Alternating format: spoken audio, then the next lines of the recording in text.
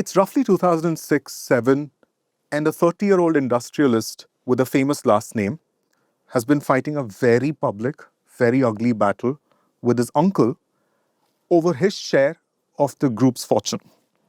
They've gone back and forth on reaching an agreement. So when this 30-year-old is asked in an interview when he's going to meet his uncle, he says, the Raja has to decide when he wants to meet the Praja. How will I decide when he has to pay me? Praja means subject, Raja means king. So the Raja he's referring to is Rahul Bajaj. And the Praja is Kushagra Bajaj. Kushagra really wants to get under his uncle's skin. And the uncle is not an ordinary man. He is the patriarch of Bajaj Group, one of India's oldest conglomerates and largest. And he's also one of the most prominent faces of Indian industry for decades. He's never one to pull his punches. In 2007, when Kushagra Bajaj mentioned this in the interview, Bajaj Group makes two-wheelers, sugar, appliances, and finances vehicles and even sells insurance. And it's headed for a split in a year or so. And Kushagra Bajaj and his father are set to walk away with a sugar company and an FMCG company. This marks the end of the United Bajaj Group, which as we know it, was founded in the late 1920s by Rahul Bajaj's grandfather, Jamnalal Bajaj, a close associate of Mahatma Gandhi. But the end of the United Bajaj Group also coincides with the start of what is, in my opinion, one of the most spectacular successes of the group. A financial services behemoth that has no peer whatsoever. In the restructuring of the group, Rahul Bajaj decides to spin off Bajaj Auto Finance, which finances scooters and three-wheelers made by the Bajaj Group, from Bajaj Auto so that his younger son Sanjeev could run it. His older son Rajiv gets to run Bajaj Auto, which is known for its once iconic scooters and now motorcycles. Rahul Bajaj says at the press conference, which he has to announce the demerger, there is no separation in the family. If somebody does not like it, I can't help it. Bajaj Auto Finance, a non-bank lender, mostly gives out loans for Bajaj vehicles, as I mentioned, but also consumer durables and personal computers. As a business at this point, it's merely a footnote to Bajaj Auto. But over the next 2 decades, Sanjeev, whom I met for this episode, and Bajaj Finance transform how Indians buy phones, TVs, and refrigerators. Bajaj Finance also becomes synonymous with 0% EMI or no-cost EMI. It elevates cross-selling to an art, and it lends money for everything from homes and hair transplants to MRI machines and business expansion for lawyers and chartered accountants. At the time of the split, Bajaj Finance was giving out under 3,000 loans a day. Now it gives out 150,000 loans a day. Bajaj Finance is so big that it's too big to fail. It's a bank in all but name. What's even more incredible is that Bajaj Finance's market cap right now is roughly 5.7 lakh crore. That's more than twice as big as Bajaj Auto, from which it was spun out. No one would have put their money on Bajaj Auto Finance, which became Bajaj Finance, becoming bigger than Bajaj Auto at some point. How did it get here? It's a story of counterintuitive thinking, lasting relationships with retailers, consistent innovation, relentless salesmanship, and top executives who are never happy with the status quo. Welcome to Intermission. I'm Sitaraman Ganesan, the Ken's deputy editor. And I'm Rohan Dharmakumar, the co-founder and CEO of the Ken. This is a show about India's greatest companies and how they came to be. Through hundreds of hours of research, reporting, and conversations, we take a close look at the leaders, rivalries, and events that shape these companies and what the future holds for them. There are anecdotes, there are insights, there are numbers, and there are opinions. But above all, there is a compelling story in every episode.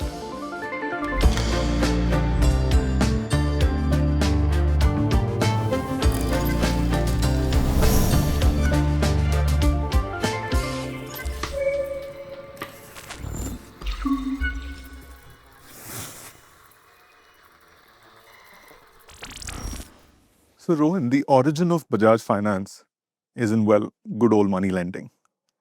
Sevakram Bajaj, a money lender from Sikar in Rajasthan, moves to Nagpur, which is in central India, sometime in the 18th century. He is one of many Marwadis who relocate from Rajasthan, which is where they're originally from, to other parts of the country, including eastern and central India. And he's one of those people. What causes this migration? Like, like him moving from Rajasthan to Maharashtra. Rajasthan is an arid state, right? So it's just yeah, searching better for opportunities, yeah, nothing else. yeah, absolutely. That's one of the reasons why he moves out, and he goes to Nagpur, and he actually flourishes. He does well in money lending and also trading of cotton bales, and he has four sons. Cotton bales again, huh? Yeah, absolutely. Anyone who hasn't listened to the first episode can go to that, the Asian Paints one, and figure out why we're talking about cotton bales, right? He's a trader who's doing very well. He has four sons, and one of them is Bachraj. And he has a falling out with his other three brothers, and he moves to a place called Wardha, which is about 70 kilometers from Nagpur. And interestingly, the other brothers fall on hard times, and he continues to do really well. What's he doing? Same thing, money lending and cotton trading, right? And Bachraj is often referred to as Seth Bachraj in all these books, right? Even the Bajaj websites call him Seth Bachraj. And you will find his name in several companies later on. He gets married, but he's childless. And he adopts a boy from Rajasthan who happens to die immediately after getting married. So he and his wife. Wait, who dies? Bachraj's son, adopted son, dies. So he and his wife actually go back to Sikar, which is where they're from, because now they want to adopt a grandson. And they find this peasant who has a son, and they decide to adopt him. His name is Jamnalal. And he is born in November 1889. Do you know who else was born in the same month? Oh, literally the same month in 1889? Just 10 days later. I mean, I would like to say I can take a guess, but that would be lying because it's 1889. I have no idea. Who is it? Just about 850 kilometers from Sikar in Allahabad, Jawaharlal Nehru was born. Whoa, okay. Yeah, so Jamnalal is born in Sikar, Nehru is born in Allahabad. And Bachraj brings Jamnalal back to Wardha, and he gets married at 12. Jamnalal is 12 and his wife Janki is 9. And that was the norm in those days, right? Kids got, married at like 10, 11, or even 8, 9. Then Bachraj's wife dies in the process, and then Bachraj becomes really insecure and starts lashing out at Jamnalal. Wait, I just want to kind of observe what you've been saying all this while, which is really the number of deaths and the number of adoptions back in those days was so high because mortality was high. People died of diseases, people died of curable diseases, in childbirth, etc. So it's just one of the things that we've, I guess, started taking for granted that it doesn't happen, right? But if you actually go back to those times, just like there are people dying, there are kids dying, there are kids we've being heard stories of people in our own families dying at 30, 35, right? And my grandmother had 14 kids and 4 were stillborn. And she had her first kid at 14. She got married at 10. Very different, very brutal times actually. Absolutely. So Bachraj's wife dies. He's very wealthy, but he becomes insecure. He's very wealthy through money lending and cotton trading. And Jamnalal is his only heir. And he lashes out at Jamnalal repeatedly. At one point, sometime in the early 1900s, I think this is 1906, Jamnalal is about 17. He's had enough. He says, I'm walking out. I don't want any of your money. And he actually wants to go to Haridwar to become a sannyasi. Okay, you can imagine. I can imagine a 17-year-old lashing out against their father, but not saying I want to go to Haridwar to follow spirituality. So there's obviously something different about Jamnalal. Yeah, and you see this later as well. He's got this sort of streak of defiance in him. And spirituality, I guess. I'm not really sure about that. But yes, he does go on to build temples in Wardha, right? And we will get to that later. So he decides to go, and Bachraj panics. Right? You're talking about a Marwadi who's built a mini empire in Wardha, and he has just one heir, which is Jamnalal. And now Jamnalal says, "I'm going to leave. I don't want." And he actually writes a letter to him, and that letter you can actually find on the Bajaj websites. What does it We'll say? actually. What does it say? I don't want, I don't want your money. I'm sorry, I've disappointed you. Right? I don't want any of your money. I'm leaving. Does this story ever stop of children telling their parents that I'm sorry I've disappointed? But do they tell them, I don't want your money? I'm not sure. So then Bachraj actually pleads him to stay back. And he does stay back, but Bachraj dies soon after that. Okay, and now he inherits a fortune. It's about 6 lakh. That's what he inherits from him. In 1906. Yeah. That must be a princely sum. What must it be worth in today's terms? Yeah, if you Ever actually calculate that? Yeah, if you actually look at the price of silver then and now, it's roughly 100 crore now. And if you actually look at the price of gold then and now, it's actually 500 crore. That's a lot of money.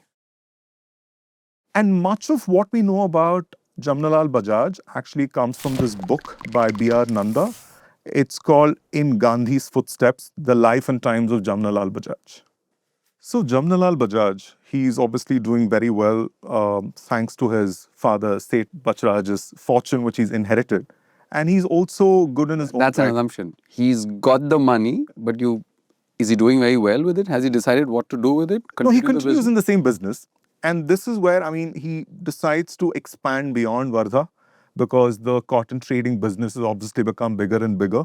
So he expands to Bombay, which is the financial nerve center even then of the country. Calcutta was, but Bombay was a close second. It's almost inevitable that Yeah. if you're dealing with cotton, Absolutely. the center of power Yeah. is like Bombay. Yeah. And we talked about this defined streak in him, right? He doesn't want to stick to the norms of those days, right? He's very ethical. In those days, it was common for cotton traders to actually wet the bales before selling them to sort of pad up the weight. He refused to do that. So in Bombay, the people in his office were aghast. They said, "Why would you not do this? You're going to make more money off this." He said, "Sorry, I'm not doing this." And he actually wanted those bales labeled water-free. And he's also different from his fellow Marwadis in a different way. I'm quoting from B.R. Nanda's book. He says, Jamnalal was free from the proverbial stinginess of Marwadis. He lived well and spent liberally on comforts for himself and his family. He travels first class on trains, he goes to Calcutta, and I like Jamnalal. he is actually living the life of a rich trader. When his wife is pregnant with their first kid, he hires not a midwife, which is what everyone did those days, right? Your grandmother, my grandmother, right? I've heard about a lot of births happening at home. He actually hires a gynecologist instead. And this gynecologist, Dr.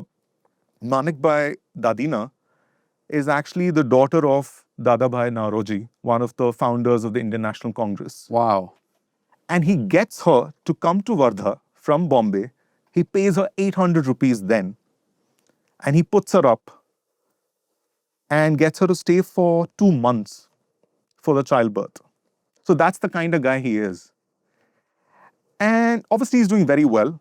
And he meets this Marwadi lawyer from Calcutta. And this is where his interest in social service and the freedom movement begins. I think this is sometime in the early 1910s. They collect money for famine relief in Rajasthan and floods in eastern India. And Jamnalal actually seeks out freedom fighters like Nauroji, of course, when he's in Bombay, and Bal Gangadhar Tilak. And then he actually meets Gandhi, Mahatma Gandhi, when he returns to India from South Africa in 1915. What an interesting timeline. All in about 10 years, flourishing moneylender and cotton trader, meets a lawyer, gets interested in all this, right? And then he seeks out these leaders and then meets Gandhi. It would turn out to be the how do I put it? It's probably one of the most formative moments in his life. And his life changes completely after that. He meets Gandhi in 1915 and then starts working with him very closely after that. And that's the year, a few months after he meets Gandhi, his first son, Kamal Nayan, is born. And he's drawn to Gandhi's austerity. And he contributes 31,000 rupees for Gandhi's ashram in Sabarmati. Right? He's like, I want to be like you. Yeah, I'm a. So Jamnalal is a man of contradictions also, right? You said he loves to live the high life, travel in first class. Yeah. But you also say that he's drawn to austerity, he's contributing to Gandhi, he's interested in the Indian, I think, earliest versions of the freedom movement, etc. and so forth. So It's quite possible to hold all these different ideas in your head, right? and to practice them as well. Yeah, absolutely. Being a Marwadi, why would you not? I mean, it's in your blood, right? We talked about Gujaratis in the first episode, right? And if there's one thing you know about large Indian conglomerates, it's that, a lot of them are run by Marwadis and a lot of them are run by Gujaratis, right? So it's inherently in him to be a good trader, businessman. But such were the times that, he couldn't help being drawn to these figures. And he becomes so close to Gandhi, and Gandhi actually takes a shine to him. Such a shine to him that he actually calls him his fifth son. Gandhi has 4 sons. Wow. And he calls Jamnalal his adopted son or his 5th son. That would be twice adopted because Jamnalal himself was adopted. Yeah. I mean, there must be something special about him, right? Like, so sometimes they say it's like fate, right? But for Mahatma Gandhi to call you his adopted son after you were adopted the first time. But Gandhi wasn't quite the figure that he became in 20 years. Still. This is what, 1915? Yeah, 1920 or so. And what's Jamnalal Bajaj doing right now as his business? It's still money lending and cotton trading? Cotton trading largely. So Jamnalal Bajaj sets up what we've come to know as Bajaj Group in 1926. And the company that sort of gets this going is called Bajaj Factories.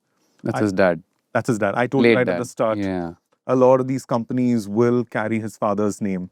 And the first big company. That's really nice because at one point he was estranged and said, I'm going to leave and go to Haridwar. Yeah. But now he's naming the company after his late dad. I guess it's his way of acknowledging that he probably wouldn't be where he is without his father, because his biological father, his biological parents were very poor. Right. So Bajaj Factories. Oh, so he wasn't an orphan. He was just from a poor family. Yeah, in Sikar. So Bajaj Factories actually runs cotton ginning and pressing units. Cotton ginning is where you separate the fibers from the seeds, right? They set up factories in Wardha, obviously, and Guntur in present-day Andhra. 2 really hot, semi-arid regions. Is that where cotton grows? Yeah, you find a lot of. In one of my earlier stints, I used to do a lot of stories on cotton farmers, and I've been to these parts. Especially near Marathwada and near Nagpur. I've been to Wardha to meet some farmers roughly about 10 years ago. Did you know fate would bring you back to Wardha today? Not at all. I didn't even think of this group when I went there. So this company is actually still around, Bajaj Factories. When is this set up? It's what? It's still 1920? This is 1926. Wait, 1926? Yes. Okay, so that's like 100 years. Yes. And from where we are. Neither of us knew when we started working on the episode that the group is in its 100th year. And they're actually celebrating, obviously, the 100th anniversary. It turns out they actually have an event in Bombay on the 11th of May to celebrate the anniversary. Yeah. Talk about destiny and fate. Yeah.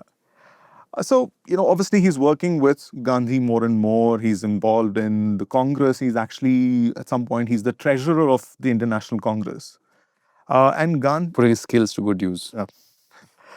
Gandhi actually begins his Harijan Yatra to eradicate untouchability in Wardha in 1933. But Jamnalal, even before this, had opened his family temple to all communities. So he's obviously defiant, he's spiritual, he's progressive. Yep. He's a freedom fighter. and a I told you I love Jamnalal. and very good business acumen too.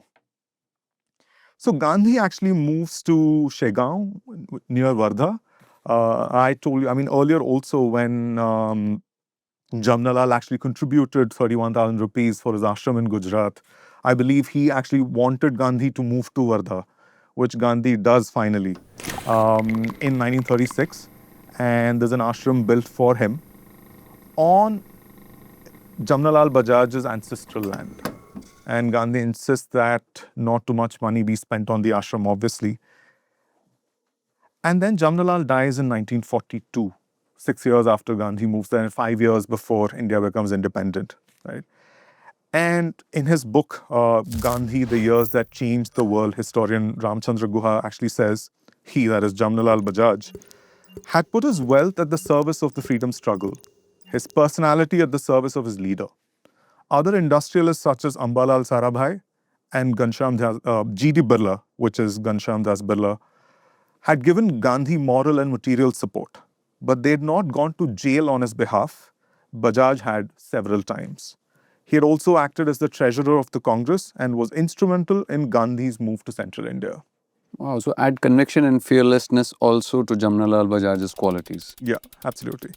And after his death, there's obviously Kamal Nayan, and a few years after Kamal Nayan, Jamnalal's second son Ramakrishna is born. So on his death, the sons take charge of the group in 1942. This Bajraj trading. Bajraj factories. Bajaj factories. Yeah. So with a father like Jamnalal, it's almost impossible for Ramakrishna and Kamal Nayan not to be like him. I don't, of course, I don't know or knew Jamnalal Bajaj deeply, but I sort of get the sense that he's a man of values and he would definitely be living and instilling them and passing them on to his kids. But, and obviously, they also get to meet Gandhi and other leaders very frequently, right? We discussed how Kamal Nayan was born a few months after Jamnalal's first meeting with Gandhi. So there's no way this is not going to shape your... It's like the air around you. Absolutely. And there's a very interesting story, that tells you a lot about their outlook to life, Kamal Nayan's especially. So he gets married sometime in the 30s to Savitri, who's from Calcutta. So his family goes to Calcutta by train, and there are only 15 people that goes from Kamal Nayan's family to Calcutta, and Jamnalal is still around. This is in the 30s. And this is Kamal Nayan's mom, Janki Devi, in her memoirs. She says the girl's family, the bride's family, they met us at the station before Calcutta and wished for Kamal Nayan to alight the train in this wedding attire. But he was content wearing his white khadi kurta, dhoti, cap, and a saffron shawl. He continued to wear these for the ceremony. So whatever he was wearing on the train, he got off, he had the ceremony. And I think I also read somewhere that G.D. Birla wanted to host a reception for them, right? But they didn't want much. So they just, packed up and went back to Wardha almost immediately. This is the kind of guy he was. We keep, there's this phrase that we've heard from when we were kids about the independence era and what Gandhian values were. I mean, I think this is an example of Gandhian values, right? Yeah. Which is really that, no pomp, no splendor, simplicity, austerity. Yeah. And unlike Jamnalal, who was not formally educated, Kamal Nayan actually goes to Cambridge. So he's seen the world, but like a lot of the leaders of that... perhaps a Gandhi influence. Yeah. I mean, a lot of these leaders actually were educated in England, right? And they came back. So Kamal Nayan is a Cambridge graduate, and his first kid, Rahul Bajaj, is actually born in the late 1930s. And he's named by Jawaharlal Nehru, who was born 10 days after Jamnalal. That's a bunch of different threads coming together and converging here. Huh? Yeah. And when Rahul is very young, his mom is part of the freedom movement. His uncle Ramakrishna is also part of the freedom movement. And I think when Rahul Bajaj is about 3 years old, his mom Savitri actually spends a year in prison. Right? This is crazy, right? The entire family is involved in this, and they have a business to run.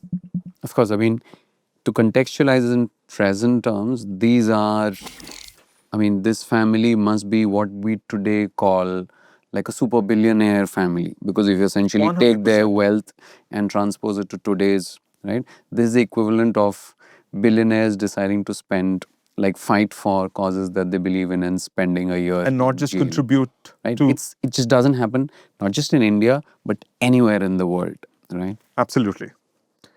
And then obviously India becomes free in 1947. Right? Jamnalal is gone. Rahul Bajaj is what, like 7, 8 years old in 1947. Uh, and it's a great moment for Kamal Nayan, the freedom fighter. But it's not a particularly great moment for Kamal Nayan, the industrialist, because he has a steel factory in Lahore, which he has to give up Oh, because during partition. And this steel factory was set up at the same time as Bajaj factories, which was into cotton ginning. And oh, I missed this part. So they essentially diversified from cotton and money lending to steel. So they are and now a also they much also bigger. set up a sugar company, which exists to this day. Oh, it's a diversified conglomerate by now. Yeah, from money lending, cotton, yeah, it's a conglomerate already, clearly. So he actually manages to get all his workers back to India, but he has to give up the factory. So the company is called Mukund Iron and Steel Works. So then he actually sets up a new factory at Goregaon, which is a suburb of Bombay after 1947. But before independence, I mean, at this point, it didn't seem like this. In 1945, they actually set up a company that would actually go on to make Bajaj a household name. But it didn't carry the Bajaj name. It What was was it? again called Bajaj Trading Corporation. Okay, the idea was to basically import scooters to India. Obviously, we didn't make any at that point. So, they just wanted to import scooters. You had to apply for a license. I'm And reminded of these black and white Hindi Bollywood movies where you see these roads of Bombay and, like, these old cars passing by every now and then, and some scooters very passing few now and actually. then. Fewer Exactly. scooters than Exactly. cars, right? Yeah. So the visual picture that's Cycles coming. and then cars. All these visuals of Marine Drive, right? And I think not so. I mean, I don't know how much of. And the Art Deco buildings. Yeah, absolutely, right. So Bajaj Trading Corporation, and this company would in a few years be renamed. Actually, in 1960, be renamed Bajaj Auto. What an interesting arc and series of events leading up to what we now know, of course, as Bajaj Auto, or the Bajaj brand itself. Yeah.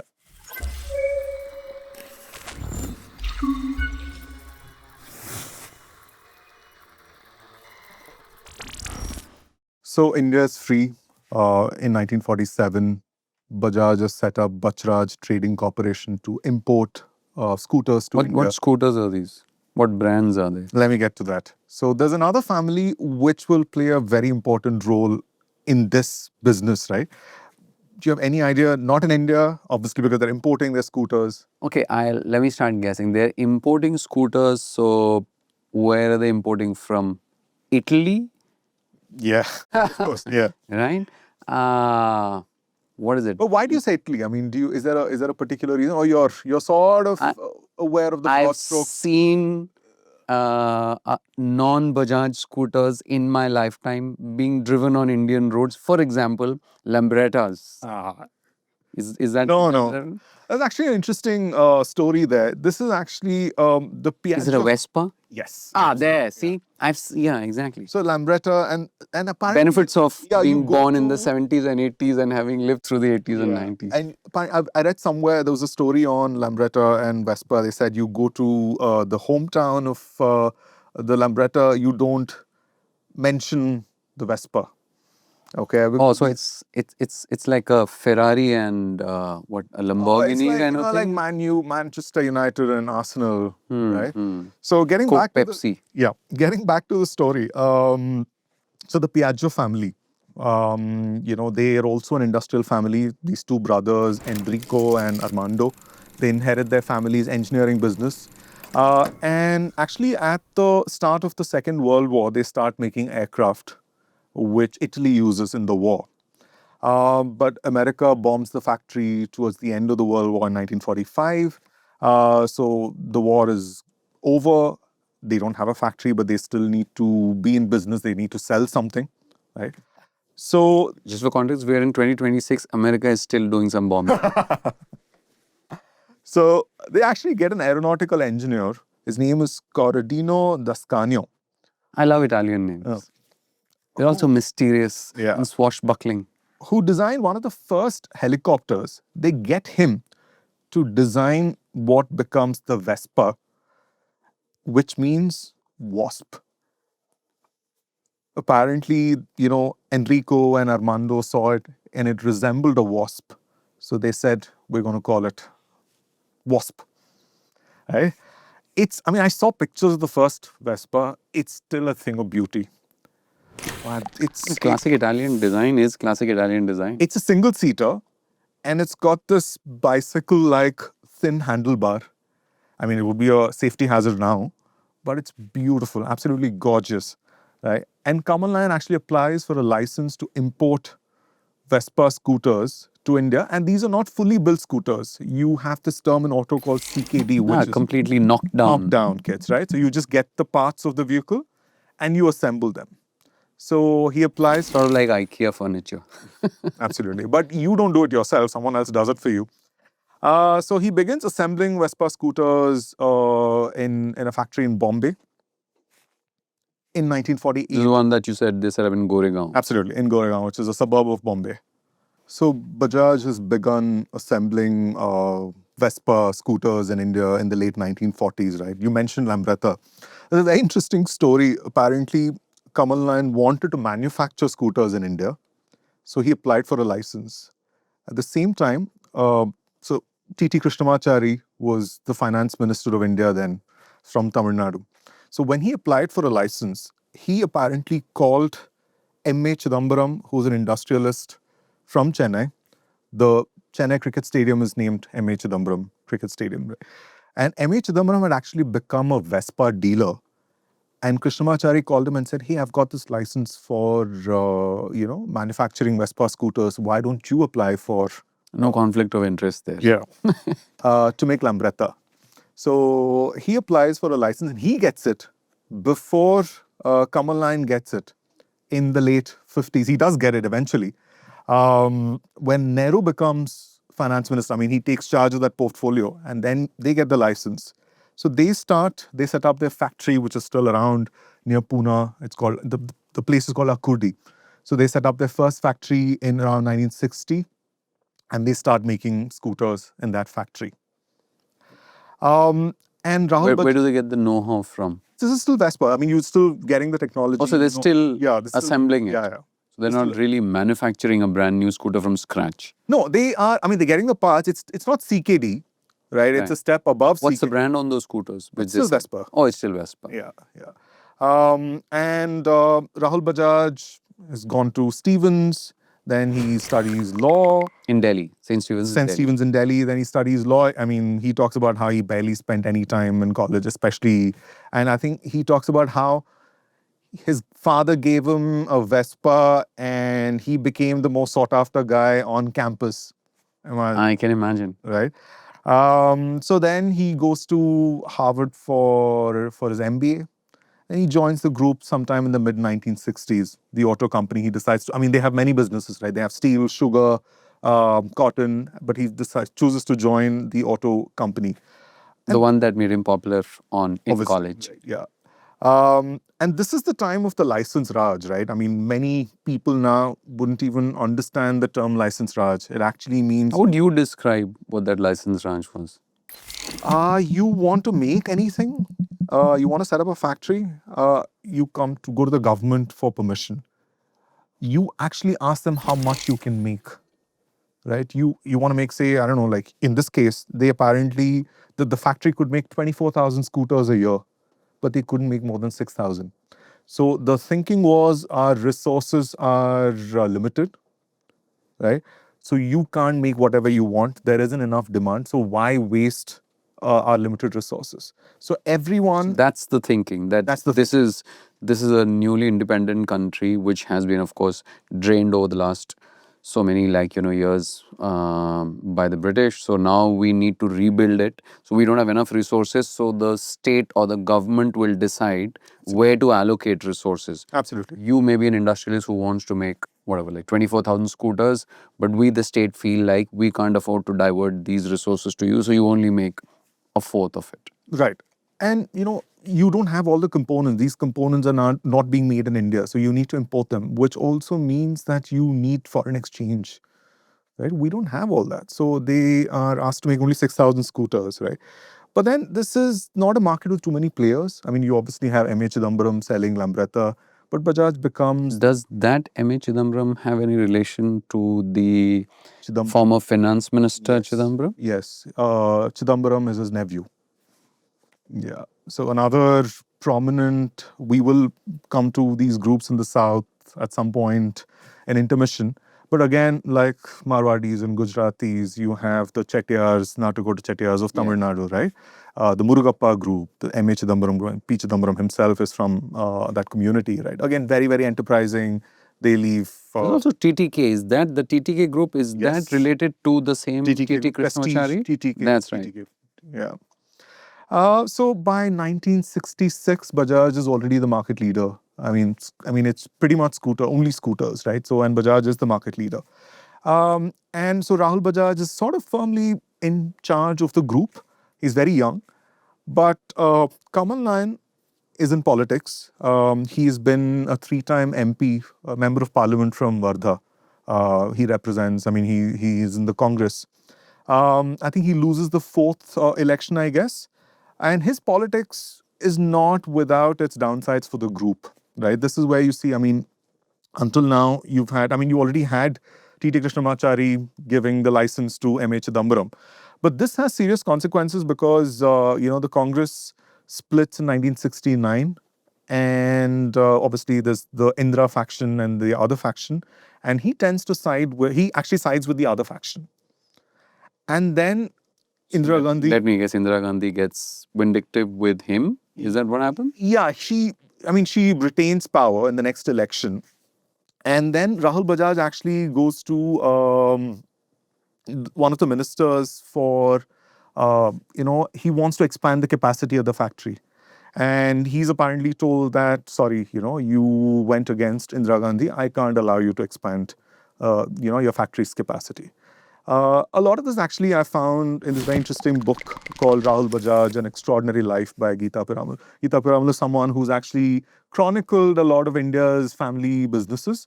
So a lot of these interesting details, and Rahul Bajaj really opens up, in this book. And he talks about, I don't remember, I think probably N.D. Tiwari was the minister.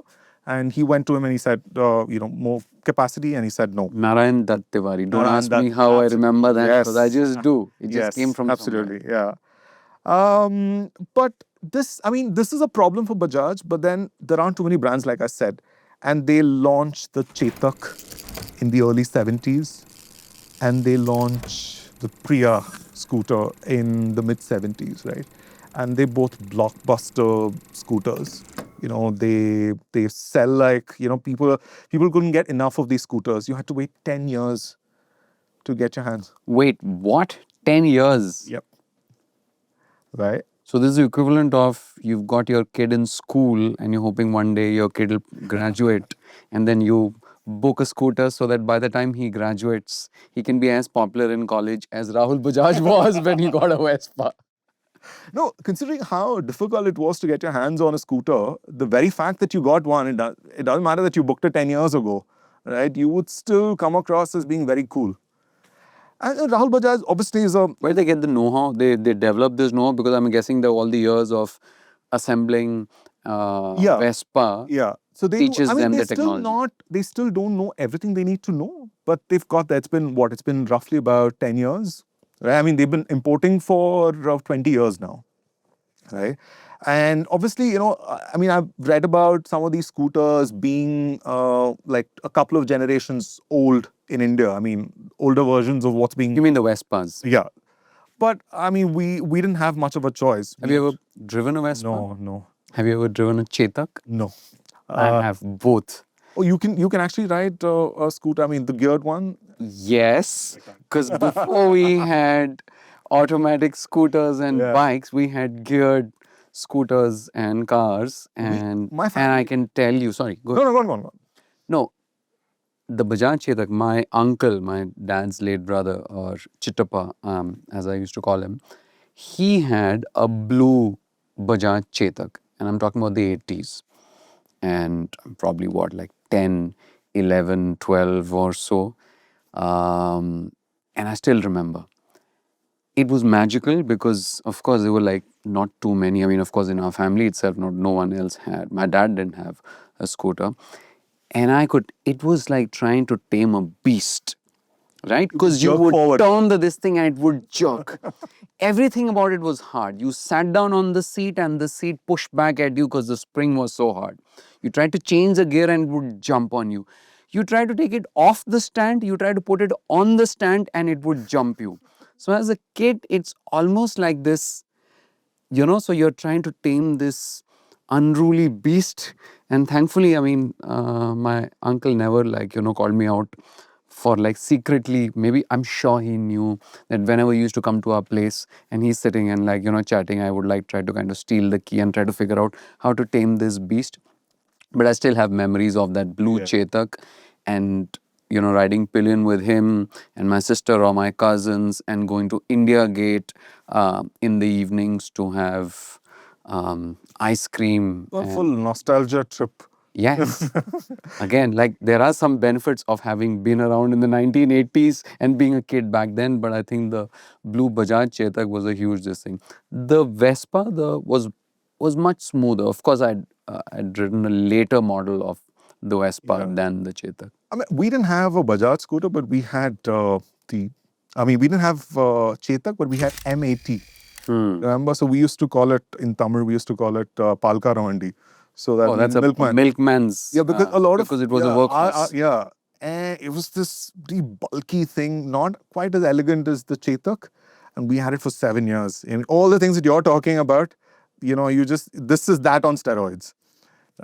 So, yeah, I mean, Rahul Bajaj in a safari suit posing with a Bajaj scooter, that's an iconic image, right? You look up Rahul Bajaj on Google, you find him this really tall guy standing next to a scooter or sitting on one of his scooters, right?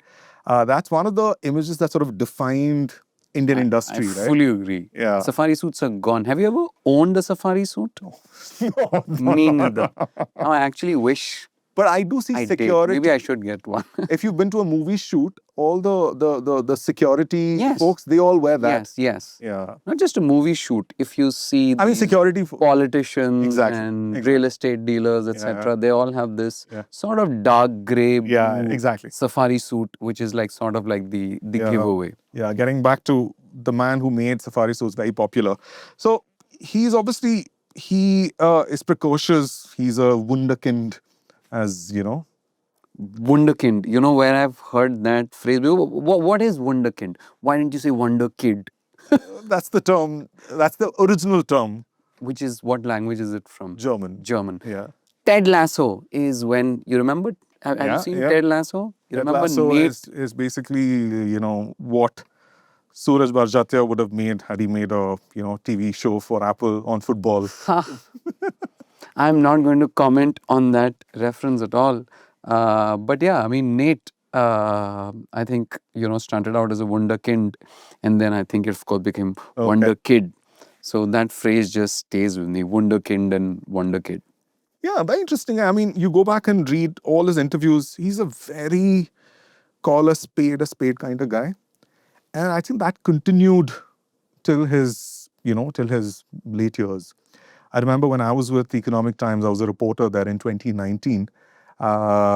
They had these awards for, ET Awards, as they call it. And he was one of the invitees. And there were 3 ministers on stage. And someone gave him the mic and said, "Do you want to ask them something?"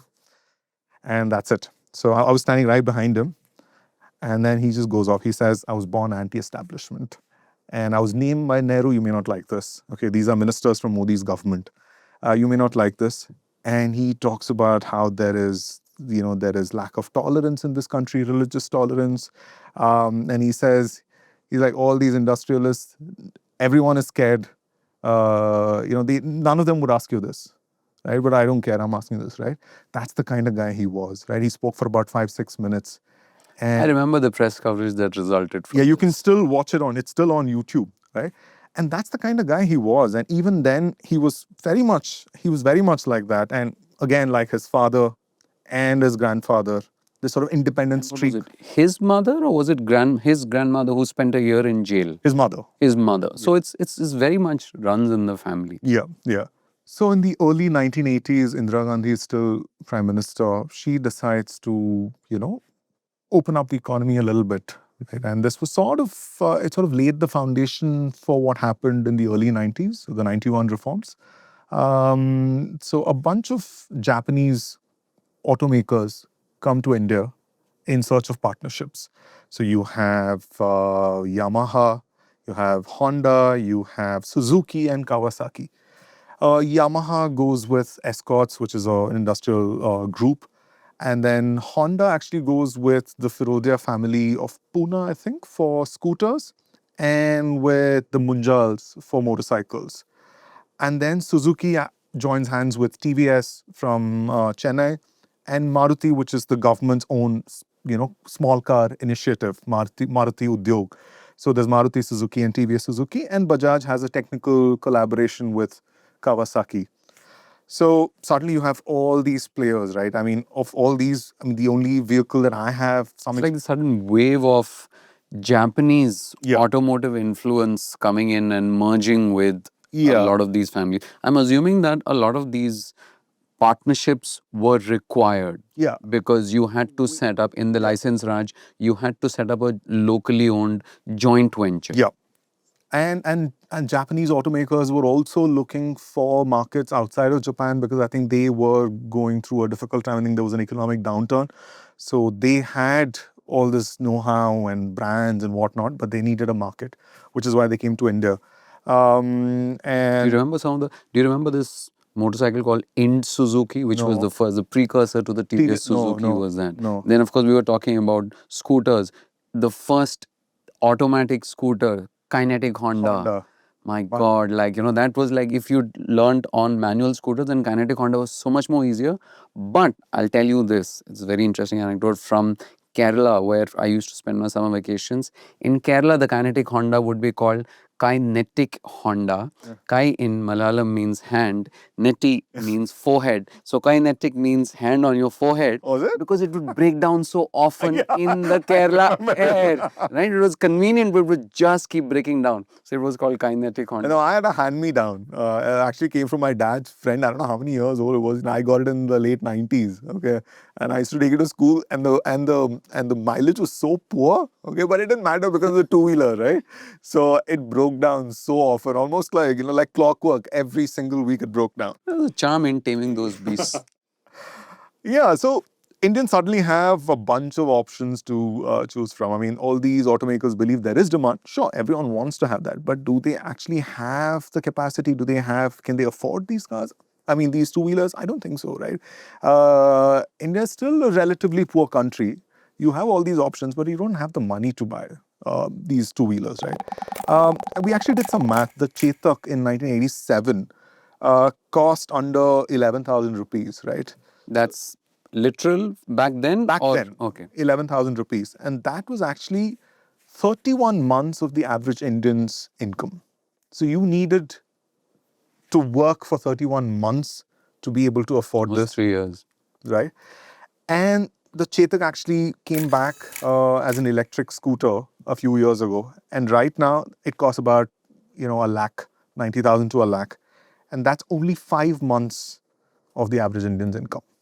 Says a lot about the distance India's economy and wages have traveled in the period as well. Absolutely. So in the 80s, you had to wait for years and you had to save for years. In a way, that 10-year wait is good because now you have to, maybe you can buy 3 scooters at the end. Sorry. Yeah. No, banks are not interested in financing these, Why not? Because they're only, I mean, you're talking about a time when you had state-owned banks and they would, fund, say, certain corporates or certain projects that the government wanted funded, because obviously they would do the government's bidding, right? Whoever the government wanted funded, It's they still would. largely a relatively closed economy where a lot Yeah. of the direction is set by the Yeah, government. and I don't think anyone borrowed money. I don't know, maybe even to buy a house, you would save for years, right? And if you were a salaried professional, you would use your provident fund corpus to buy your retirement home, right? So there was no question of getting anything financed. So Living within your means was the very much only so. way there was. Very much so, right? So banks are not interested. So Bajaj decides to do something about this. And interestingly, Citibank, the American, financial services giant, shows them the way. This is a great time to talk about Zerodha. You remember when right after we launched the first episode, we launched Intermission with the episode on Asian paints. Nitin Kamath, co-founder of Zerodha, actually went on Twitter and LinkedIn, and he actually opened his post with India has a rich business history and much of it is undocumented. Yeah, I remember because I'd reached out to Nitin after we'd released the episode and asked him for feedback. And he said, give me a few days to listen to it fully and I'll come back. And he did. So that was Came then. back to you and No, he didn't. okay. His feedback was largely through his posts, etc. He also dropped me an email, but that's separate. So, I mean, as journalists, we're obsessed with what's happening right now. As business journalists, we want to know what's happening in companies right now and maybe what could play out in the next few years, right? We don't really pause to think about all the years and sort of decades that led up to the company being what it is. That's also a journalistic bias at times, right? We, in our normal course of things, don't look at history because we're like, the present and the future is where the action is. And we also tell ourselves we don't have the time to go back, right? There's enough happening right now. Right? But we have realized that just going back to the origin story of a company can tell you so much about where the company is headed, how well placed it is to face its future. And that's exactly why we decided to do Intermission, right? Absolutely. I mean, from today's story, if you really see, if you go back to the origin story, you begin to see why Rahul Bajaj was who he was because you understand Jamnalal Bajaj and the entire history. 100%. And that's why we're really excited about Intermission, and we'd like to thank Zerodha for their support.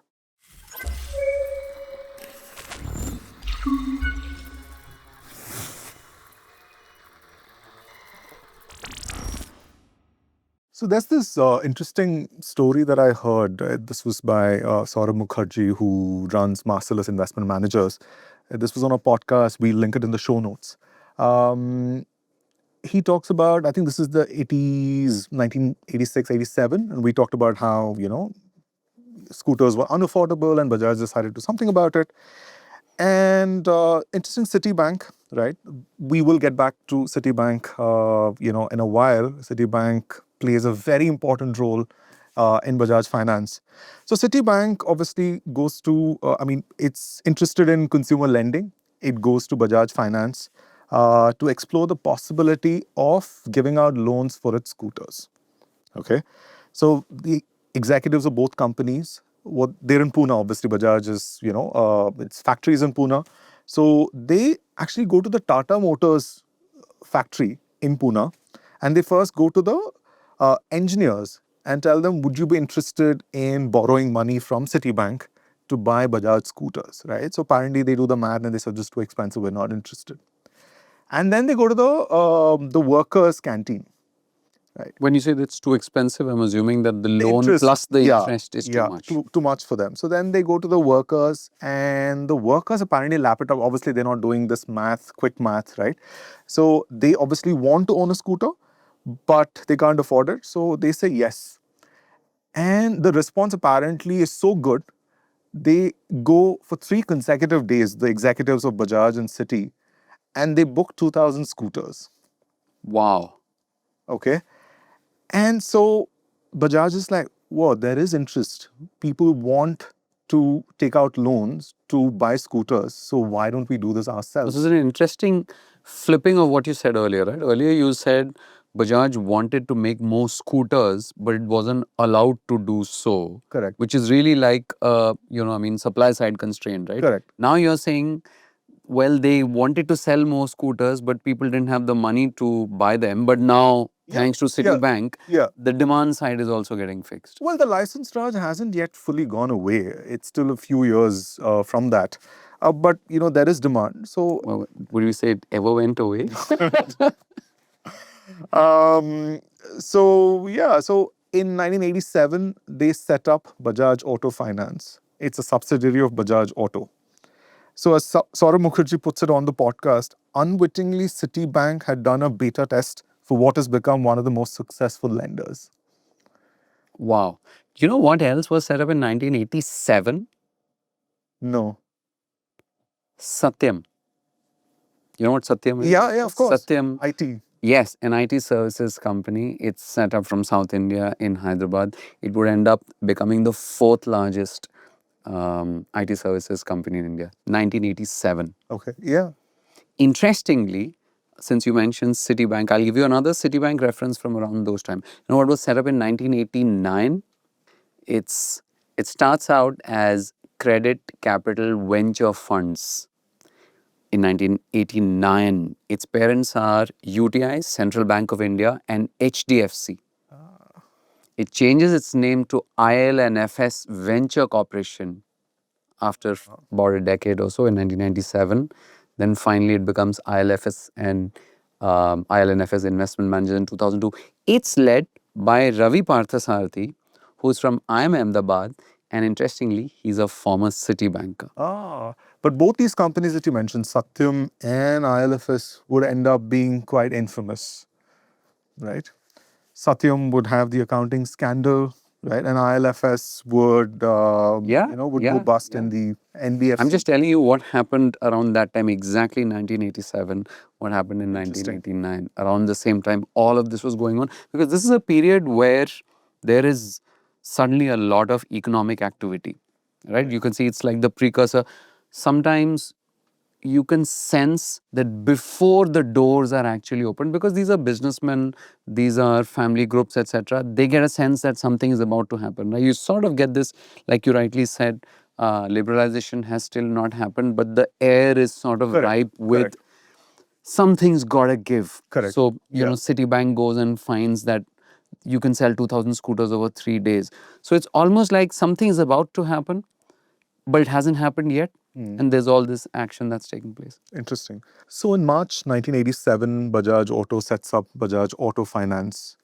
It is what you call a non-banking financial company. What? Non-banking financial company. That's like calling motorcycles non-scooter two-wheelers. Right? Like, why non-banking? Because anyone that's not a bank who's lending is called a non-banking finance. We say NBFC all the time now, right? It's very, very popular. We say NBFC, banks and NBFCs. That's it, right? Two categories of lend. So in those days, it wasn't so popular. Like I said, banks were pretty much the only game in town.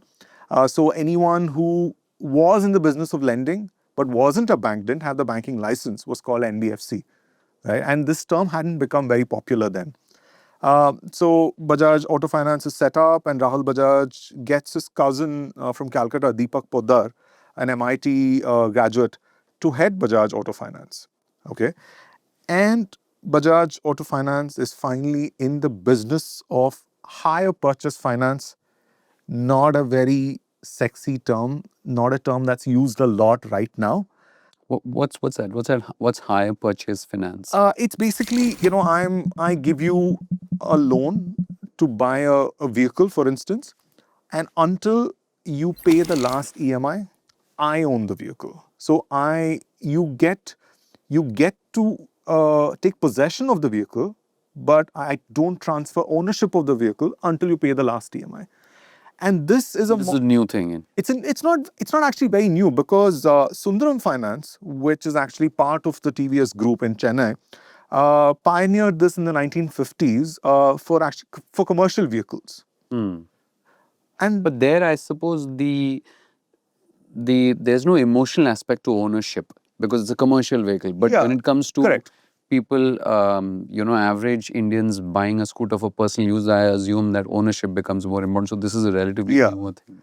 And I think in the 80s, it's not just the Bajaj group, right? Everyone sees what's happening. So the Tata group, Reliance Industries, the Aditya Birla group, they all set up, it wasn't the Aditya Birla group then, but they all set up high purchase finance arms in their respective groups. What are they funding? Anything? What Mostly kind vehicles. of vehicles? A lot of them are funding vehicles.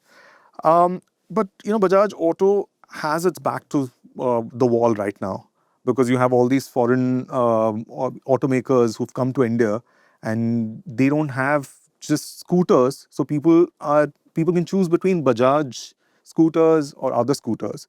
But they also introduced motorcycles. We talked about Hero and Honda joining hands with Hero for motorcycles. So you have a lot more options. And it's Kawasaki Bajaj. Kawasaki Bajaj. But Rahul Bajaj is still a scooter man, right? He thinks motorcycles are a distraction of sorts, right? He still believes in scooters. Because that's the market right then, right? For whatever reason, he doesn't think there's a huge market for motorcycles yet. He does go on to change his mind later. So they need to do something, right? So they are still the largest, but their market share is falling. So they launch one of the most iconic ad campaigns that we've seen in India, which is Hamara Bajaj, right? And Lintas is the agency that's commissioned to do this campaign. And obviously, this is what, the 1990? 89. 89, just verge of 90. Yeah. So, and the iconic tagline, right? Buland Bharat ki buland tasveer. Now you say that and the music is playing in my head. It's like one of those things where it's almost akin to hearing sort of like the national anthem. If someone just says the words and the music starts playing in your head. So I watched the ad repeatedly, and you won't believe it. I was coming to the studio and I was just humming that song. I was actually singing. I don't know the entire sort of lyric, but I just kept singing that line. So obviously Bajaj is now a household name, right? But it doesn't really arrest the fall in market share. I think Bajaj's market share... So much advertising can do. Yeah, absolutely. I think in the 80s, the market share was roughly about 85% before all these foreign companies came in. By the early 90s, it's... But from 85%, you can only go down. Yeah. It's down to about 62%, right? And the industry is clearly shifting to motorcycles. But fortunately for Rahul Bajaj, someone who actually thinks motorcycles are the future, right, joins the company. That's his older son, Rajiv, in 1990.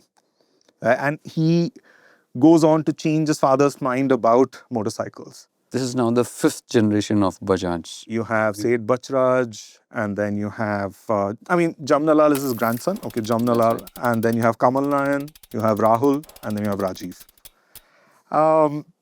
His younger brother, Sanjeev, joins Bajaj Auto in 1993, so 3 years later.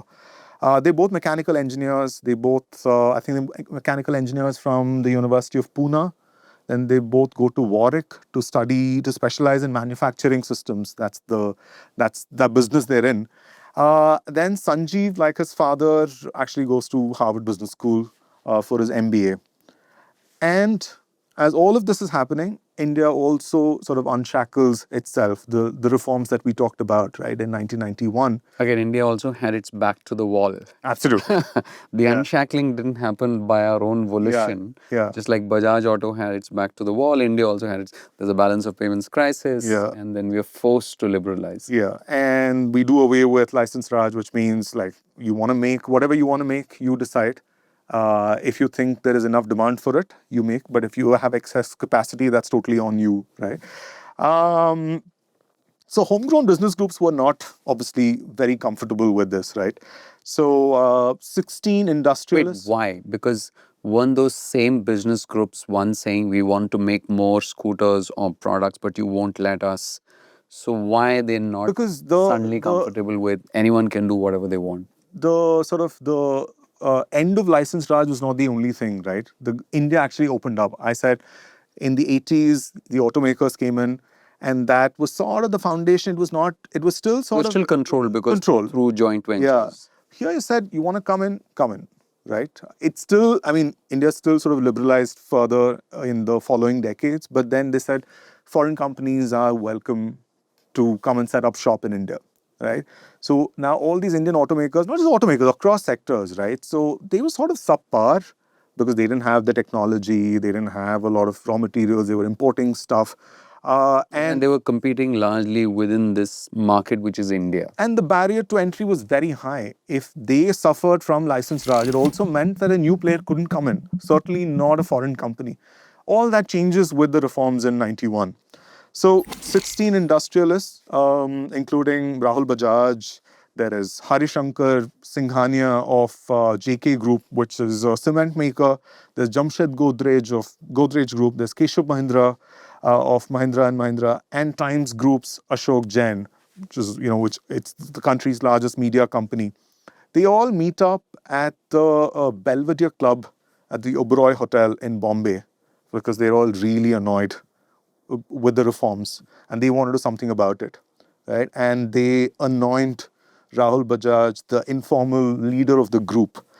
And Sucheta Dalal, I think this is around the time she's working on the Harshad Mehta story, which she goes on to break.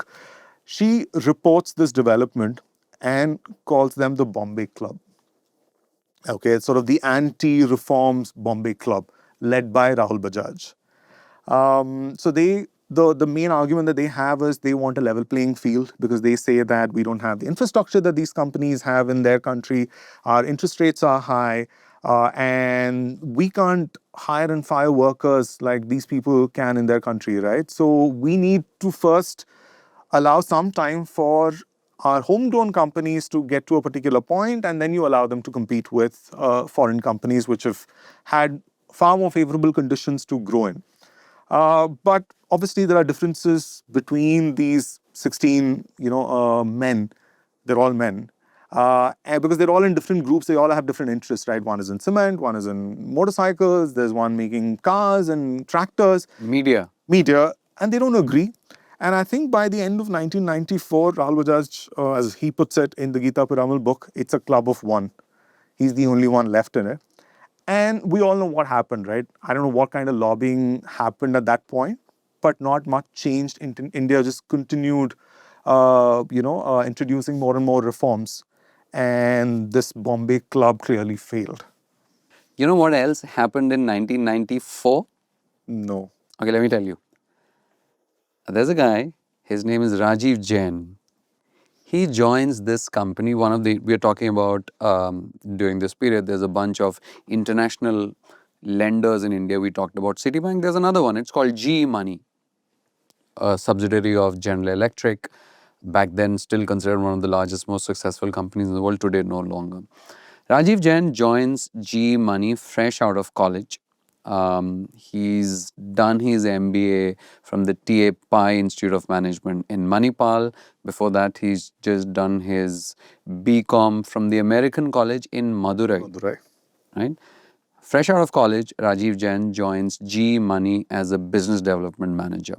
He's amongst the first 10 employees, if I'm not mistaken, in GE Money.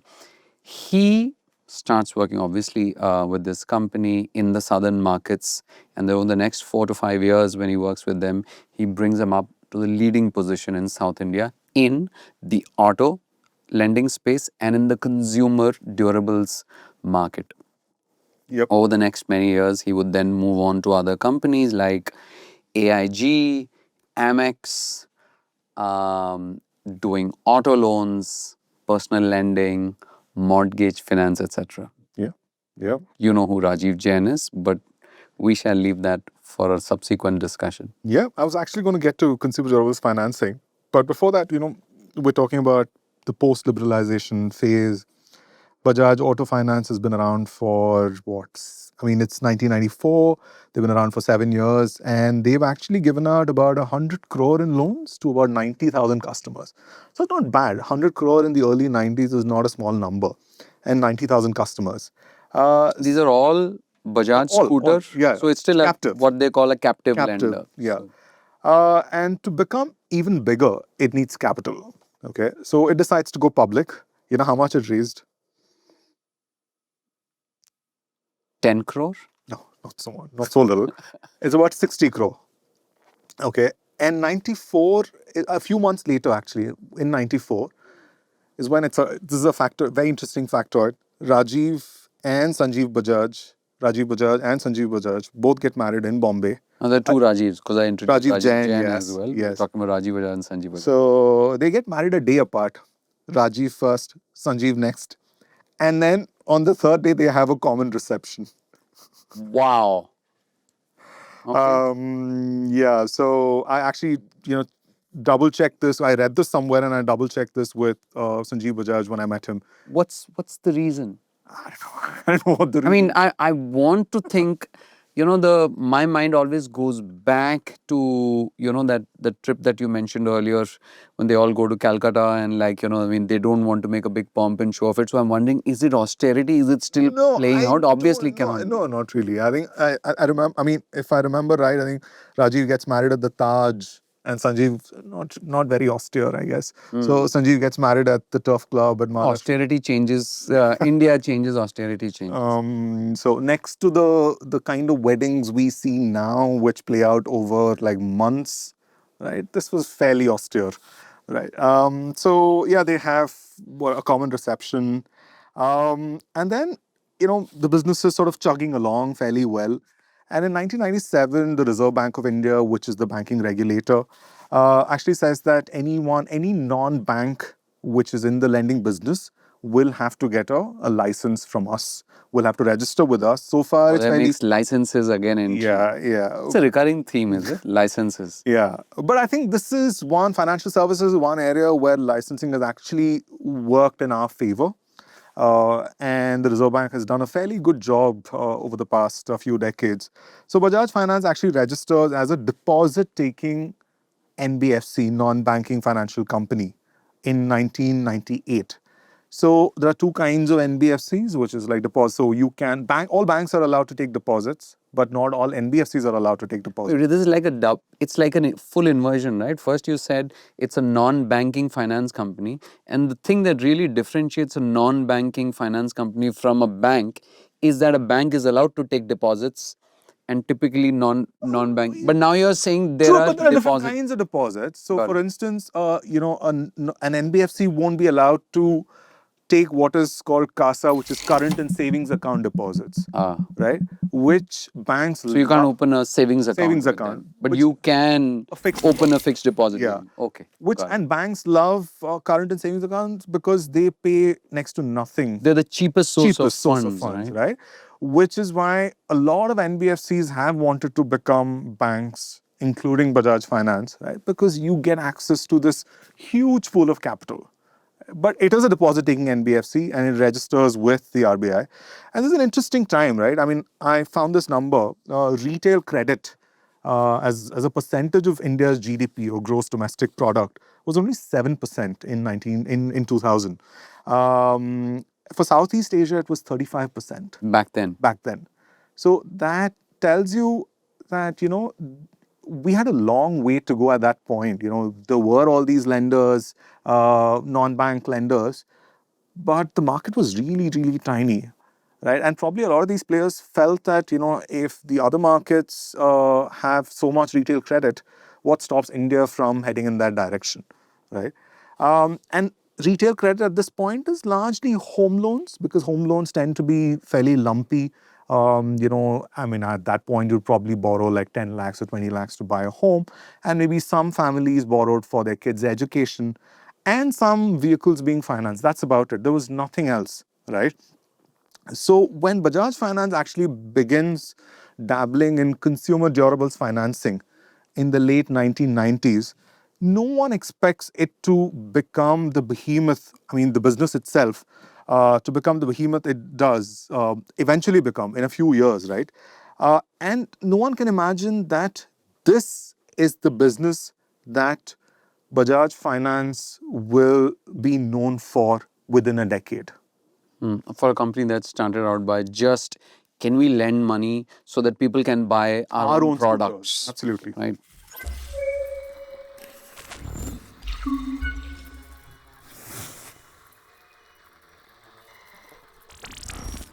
So Rohan, Vijay Sales is an incredible lens to look at financing for consumer durables and how TVs and refrigerators. What's Vijay Sales? Getting to that. um, I mean, there is the equivalent of Vijay Sales in every part of the country. It's an electronics retailer, an appliance retailer, which is very popular in West India, in Maharashtra and Gujarat. So there is Pai and Girias in Karnataka, there is Vasant & Co in Tamil Nadu, there is Maiji in Kerala. These are all chains which... And of course, Pan India is the likes of Chroma and Reliance Digital. Yes. And the reason why I say that Vijay Sales is a great lens to look at this is that it started off as a single store in the 1960s and is now obviously one of the largest electronics retailers in the country. Right? It's got about 170 stores, revenue of 11,000 crore last year. Wow. Right? So you can actually do a time-lapse video of Vijay Sales and how people bought TVs and refrigerators to understand how financing has changed. And Vijay Sales, it predates Chroma and Reliance by 40 years. Reliance Digital and Chroma were set up in 2006-7. So I actually met Nilesh Gupta, whose father Nanu Gupta founded Vijay Sales in the 1960s for this episode. And that conversation... Oh, that must have been fascinating. Absolutely fascinating. So he actually walked me through step by step, right, how financing happened. He said until the 1980s, his father, it was still just one store at Mahim, another suburb in Bombay, near Bandra. So his father... From the 1960s to 80s, he was running one store. That's actually some dedication. Because if you really think about it today, and if you tell people that someone started a business and it was one store and he ran it for 2 decades before starting to expand it, a lot of people would say, how? I mean, because, in the sense that you sort of always think that these businesses are just, everything is just scale, grow. Yeah, but you remember what we discussed a little earlier, that banks were not willing to give out loans to too many people, right? So you had to have the cash flow to actually go set up another store. And you need to have enough people to buy it as well. So in some senses, Vijay Sales was also limited by the same factors that held back Bajaj as well. So his father, until the 80s, would give credit. But what would happen is someone would walk in and say, I don't have money to buy whatever, this TV. So he said, okay, I'll give it to you on credit.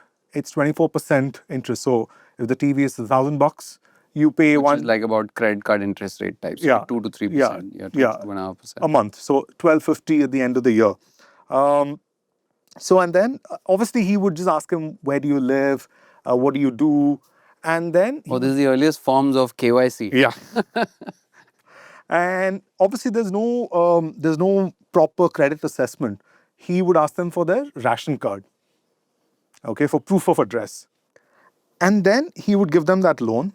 And for those born in the relative prosperity of the last few decades, ration cards are cards. I mean, they're still, of course, given out, except you don't see a lot of them in modern urban India. Yep. Each family had a ration card, and that gave you literally rations, which is subsidized grain, pulses, rice, etc., oils to buy from subsidized government stores. Yeah, and there's still, the public distribution system and free rice and dal is still a big tool in elections, right? So how much a party promises to give its voters can be a decisive factor. So, and the way Nilesh Gupta told me the story, he said, then Sharma ji, the original customer, right? It's always Sharma ji. It's not even like Pandey or Mishra, right? So Sharma ji would... John Doe. Amit Sharma is the John Doe of... Not even the John Doe. It's really I wonder what's the equivalent of...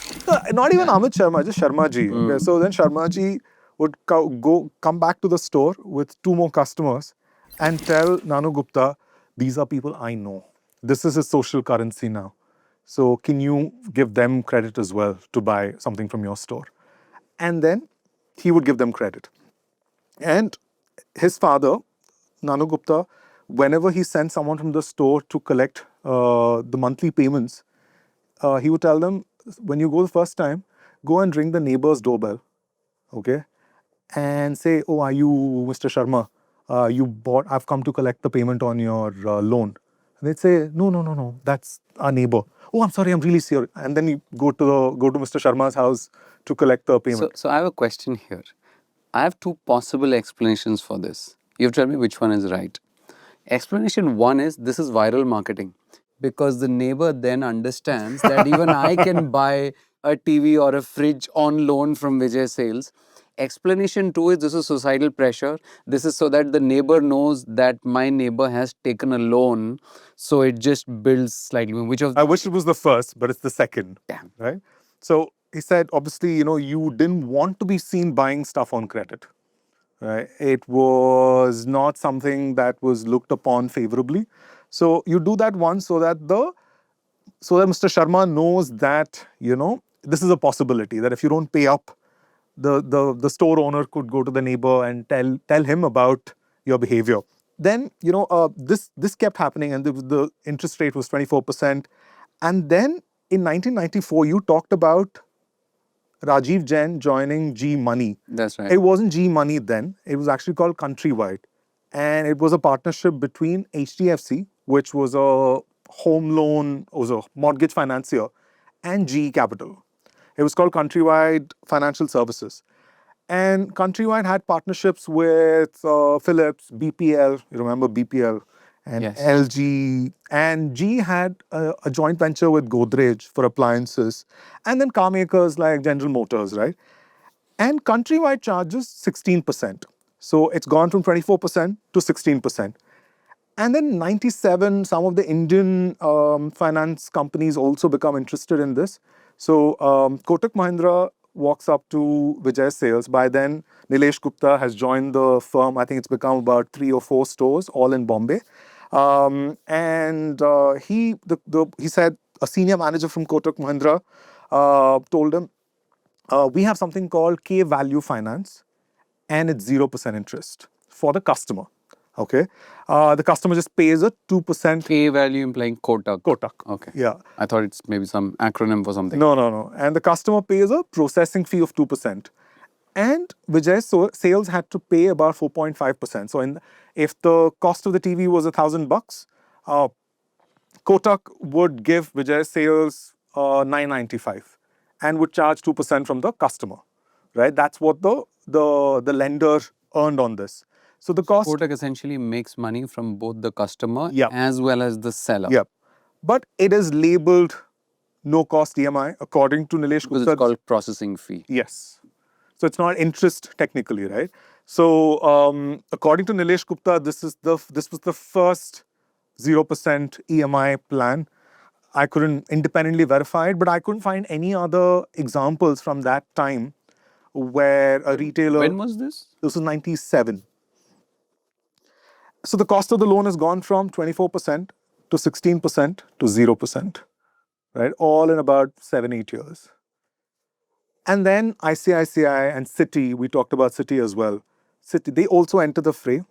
And then in 99, obviously Bajaj Auto Finance, it's still called Bajaj Auto Finance, also starts financing consumer durables, right? In a few years, all these guys exit the market, interestingly, by the mid-2000s, Kotak, Citi, Countrywide, because this is all like tiny loans for them, like 10,000, 20,000 rupee loans. And it's very complex, and they're not making a lot of money off it because a lot of people are borrowing from them to buy TVs and all. So it's not worth their while. So they exit the market in the mid-2000s. So a lot of these foreign banks and financial services companies come to India. They set up this business and show that there is a market there, but not a very large market. Yeah. Right? And then they exit. Yeah. And this is what the doctor ordered for Bajaj Auto Finance, because, I mean, it's just doing okay in vehicle financing. And there's pretty much no one left in consumer durables financing. And Bajaj Auto Finance has that market pretty much to itself. But before capitalizing on that, there is something close to home that the family that owns Bajaj Auto and Auto Finance has to fix. What's that?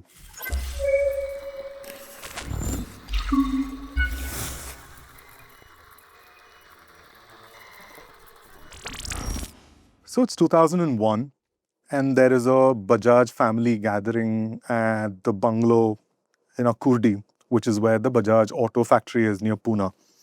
And Shishir Bajaj, who's Rahul Bajaj's younger brother, I think younger by about 10 years or so. He walks up to Rahul Bajaj and their three cousins, Shekhar, Madhur, and Neeraj, for a chat. He calls them aside for a chat. And he tells them he and his son Kushagra, who's now studying in the US, actually want control of Bajaj Hindustan Sugar. This is the sugar company Jamnalal Bajaj set up in the 1920s. And Bajaj Consumer Care, which is an FMCG company. And Rahul Bajaj actually thinks this is a prank. Apparently, Shishir is known to playing pranks, and they used to do that when they were kids in Bombay. And he obviously doesn't take this seriously. And then 7 months later, there's another family gathering. And this time, Kushagra is right here with Shishir Bajaj's father. And they make the same demand again. It's interesting because The demand is for a split of the the group. Bajaj family businesses. Yeah. So Rahul Bajaj and Shishir Bajaj are sons of Kamal Nayan. And then there's Kamal Nayan's brother Ramakrishna, who's got three sons, Shekhar, Madhur, and Neeraj. And Rahul Bajaj is the oldest, and obviously the first among equals, the one who's made Bajaj Auto, which is... They're all still sons. Are there any daughters that are in the Bajaj family? There are, but just not in this family succession story. Yeah, absolutely. So, and Rahul Bajaj has obviously grown the group. Bajaj Auto is the crown jewel. I think roughly about 80% of its revenue and 90% of its profits actually comes from Bajaj Auto. So, and all these five sons, right, Kamal Nayan's family and Ramakrishna's family, they own 50% each of Bajaj Sevashram, which is the main holding company of the group. And that 50% is divided among the sons. So Rahul Bajaj and Shishir Bajaj have 25%, and the cousins have roughly about 17% each. So ownership is equal, but control is firmly with Rahul Bajaj. And by this time, Rahul Bajaj's two sons... So it's, when you say control is firmly with Rahul Bajaj, that's not because of any contractual document. No, it is no. just because of just the understanding that he's the oldest. eldest. Yeah. Got it. And he's been running the group for a while. And that's why he's taken aback when Shishir Bajaj tells him, right? Because until now, they've done everything together. It's a very close-knit family. And by this time, his two sons, Rajiv and Sanjeev, have been part of Bajaj Auto for roughly 7 to 10 years. And there are multiple versions of what actually played out. And there's this very interesting book on business battles or splits. It's called Business Battles, Family Feuds That Changed Indian Industry by Shyamul Majumdar. And there are a bunch of articles and interviews from that time. It was a very public battle, right? And Kushagra was doing most of the talking for himself and his father, and there was Rahul Bajaj defending himself. So it was actually Rahul Bajaj and the three cousins, and Shishir Bajaj and his son. So one version is that Shishir Bajaj wanted Sanjeev and Kushagra's roles to be swapped. So he wanted Kushagra Bajaj to be part of Bajaj Auto, and he wanted Sanjeev Bajaj to be given Bajaj Hindustan Sugar, which Rahul Bajaj shot down apparently. And there's another version, which is that, Kushagra... That doesn't sort of align with what he asked for, right? You said he asked for, at the two family gatherings. Originally, he wanted this apparently. And Kushagra Bajaj apparently asked his Tauji or uncle that he be given the financial services business from Bajaj Auto, right? But again, he didn't, and that's why they went and made this they said, we want Bajaj Hindustan Sugar now and Bajaj Consumer Care because we're not getting Bajaj Auto Finance, which is the FinServ business. So, and Kushagra Bajaj actually claims that Shekhar Bajaj is one of the cousins who was actually with them, but he, quote unquote... We've entered a parallel timeline into succession. Yeah. He chickened out and went back to Rahul Bajaj, is what he said in an interview. The fight drags on. I think it starts in 2001. I think in 2002 or 3, they go to the company law board, and then there are mediators brought in. Very interesting. Can you guess the kind of mediators they bring in? Some of the biggest lawyers in India, ministers? Close, not industrialists, bankers? No, none of that. Minister, politician, so they get Sharad Pawar. Oh, okay. right? Who's Former as Chief Minister, powerful as they come in Maharashtra back then. former Chief Minister of Maharashtra, and he's sort of, his bastion is Western Maharashtra, Baramati, which is near Pune, and Bajaj is now, is And a the sugar more, cooperatives, etc. And there's absolutely, Bajaj absolutely, Hindustan Sugar. yeah. So he mediates. I don't think it goes very far. Then there is S. Gurumurthy, who's a corporate advisor and chartered accountant from Chennai. He's known for his articles against his investigation into Reliance for the Indian Express in the 80s. So he's brought in, and they work out an agreement in June 2005.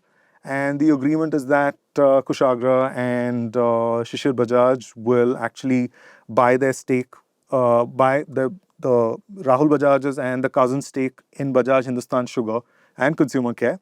And the other camp will do the same by, It's sort of like a swap. right?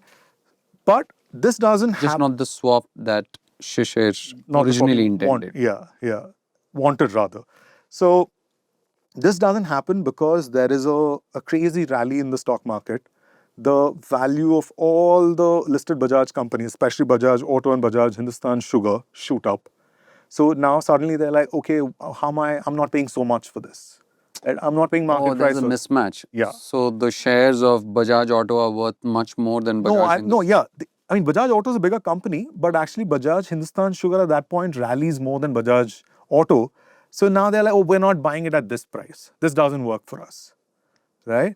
So this multiple versions of this keep happening, and this is I'm also assuming that at this point, people in the stock market are aware of these negotiations going on because this played out fairly publicly. So very. you'd never know that these valuations going up is Whether it's investors just No, but deciding this is to. the time when all companies shot up, right? This is,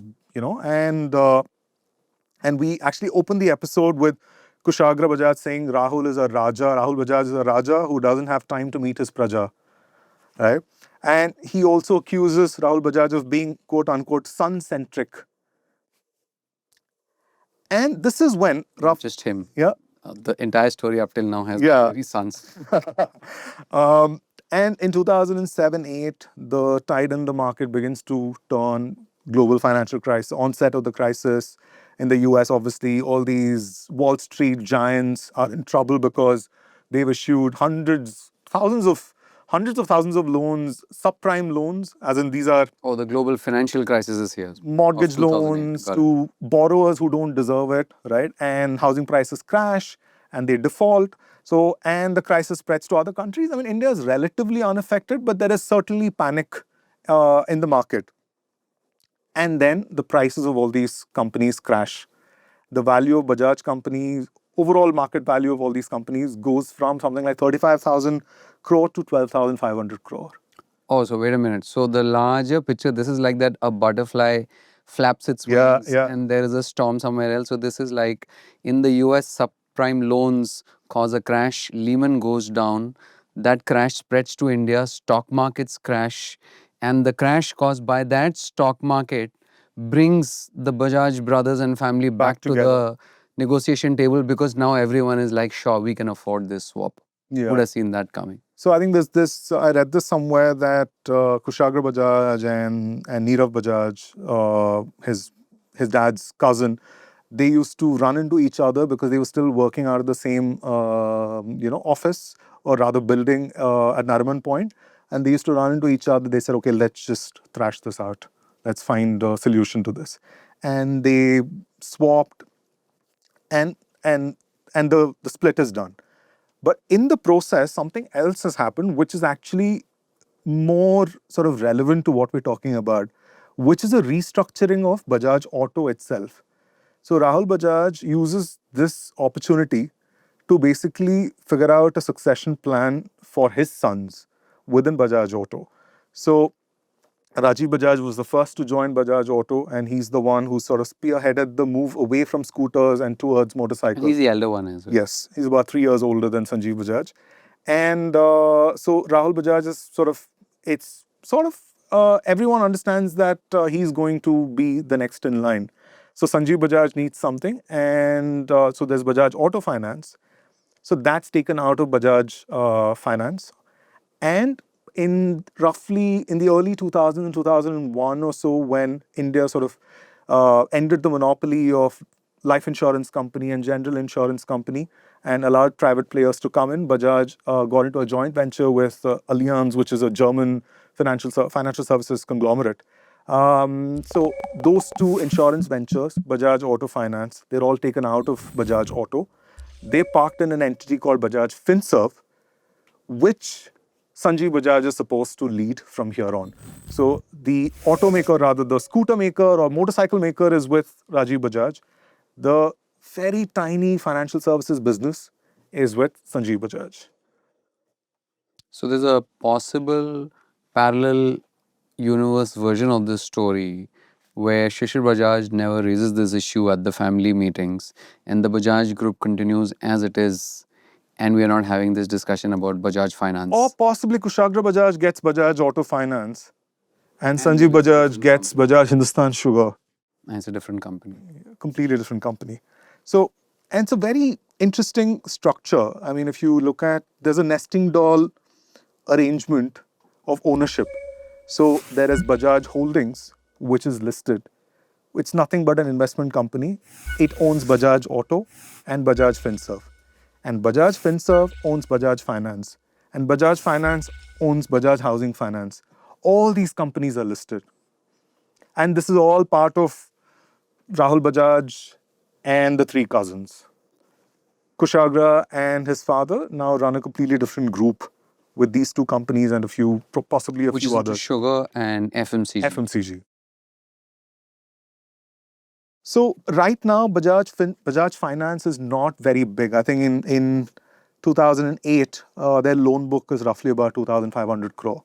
And 85% of that is auto loans. We talked about their sort of diversification into consumer durables, but it's really tiny. And these auto loans are also mostly Bajaj scooters and three-wheelers, right? They're also I mean, market we leaders. discussed earlier that this company's reason to exist was so that it could finance the purchase of its own products. Yeah. Right? So, had this split not been forced onto the Bajaj group, there would have been no reason to spin out Bajaj Finance into a separate independent company. It would perhaps continue to operate within the larger Bajaj umbrella. Yeah. And Rahul Bajaj has given his younger son the financial services business, but he's not someone who's very clued into this world. He's an auto guy, he's a scooter guy. He needs to find someone to mentor his son. And that mentor finds Sanjeev Bajaj, the CEO who will end up making Bajaj Finance the storied company that it's become.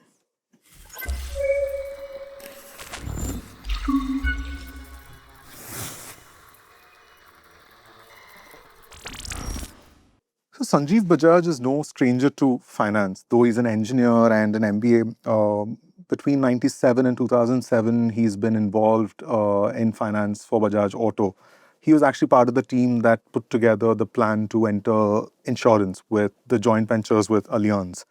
But he still doesn't understand the world of consumer financing, which they think is the next big opportunity, which is why Rahul Bajaj feels that he needs a mentor. And there is one in the family. And remember, we talked about City coming back to play an important role in Bajaj Finance's evolution. And that is through this guy named Nanu Pamnani. Nanu Pamnani is Rahul Bajaj's brother-in-law. They married to sisters. And he had an illustrious career at Citibank. I think he joined Citi at 22. He interviewed with Unilever, with Tata Administrative Services. But finally, he chose to join Citibank at 22. In 15 years, he became its CEO, or India's CEO. So, that's a youngest ever India CEO at Citi. Then he moved to Singapore, the Philippines. I think he headed the private banking division in the Philippines. Then at one point, he was in London, where he apparently headed emerging markets operations for about 100 countries from London. Then his mother fell ill, so he and his wife had to relocate back to India. And that's when he became Citi India's head a second time. And then I think in the early 2000s, he retired and he was on the board of Bajaj Auto as an independent director. And I read this in an interview. He said, I was looking forward to traveling the world now that I've retired, but Rahul pulled me in. And he's Fate had other plans yeah, for him. and I don't know. Maybe he's now remembered more for the role he played in sort of putting together the building blocks for Bajaj Finance than what he did at Citi. So he is known to be this really demanding guy to work with. I remember reading this tribute on Facebook. He passed away. The Yeah, in context 2020. Yeah. Said that we would get mails from him at 3 a.m. Right, but obviously a very sharp guy, understood how Indian consumers behave. So I had this research which said that internal reviews that he did as part of Bajaj Finance would typically run for hours, 400, 450 slides. And these slides covered roughly 2,000 different types of metrics. Whoa. So that's the kind of intense person that he was. And he also happened to hire Aditya Puri at Citi. Oh, Aditya wow. Puri went on to become the founding CEO of HDFC Bank in '94. And Aditya Puri spent 20 years at Citi. So there's this thing, right? A players hire A players and A players find A players. So this is like some kind of A player network game going on, right? 100%. And they interview Sanjeev and Nanu Pamnani interview about 30 candidates. And then finally Pamnani interviews Rajiv Jain, the one who was one of the first 10 employees of Countrywide. Right. Who in 1994 passed out of college and joined G Money or Countrywide Capital Finance. And has spent the last 10 years trying to sell different types of loans around auto, consumer lending, credit cards, etc. And he's now with AIG, American International Group. So Pamnani interviews Rajiv Jain at the Taj Mahal Palace Hotel in Bombay. I'm guessing he's in his early 30s at this point. Can't be, right? Because he graduated college, spent about 10 years, so maybe about mid-30s. 32, 33 or so. And Rahul Bajaj is the final one to meet him, and they all decide Rajiv Jain is the guy for the job. Obviously, he's had a ringside view to how, shopping behavior has changed, how people are more open to financing. But, at this point, I know everyone is looking at consumer durables financing, but it's not that big. It's really tiny. We talked about how Bajaj Auto Finance, this loan book was about 2,500 crore, and 85% of that was auto. And out of that 15%, I think Sanjeev Bajaj talked about personal computers, financing personal computers in the early 2000s. Okay, that was it was big enough to be a segment within consumer durables. Right. And when I met Sanjeev Bajaj at his apartment, gorgeous apartment in Bombay with a sea view, he's this really tall, imposing guy with a deep voice. So I asked him why at that point it wouldn't have made sense to bet on this segment, right? And he said something interesting. He said at that point it was much easier for banks to issue credit cards rather than give out 10 to 20,000 rupee loans to millions of people, which is exactly the reason why the likes of Citi and Countrywide decided that this market was not worth their while. They're tiny, tiny loans, operationally heavy. Why are credit cards easy? Because they're easier to just distribute. And how many credit cards were banks issuing at that point? The market wasn't, or you'd rather give out corporate loans or credit card because the market was really tiny. I get that. So Citibank enters, tries its hand at consumer loans and says, this is not worth it, let's do credit cards. Yeah. And there is this period of India's history where Citibank is one of the most aggressive credit card issuing companies. Yeah. I was at one time a loyal Citibank credit card user, till at some point Citibank decides to sell that and exit that as well. To Axis. Yes. Yeah. And he said something interesting. He said their bank's branch network, was not really meant for customers walking in. Right? And if you want to build a business around consumer durables, you're not going to do it with more and more branches because that's not how it works. You need to be where the sale is happening, where the customer is walking in, right? And banks are happy doing, housing loans and corporate lending. Why, like Sanjeev Bajaj said, why would you bother with 1,000 loans of 500 rupees each when you can give out one 5 lakh rupee loan, right? To an urban consumer who's looking to buy a home. And 2006-7 is when we discussed this earlier. Chroma and Reliance Digital, they get into this game. And Bajaj Finance, Sanjeev Bajaj, Nanu Pamnani, all these guys, like, okay, now this business is becoming serious enough for the country's largest conglomerates to get in. And obviously, they would have gotten not with the idea of setting up one store, right? It would have been a countrywide plan for Reliance and Chroma, Tata. And Vijay Sales itself has become a chain now. It's like 8 to 10 stores in Bombay, and they begin expanding to Pune, Surat, and other cities. And within 6 months of taking charge as CEO of Bajaj Finance, Rajiv Jain completely rejigs the leadership. Deepak Poddar, the original CEO, Rahul Bajaj's cousin, the MIT grad, he moves on. Rajiv Jain is the new CEO. He rejigs the leadership team, and he gets people from the organizations that he's worked in, like G Money, AIG. He gets Devang Modi and Rakesh Bhatt.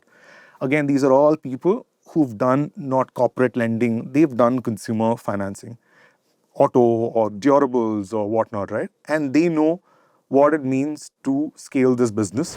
So this troika, Sanjeev, Nanu Pamnani, and Rajiv Jain, along with these guys, they put together the initial plan for Bajaj Finance. And remember, this Bajaj Finance is still operate. It's called Bajaj Auto Finance still, and it's operating out of the the space where the finance team of Bajaj Auto works, because that's the team Sanjeev Bajaj was heading at that point. This is, I think, as he put it, it was a shed at the Bajaj Auto plant in Akurdi. So this is like the garage version Gara- of Google's yeah, origin yeah, story. yeah, This is the shed yeah. version of Bajaj Finance origin story. And this is what, 2007. 7. So they're just a year from the global financial crisis coming to head I in think it's already 2008. there. You can Yeah, it see that. started to Yeah, kind yeah. of, yeah, but it came to head in Yeah. 2008. So every Tuesday morning, Nanu Pamnani, who lives in Bombay at that point, he drives to Pune. He reaches the Bajaj Auto Finance team office at around 8 a.m. And he's already got the presentation for the day all marked in red, because he's compared that presentation with the previous meeting's presentation, and whatever was promised then and has not been achieved, that's all been marked in red. And then they all sit and do the maths to figure out what would make this business sustainable, or at what point would you break even, right?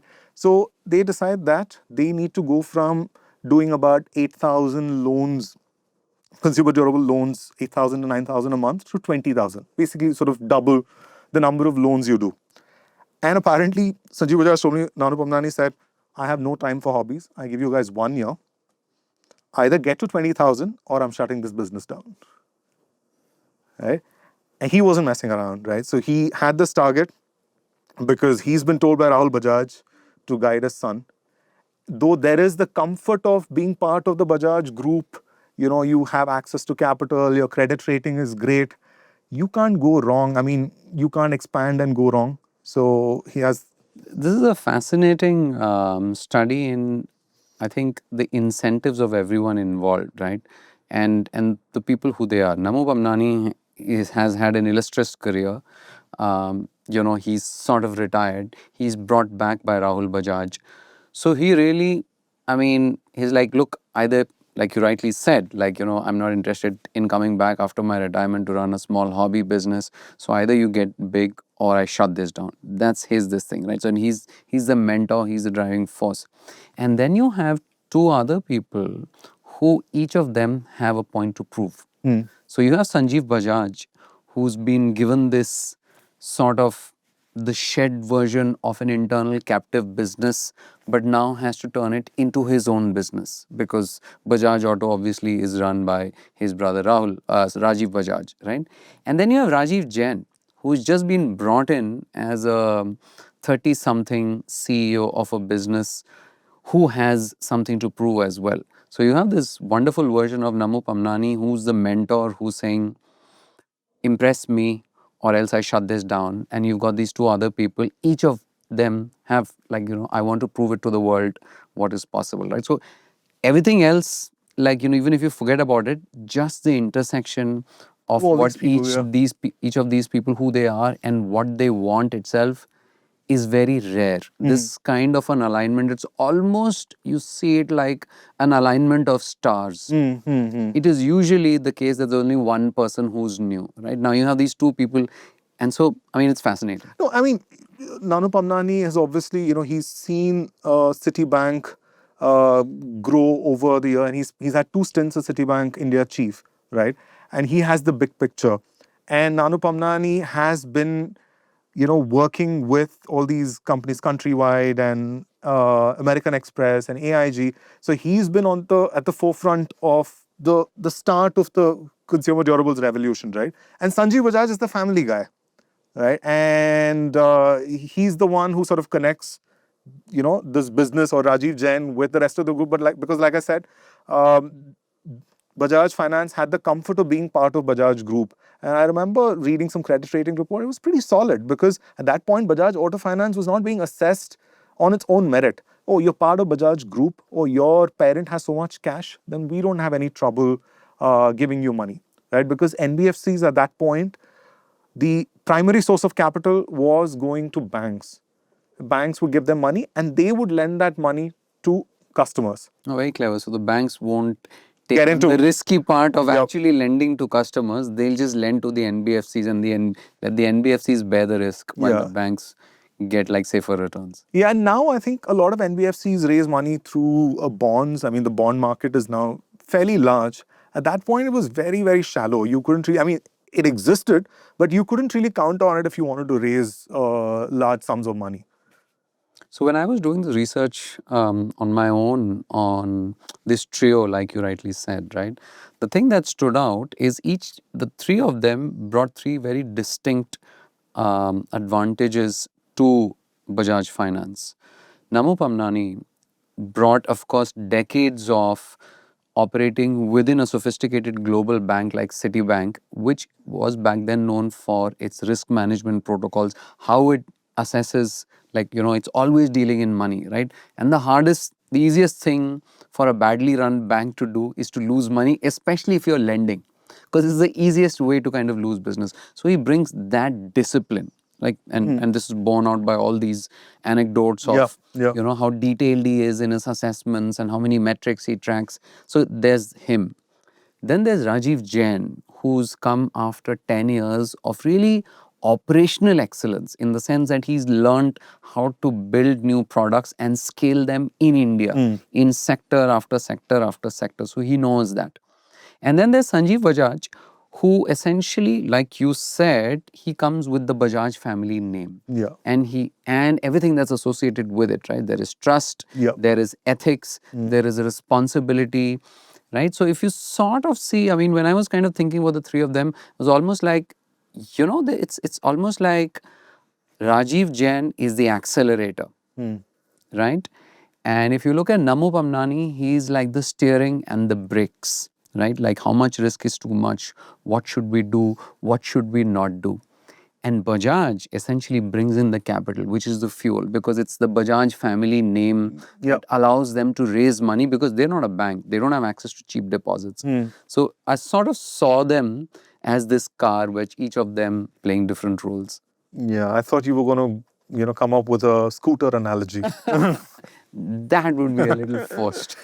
Yeah, but very well put. So they have this target, 20,000 loans, basically doubling of the consumer durable loan portfolio within a year.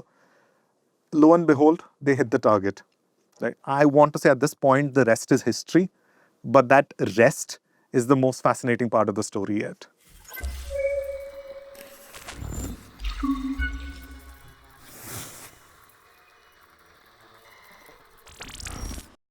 There's this great quote by Devang Modi, one of the key hires that Rajiv Jain made right after joining Bajaj Finance. And Devang Modi now heads the consumer business. He goes on to be in that position for a decade. This quote is from a Harvard Business School case study. He says, consumer durables was the only product category that could give us millions of customers without spending a dollar.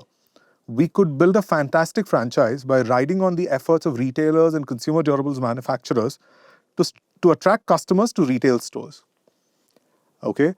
The the point that we made earlier about how Sanjeev Bajaj feels that banks were not really, their branches were not really meant for these customers, right? This is another version of that, because one of the executives, former executives that I spoke with, who's from Croma, he told me something very interesting. He said every Croma is a branch for Bajaj Finance, right? So you're not spending anything on acquiring the customer. You're there, people are walking in and they want a loan. You tell them, I'm here to give you that loan, right? So this whole idea of turning a retail store into your branch is one of somebody else's retail store into your Yep. customer acquisition channel. This is literally you're inverting the game. Yeah. You're saying that it's going to cost me a lot of money to set up my own branches and to acquire my own customers. What if someone else could do it for me? Well, you know what's even better than what if I could get someone else to do it for me? What if I could get them to pay me Yeah.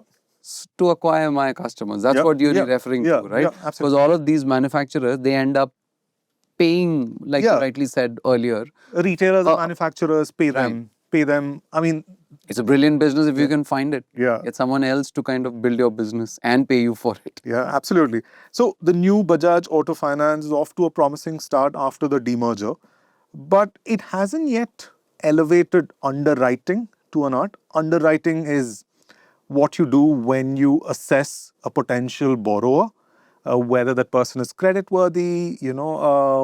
How much can I actually give him?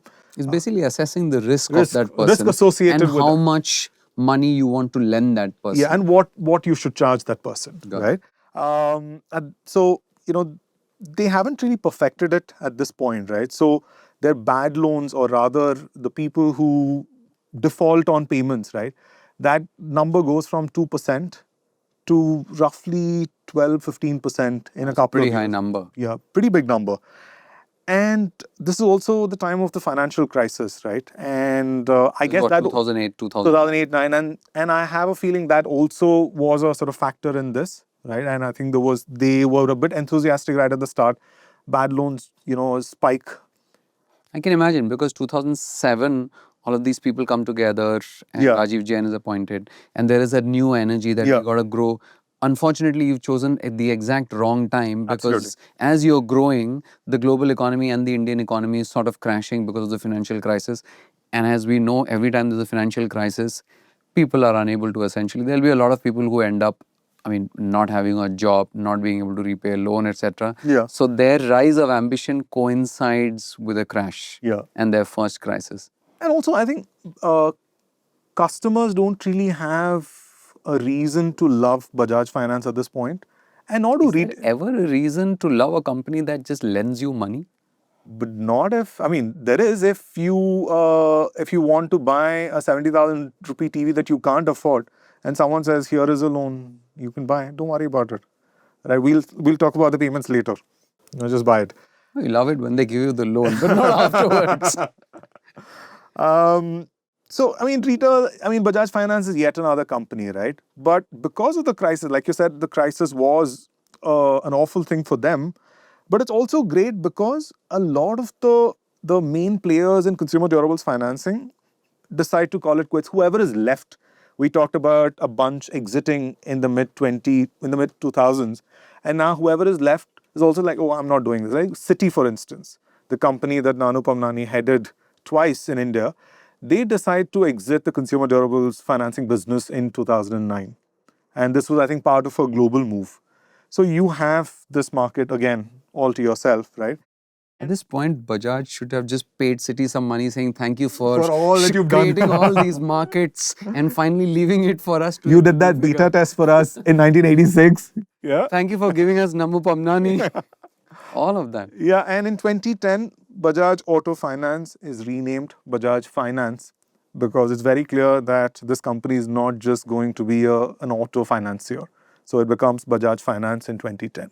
There was this crisis, financial crisis, that was brought upon, like, to everyone. And it sort of like, led to many players withdrawing. And one of the players that was left standing and was young and had the courage and the gumption to go on with Bajaj Finance. There's the exact same thing that happened to Amazon.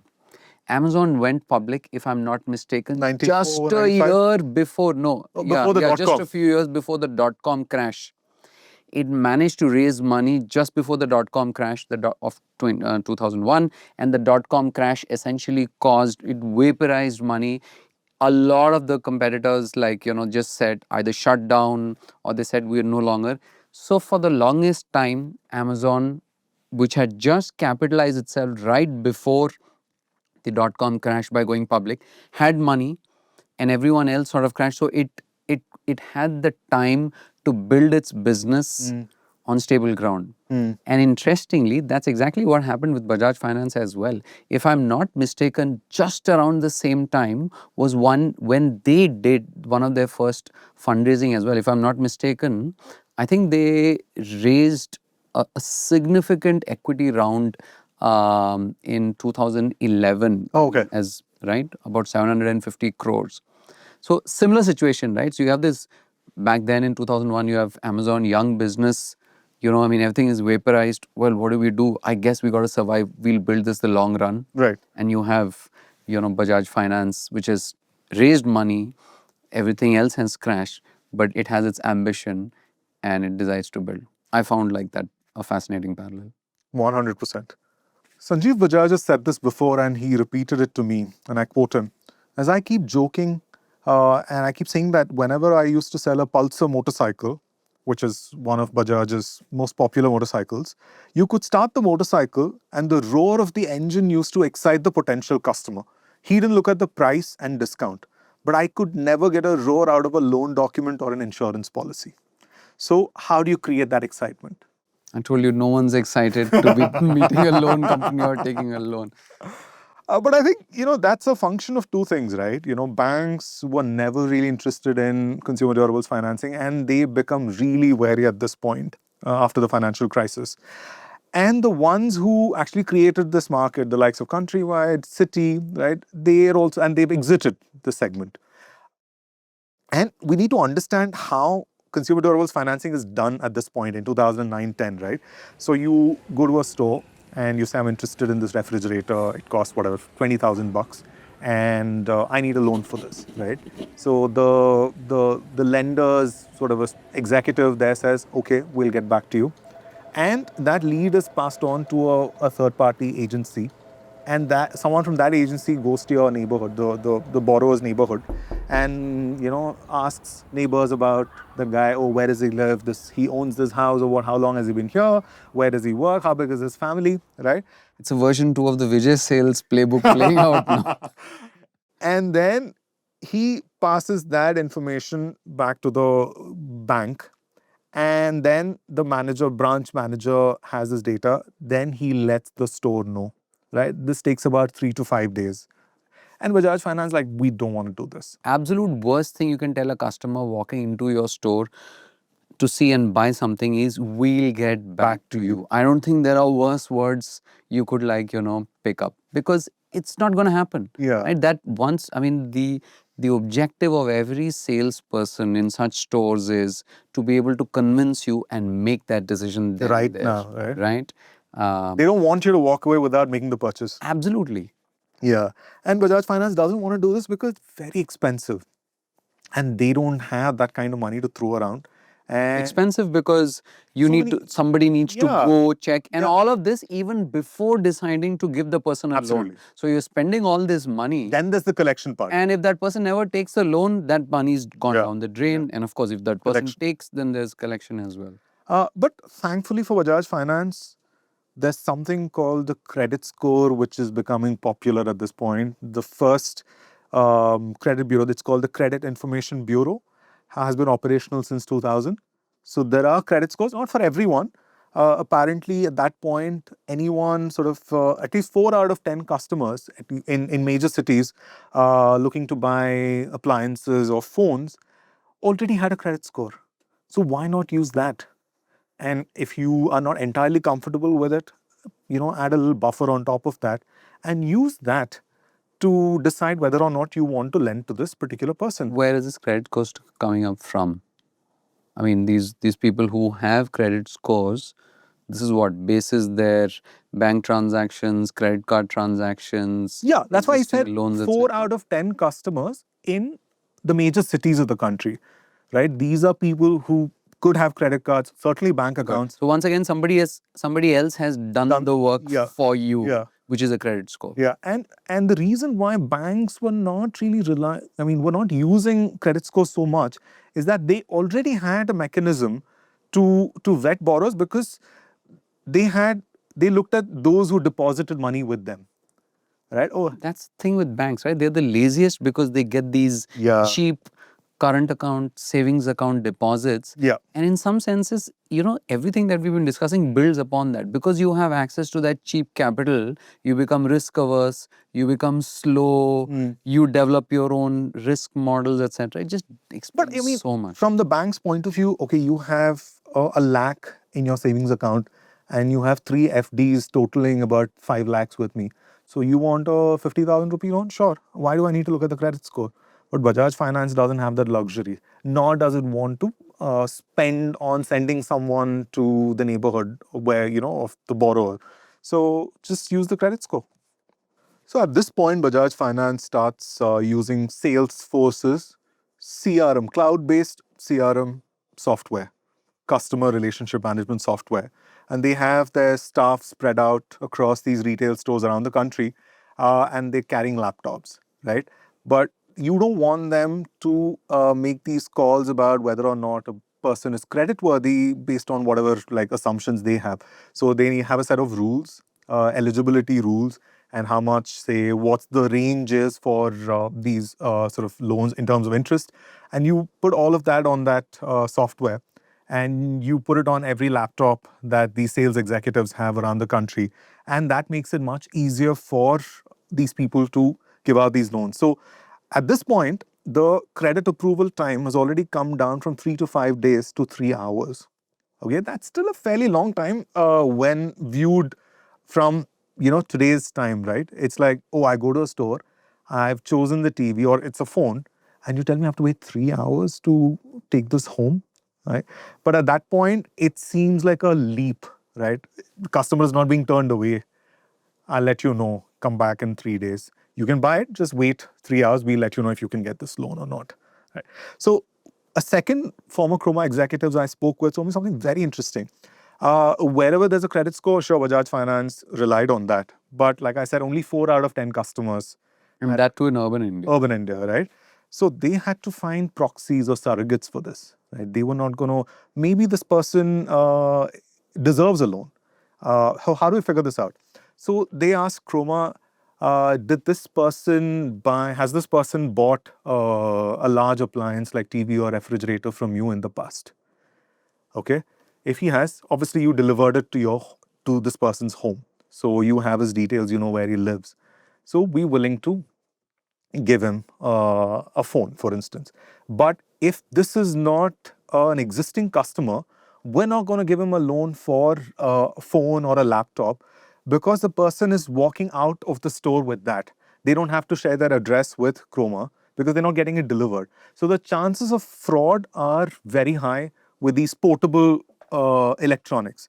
So there, only if the person is already bought from Chroma, they give them the loan. Interesting. And Chroma would normally, I can imagine any business would say, I'm not going to share this information with you. Yeah. Except Chroma will want to share this information because, basis that, Bajaj Finance might decide to offer a loan on a product that Chroma wants to sell. Absolutely. Right? So Chroma is fine, I'll give you this information if it helps me sell more products. Yeah, yeah. And in smaller towns, Bajaj Finance goes one step further. They, even if someone is buying a refrigerator and they want it delivered home, to make sure that that is where they live or that's their home, they ask for their electricity bill. Okay, so is it the same address? If it's the same, sure, you own this home, so we have no trouble financing you for this particular product. And in the mid 2010s, do you know how hard it is to get names changed on electricity bills? Don't even get me started on it. It's easier to get a passport in India, I tell you. So in the 2010s, Chroma obviously has, not just Chroma, every single large retailer has multiple financiers, right? There'll be, say, HDFC, and this Crore obviously has Tata Capital because it's part of the group. And there is Bajaj Finance. Tata Capital continued relying on the credit score. So their approval rate at that point, according to this executive, was less than 50%. Bajaj Finance. It's a coin toss. Yeah, Bajaj Finance, because it was looking at these other things, had an approval rate of 70%. Right? And credit score is, I mean, it's really funny. I remember going to HDFC 3-4 years ago for a home loan with my wife.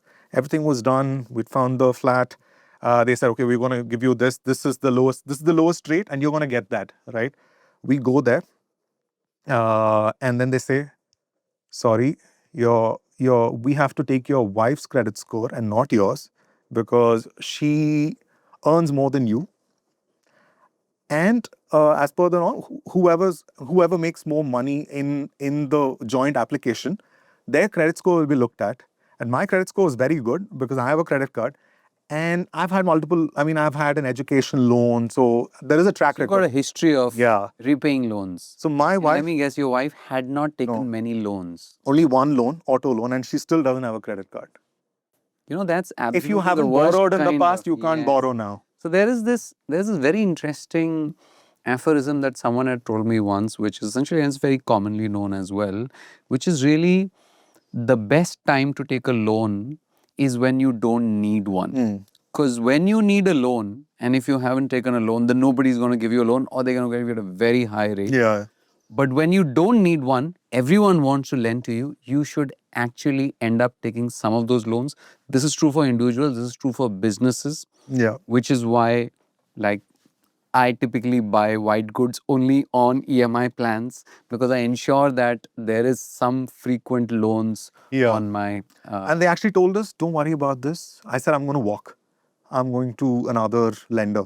They said, don't worry. You repay your loan for 4 months. Your wife will have a credit history. Her credit score will go up. Then you come back to us and give us $2,000 and processing fee. Yeah. Ask for the rate to be lower. And that's what happened 4 months later. Her credit score went up. And we pay $2,000 for the interest rate to be brought down to the lowest. Really, really funny world. It worked. Yeah. Interesting. Do you know what your credit score is, though? I don't know what... I mean, I don't want to talk about... Do you track it? No, I don't. The last time I checked was... You keep getting these emails from Sybil saying that something has happened to you, because I get them. It's like almost every week or two, they'll send you this weird, sort of passive-aggressive mail saying that your credit score has changed. And I'm like, and if you log into their site, they'll never show you what it was before. They're like, this is what it is right now, it's changed. Has it gone up? Has it gone down? For that, you have to subscribe and pay. I'm not doing that. By 2011, Bajaj Finance has become considerably big in consumer durables. In fact, consumer durables actually, that category goes past vehicles to become its largest business. You know, it has a loan book of around 10,000 crore, and roughly 25% of that comes from consumer durables. And it's just been what, like 4 years, 2007 to 2011. That's a remarkable pivot, right? Yeah. You said that what, 80-85% was auto, and most just of it, 4 years, this sort of like, make it consumer durable. Yeah. Incredible. And a lot of this transition or jump comes from the increasing popularity of 0% EMI, or no cost EMI, or that's what really catapults Bajaj Finance into the sort of the minds of people, because no cost EMI has been around since the 90s. We discussed K-value, Kotak's K-value at Bajaj sales. But now's the time it becomes really popular. And I mean, no one cares who was first with it, right? Yeah, you absolutely. Remember who was the first company to come up with a smartphone? It doesn't matter really, right? Or at an app store. It wasn't Apple in either cases, right? But Apple was the one that sort of popularized and scaled it. 0% EMI is, I think, for most Indians, just associated with Bajaj Finance. Yeah, absolutely.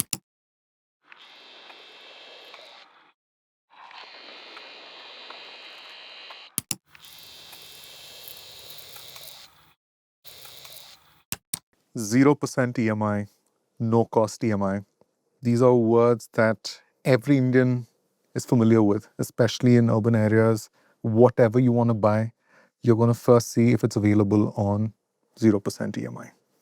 Right. In fact, you don't even have to see whether it's available.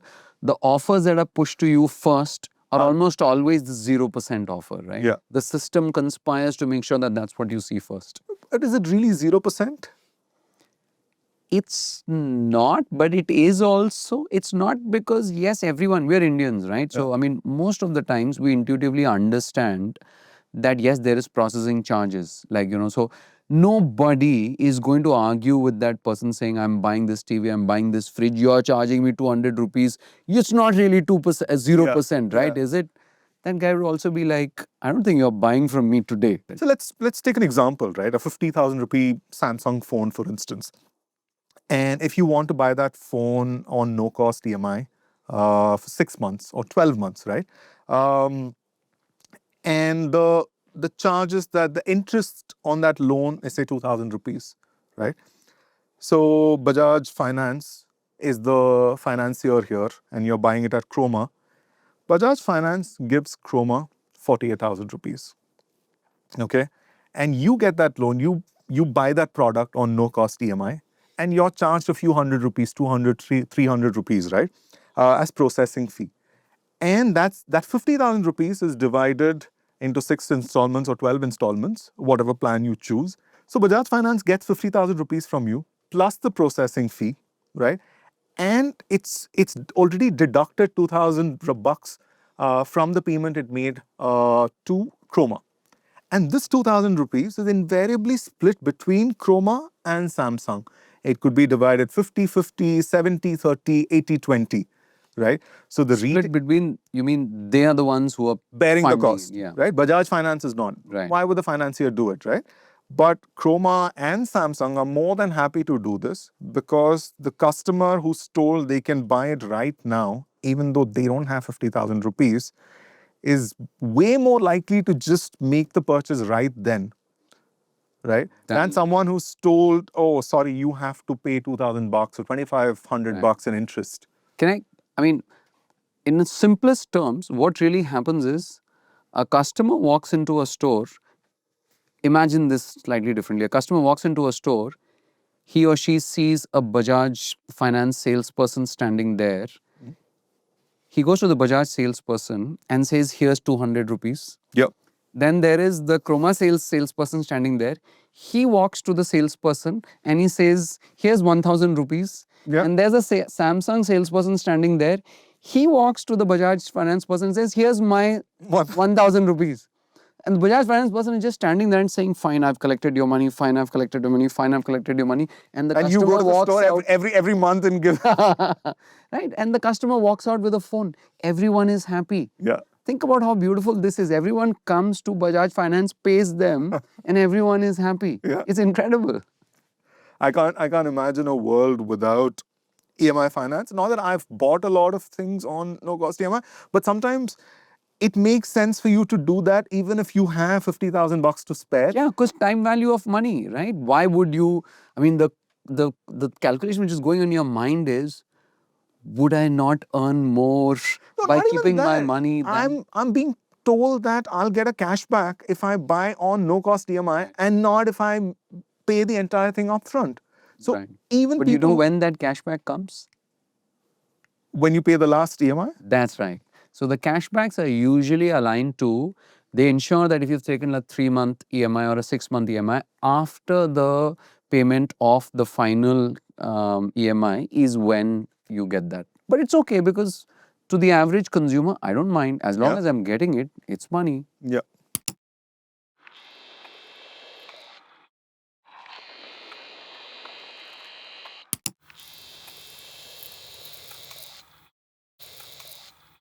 Have you bought anything on 0% EMI? Yeah.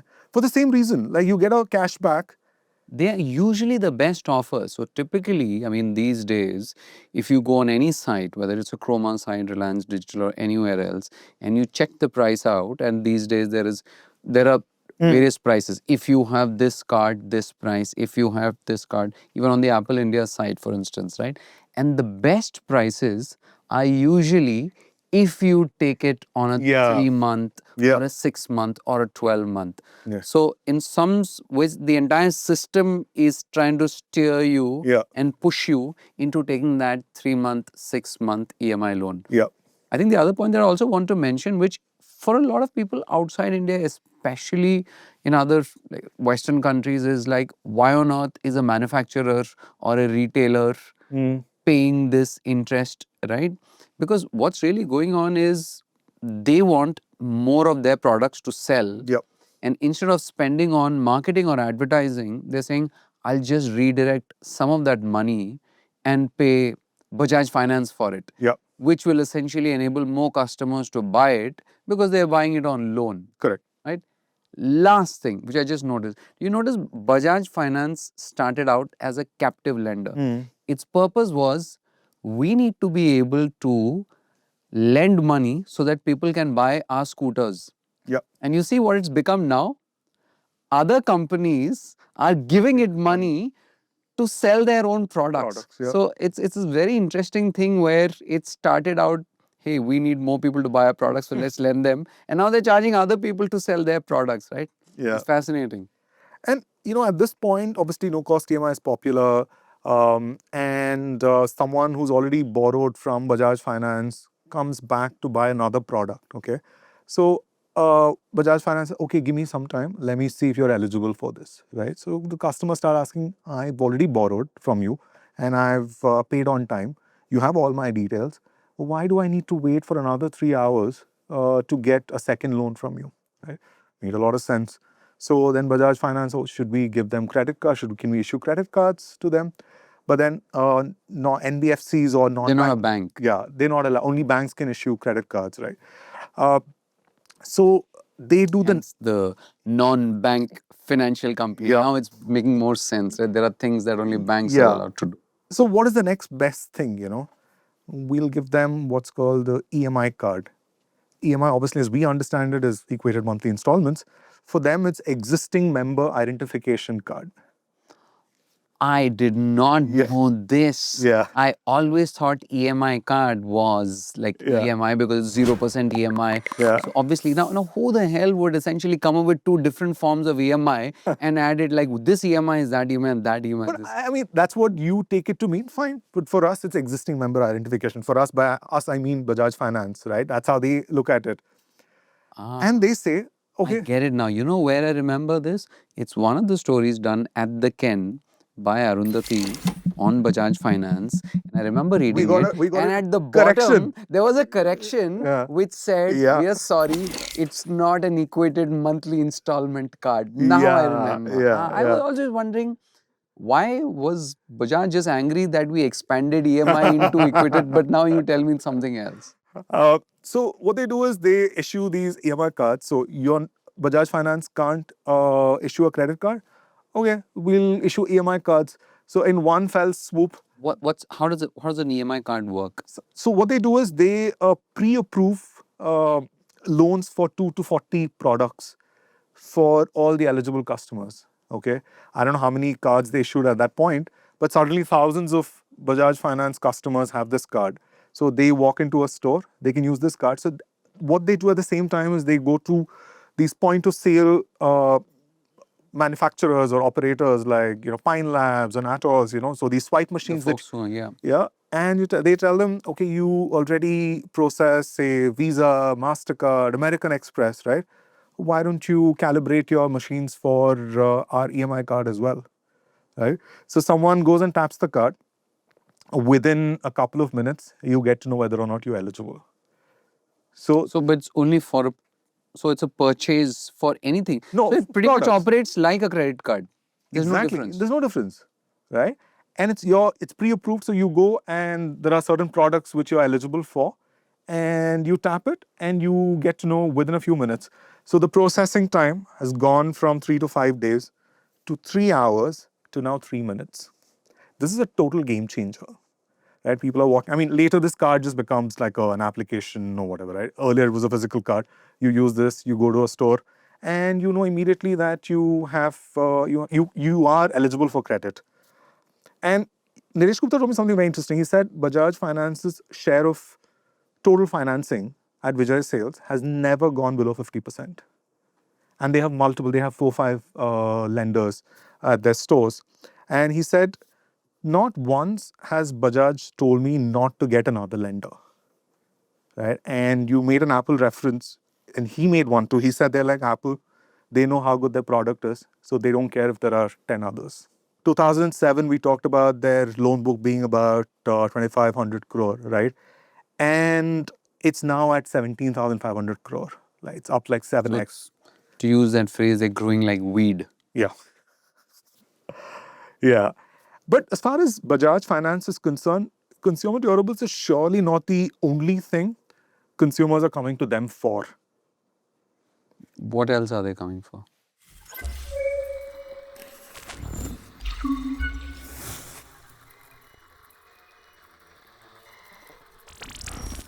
There are obviously many more things that consumers wouldn't mind financing for, right? And this is where something very interesting in Bajaj Finance's strategy becomes important, which is what they call break to grow. So what they did was, consumer durables obviously was big, but within that, phones were sort of breaking out. We talked about how, more and more people were buying premium phones. So they say, okay, why should this be part of consumer durables or appliance? Let this be a separate category. So you break that into a separate vertical in order to grow it. And they do the same with furniture, fitness equipment, and luxury watches. They call it lifestyle finance. So they keep breaking these large categories into smaller categories in order to grow them. So there is a separate team responsible for that, right? And you try and figure out how else can we promote this category, right? Which retailers or brands should we reach out to, right? So there's a lot more focus on that particular category. And they even did this for grocery in 2015 or 2016. Wait, groceries? Yeah. People are buying groceries on EMIs? These were the days of Big Bazaar, Future Group's supermarket chain. So they said, okay, let's do, grocery on EMI. And they had a partnership with Big It's Bazaar. not about food hall. I understand food hall products being on EMI. Yeah. But not big. And I'm not sure of this number, but I believe within a few months, 200 to 250,000 people started using it. And they did. If anything, this only proves that if you give people the opportunity or the option to buy things on credit, they will. They will, yeah. And obviously no cost, right? So I'm not paying anything extra. So why should I give you $2,000? You know what? This is my philosophy. I use my credit card everywhere, literally everywhere, right? From the smallest of things to the biggest of things, because why not? Yeah. Why should I have to pay cash or UPI or money from my bank account if a credit card will suffice everywhere? Yeah. So I kind of fully am with this. Yeah. And this was followed by fashion, lifestyle financing, grocery, fashion. And within years, Bajaj becomes an absolute data machine, right? And what it does is it keeps tabs on customers who have bought certain appliances, and it knows how often a customer or how frequently someone replaces a TV or a washing machine. So what it does is, it goes to Chroma or Vijay Sales and tells them, here are 50,000 people who are soon going to be looking to replace their refrigerator because their refrigerators are 7 years old, 8 years old. Okay. Do you want to roll out some offers for them? These guys are not tracking that data.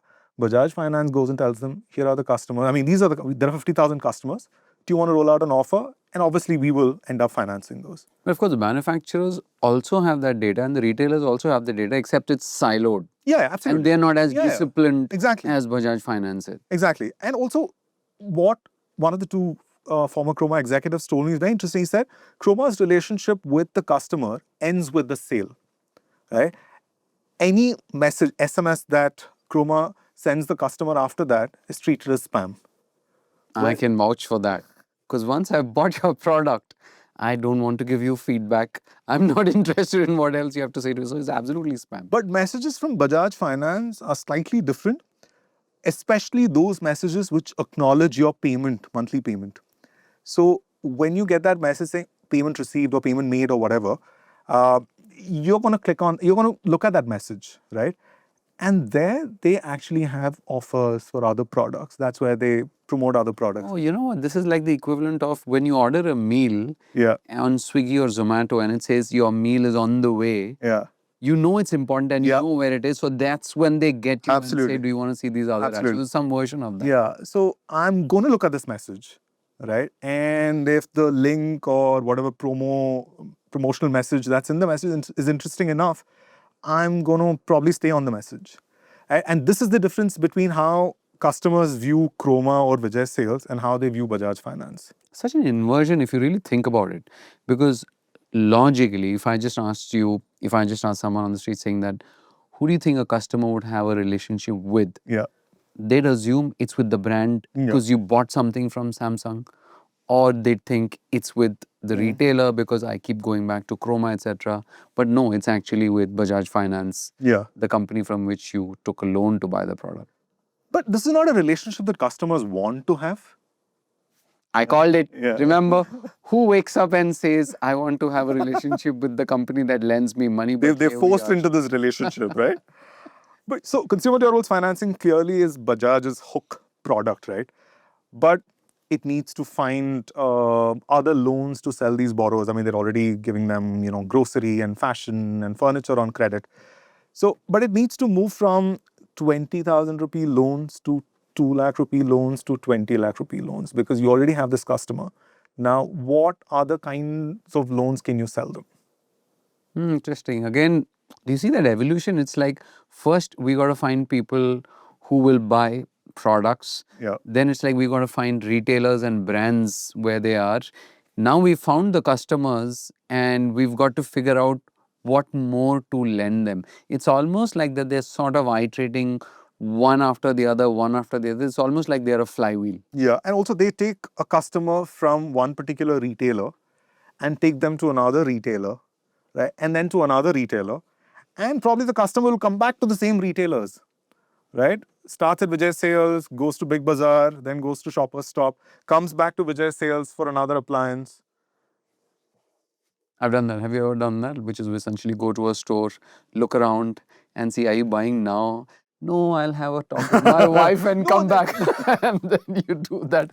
And the look on the salesman's face or the salesperson's face when you say, I'll come back later after having, sure, you're never coming back. But that is one thing. But here I'm saying I'm taking them to different kinds of retailer. They acquire the customer. Chroma is their sort of, every Chroma store is their branch. They get the customer from there. Then they take the customer to Shoppers Stop, right? And then to Big Bazaar or wherever, right? And then when they want another appliance, hopefully they'll come back to Chroma. So it's interesting because I see these two sort of like, opposing trends, one coming down, one going up. The one coming down is the speed at which, or the duration or the frequency, how much time it takes for Bajaj Finance to actually give out a loan. It comes down from 3 to 5 days to 72 hours or lesser, actually it's the same, to maybe 3 hours. Yeah, and then 3 minutes. And then 3 minutes, right? The interesting part here is speed is actually a competitive advantage. It's a huge competitive advantage which just keeps spinning. I talked about the flywheel because what happens is when you walk into a store, the store that can approve your loan in 3 minutes is the store you're probably buying it from. Yep. Right? So if you're at Vijay Sales and you want to buy a TV and that loan gets approved in 3 minutes, it's a win for Vijay Sales. Yeah. Right? If it's a win for Vijay Sales, it's obviously a win for, let's say, Samsung. And Samsung and Vijay Sales know now that I sold it via Bajaj Finance. So they are likely to work more with Bajaj Finance, right? And of course, the customer knows that I was able to get this so quickly. So this moat, the faster you get, the harder it is for someone else to catch up with you because everyone wants to work, the consumer wants to work with the fastest player, the brands want to, the retailers want to. So speed isn't just, can we disperse a loan faster? It is like, can we make ourselves untouchable to any other competitor because which other competitor can work as fast as us? Yeah. The counter force to this, as this is coming down, the one which is going up is the size of the loan itself. Yeah. Right? Yeah. To go back to the earliest days when the market was so small that people were taking whatever, like a few thousand rupees worth of loans So now they're buying what? Like, TVs, smartphones. Yeah. I mean, Bajaj Finance wants that to go Yeah. up. Yeah. So that's what I mean. So they want it to go from 20,000 to 2 lakh, 3 lakh, 5 lakh, 20 lakh, right? Apple is helping there a bit. Yeah. But even outside of consumer durables, right? So they start giving out personal loans. Right? These are loans you can take for whatever purpose. These are unsecured, which But means this is risky, right? Doesn't this change things? Because up till now, all of the loans that they're sort of giving are in some senses riding on top of something else, right? Like, there is a product, there is a brand, there is a retailer. yeah. I know something about this person walked into a store. But you do trust the customer enough. You know the customer is credit worthy. Oh, so these are only for repeat customers. Yeah. So if I bought a TV Yeah. and I just want 20,000 rupees or 50,000 rupees as just cash. Yeah. Yeah. You get that. So they get into personal loans. They set up a housing finance company. I mean, yeah, that's big now. Now we're talking like, like a tens of lakhs of rupees or crores of rupees. right, and that's secured.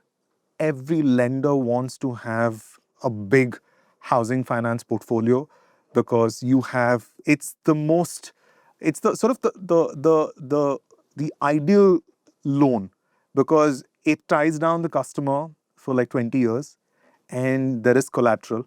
It's not like TV or And refrigerator. usually the collateral appreciates or stays in value over time. Unlike a TV or even a Electronic, car, it depreciates. right? It appreciates. So you have that, and they give out loans against shares. If you have shares in a particular company and it's worth, say, 100 rupees, you want a loan for like 60 rupees, you get that. And a bunch of different kinds of loans. They also start giving out loans to, small and medium enterprises. And it aggressively cross-sells. How many of its customers it cross-sells to is a metric that it tracks obsessively and even discloses to investors. So I had a look at their, latest presentation, which was for the October-December quarter. They say they have 110 million customers and 71 million cross-sell customers.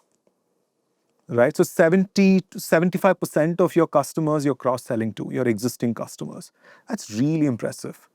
Right? Wow. And to think that most of those customers you acquired because someone else paid you to acquire them. Yeah. That's absolutely amazing, right? Yeah. Because someone else paid you to acquire those customers and now you're able to cross-sell and upsell to those customers. Yeah. It's a brilliant model.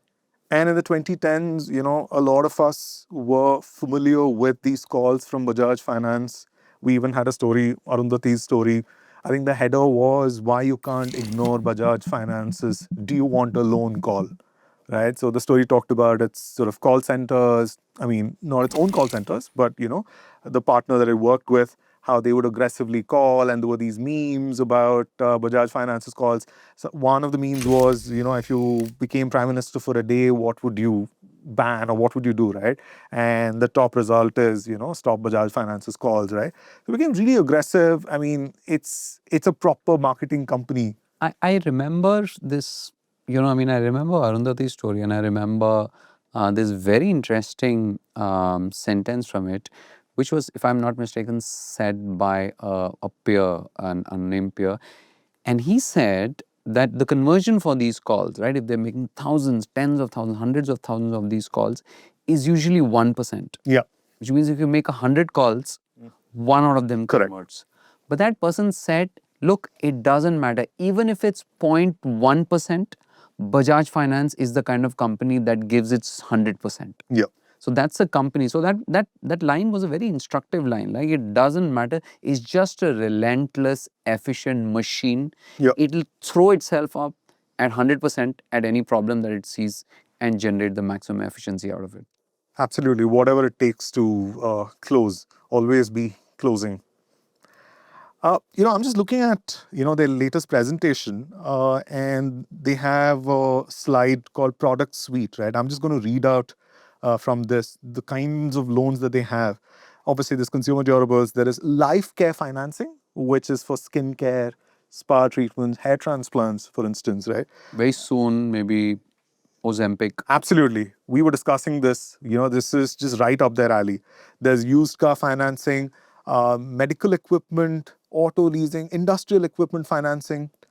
would it be fair if I just invert this question instead of listing the categories? What if I asked you the opposite of that, which is there anything that they will not lend you money for? No, I don't think so.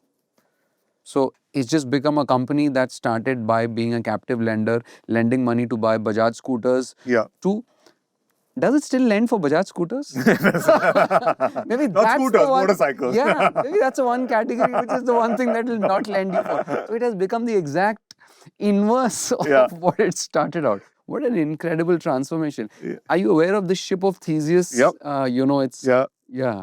I mean, it's like this very famous Greek parable of a ship which used to travel between two islands, and of course I won't go too much into it, but because it used to keep traveling, carrying Greeks to the temple, and each time it would go, obviously, like, over the years there was wear and tear. Right. One of the oars would break, like, so they would replace it with another oar, then the sail would spoil, so then they'd replace that sail, and then one plank, and then another plank. Over many, many, many years, every single piece of the ship was replaced. Is it even? So yes, the ship that remained, was it still even the ship of Theseus? Yeah. So it's like, at this point, is what Bajaj Finance is, was it even the original Bajaj Finance? I guess that's pretty much their intention, because when they were... It's an incredible transformation. I mean, I'm giving credit to them. Yeah, vehicle finance, they were really tiny, right? And there were many other companies, captive companies of automakers who were into financing vehicles, right? How do you break out and become a lender that has the scale that matches that of a bank? At this point, they are a bank in all but name. And in 2013, they do get the opportunity to, I wouldn't say maybe they spot an opportunity to become a bank, because the RBI invites applications for new banking licenses. A bunch of well-known industrial houses, Aditya Birla applies for one. Bajaj Finserv does it, which is Bajaj Finance's parent, applies for one too. Then there's Shriram Capital. But unfortunately for them, the RBI only gives out two licenses. One goes to IDFC, which is an infrastructure financier, and the other goes to Bandhan from Calcutta, which started out as an NGO and then became a microfinance lender, right? But, does it really matter that it hasn't become a bank? I don't think so, because it continues to be exceptional at recovering the loans that it gives out. In 2007, 4 out of 10 borrowers, 100 borrowers actually defaulted. In 2026, it's less than 1. And if you look at other NBFCs and you look at their average, it's 2 out of 100 borrowers. So this one is twice as good as other NBFCs when it comes to recovering these loans. So they have massive scale. They're really good at figuring out who they should give out loans to. Right. And they're great at recovery. And collection. As they well. have a huge collection workforce as well. I mean, remembering again from Arundhati's story, I think there are two parts. So there's unintentional defaults are typically handled, yes, by a call center. Okay. So you don't need to send someone, because sending someone, in the real world is more expensive, right? So if it's an unintentional thing and their systems can figure out, then the follow-up with you is done by someone from a call center making a call with you. But if they detect it as an intentional default, then it's like a person who's going to come and recover. And they have an army of people to do that.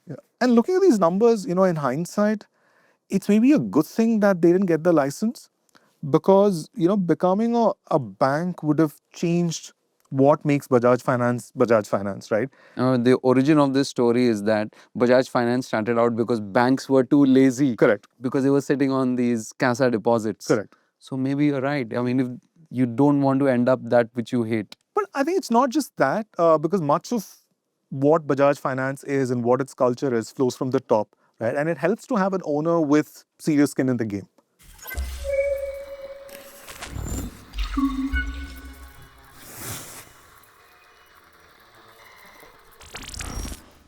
The promoter of a new bank, as per the Reserve Bank's rules, will have to eventually reduce their stake to 26%. I think it has to be 40% for a few years, but within 15 years, I guess, it has to be down to 26%.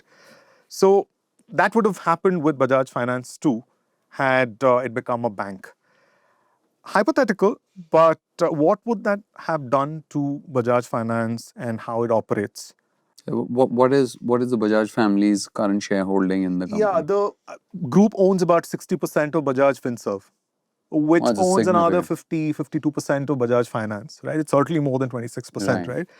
And this has played a huge role in what Bajaj Finance is today, right? I mean, we talked about how the Troika Pamnani comes with the Citibank expertise and Rajiv Jain with all the consumer durables fund, and Sanjeev Bajaj is from the family, right? So he sort of set the tone for how the company should scale, what the culture should be. So if your stake is reduced to 26%, would you be able to control the culture? You're a majority shareholder, but you own just a quarter of the company, right? So then it becomes, then you have two or three owners who own nearly as much, like someone owns 5%, 7%, right? 3%. So they all have a say in how the company is run, right? So would it have been the same Bajaj Finance? I don't think so. What about, But they did apply. they did apply. They did So apply. they must have thought of this scenario. Yeah. But I think what we think of as the Bajaj Finance culture, we have that, we're talking about that because of the success Bajaj Finance has had. And much of that happened in the second half of the 2010s. Oh, you mean after this Yeah. license was denied? Yeah. So in some senses, it's a second birth Yeah. again.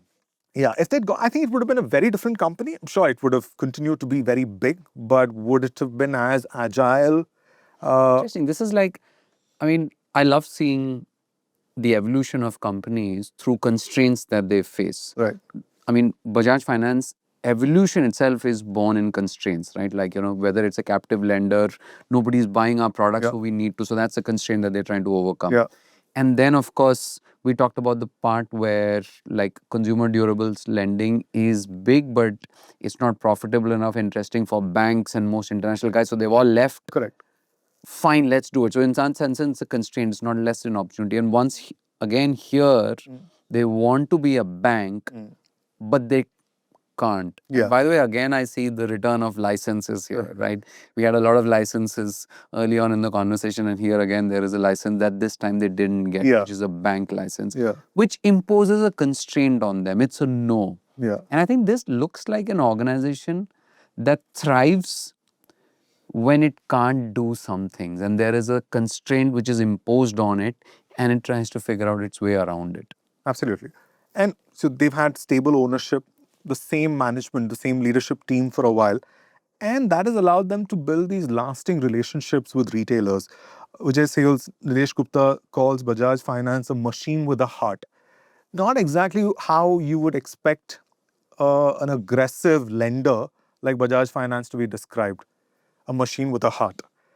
And, Bajaj Finance, I was told, treats its dealers like royalty. There is some annual event called Sambad where dealers are brought to Bombay or other big cities, right? I think apparently earlier they were put up at the JW Marriott in Bombay, right? And a lot of companies, brands do this, right? Retailers do this. But for Asian Paints did. Asian Paints, absolutely. I was thinking of that. And this is what they do with their partners outside. And there's also something they do for their employees. They have an annual offsite for their leadership team. It's called Ruminate. And I found a post, I think it was from the official handle on LinkedIn. And this former executive told me about it, about this happening in Kodaikanal or somewhere in Uttarakhand, right? And it's usually like an overnight camp or a trek. And Rajiv Jain is very much with them, right? He's doing all of these activities with them. And one day before they leave, they book the banquet hall of the hotel and they all sit on the floor. And this is his words, they tear the company apart. Okay. And It's like the version of they're all red teaming Yep. their own. They're Yeah. trying to find what flaws in Yep. the company. Yeah. And I'm And reminded of a phrase that you used a little bit before, but in a different context, which is break to grow. yeah, This is another version of Yeah. break to grow. Yeah. Look for weaknesses correct. and plug them, or do something else with them. Yeah, and they said whatever's said in that room stays in that room. Right? I mean, obviously, if there is a fundamental flaw in their business, obviously they're going to fix it. But you're free to say whatever you want This is a rare culture. Yeah. I cannot imagine even startups, being so open about disrupting themselves or inviting, super critical feedback.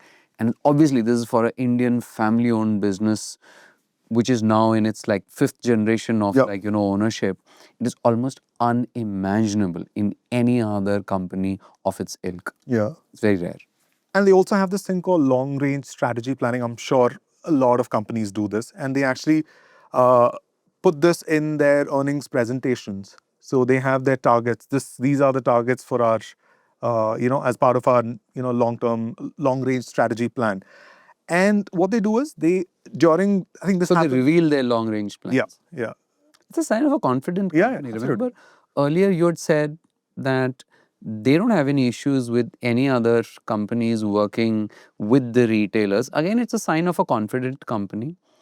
And if you're saying that they don't have any issues displaying their long range plans, because I'm sure they're thinking that, look, I mean, here are our plans. Yeah. If you want to copy them, go Sure. ahead, be our guest, but only we But can they're also actually do holding them. themselves accountable to investors, to analysts. They're telling them these are our targets for 5 years down the line. We're going to hit these numbers. It's there. It's incredible.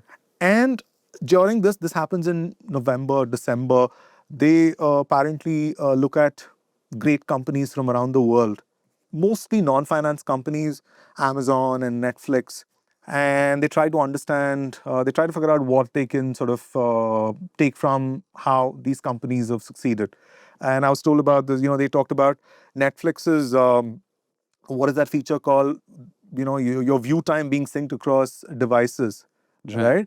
And they were like, with this, how can we as a lender, use this to look at how we can improve our customer experience? And I was told one of the only times they talked about a financial company was when they discussed Ant Financial, which is an associate company of Alibaba, Jack Ma's company in China. Right. To the point about that you made about on like the Netflix point about continuity across devices, etc. I remember reading this bit about when they were designing their, I think, super app. They were trying to do exactly this, which is you might start interacting with us at a physical store and then continue that interaction in the app and then take that interaction back to this thing. So there'll be seamlessness because at the back end, we talked earlier about like the Salesforce databases. There are all these, they're all synced, and what they're essentially trying to do is to make sure the consumer gets a single unified experience, regardless of whether they're offline or whether they're online, whether on a website, whether using the Bajaj app, etc. So that's where that Netflix example must have gone into fix. Yeah. So all these, offsites and long range strategy meetings, Sitting on the floor. right? These are not just discussions, right? You can actually see these things playing out within the company. And Sanjeev Bajaj gave me a very interesting example, which is also referred to in the Harvard case study.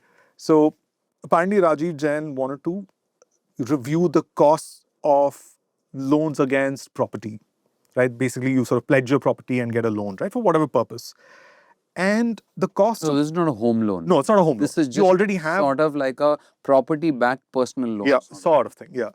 And in the mid 2010s, I think the cost of a 1 crore, the cost of underwriting a 1 crore loan against property was roughly 45,000 rupees, right?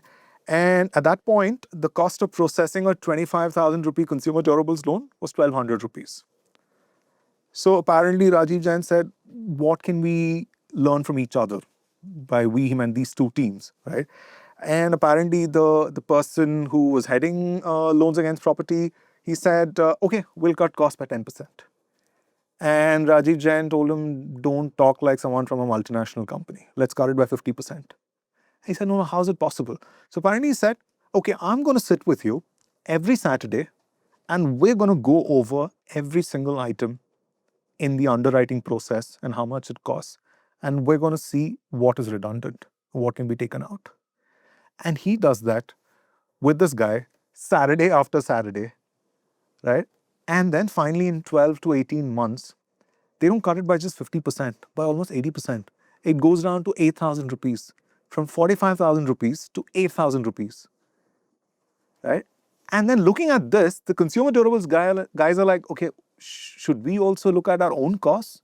They've cut it to 8,000 bucks. Should we look at, and they review their own costs and they bring their costs down from 1,200 rupees to 800 rupees. Right? At this point, they're doing what, roughly about 2,000 loans against property a month. So 2,000 loans and you save 37,000 bucks per loan.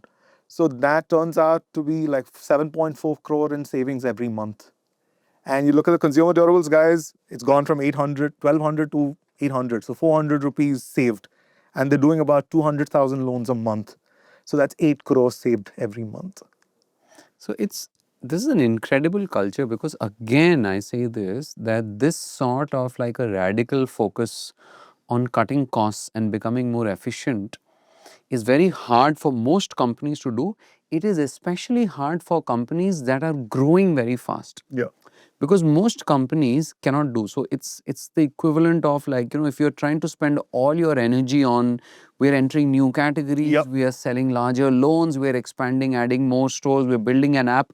So in some senses, the focus of your company is on growth. Such companies usually find it very hard to also focus on cutting costs, right?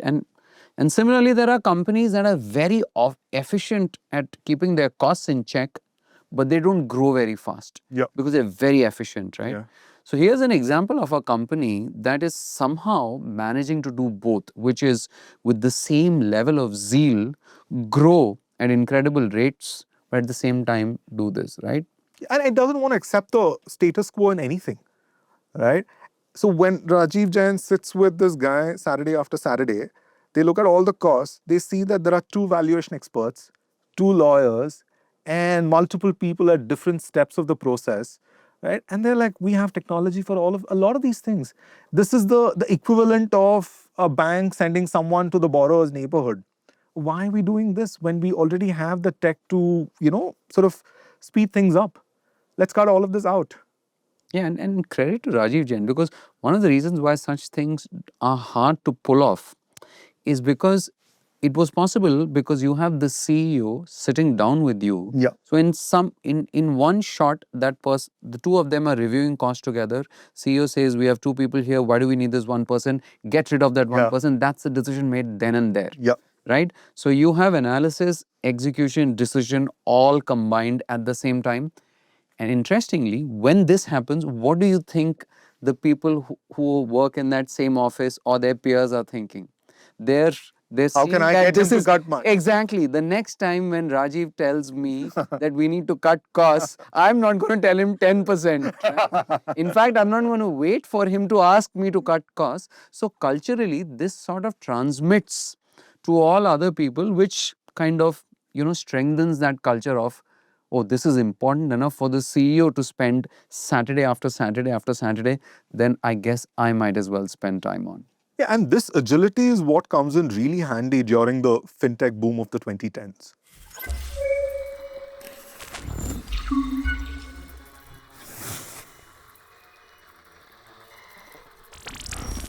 So we're now in the 2010s, this is the age of India's fintech revolution, right? You remember the start of this phase?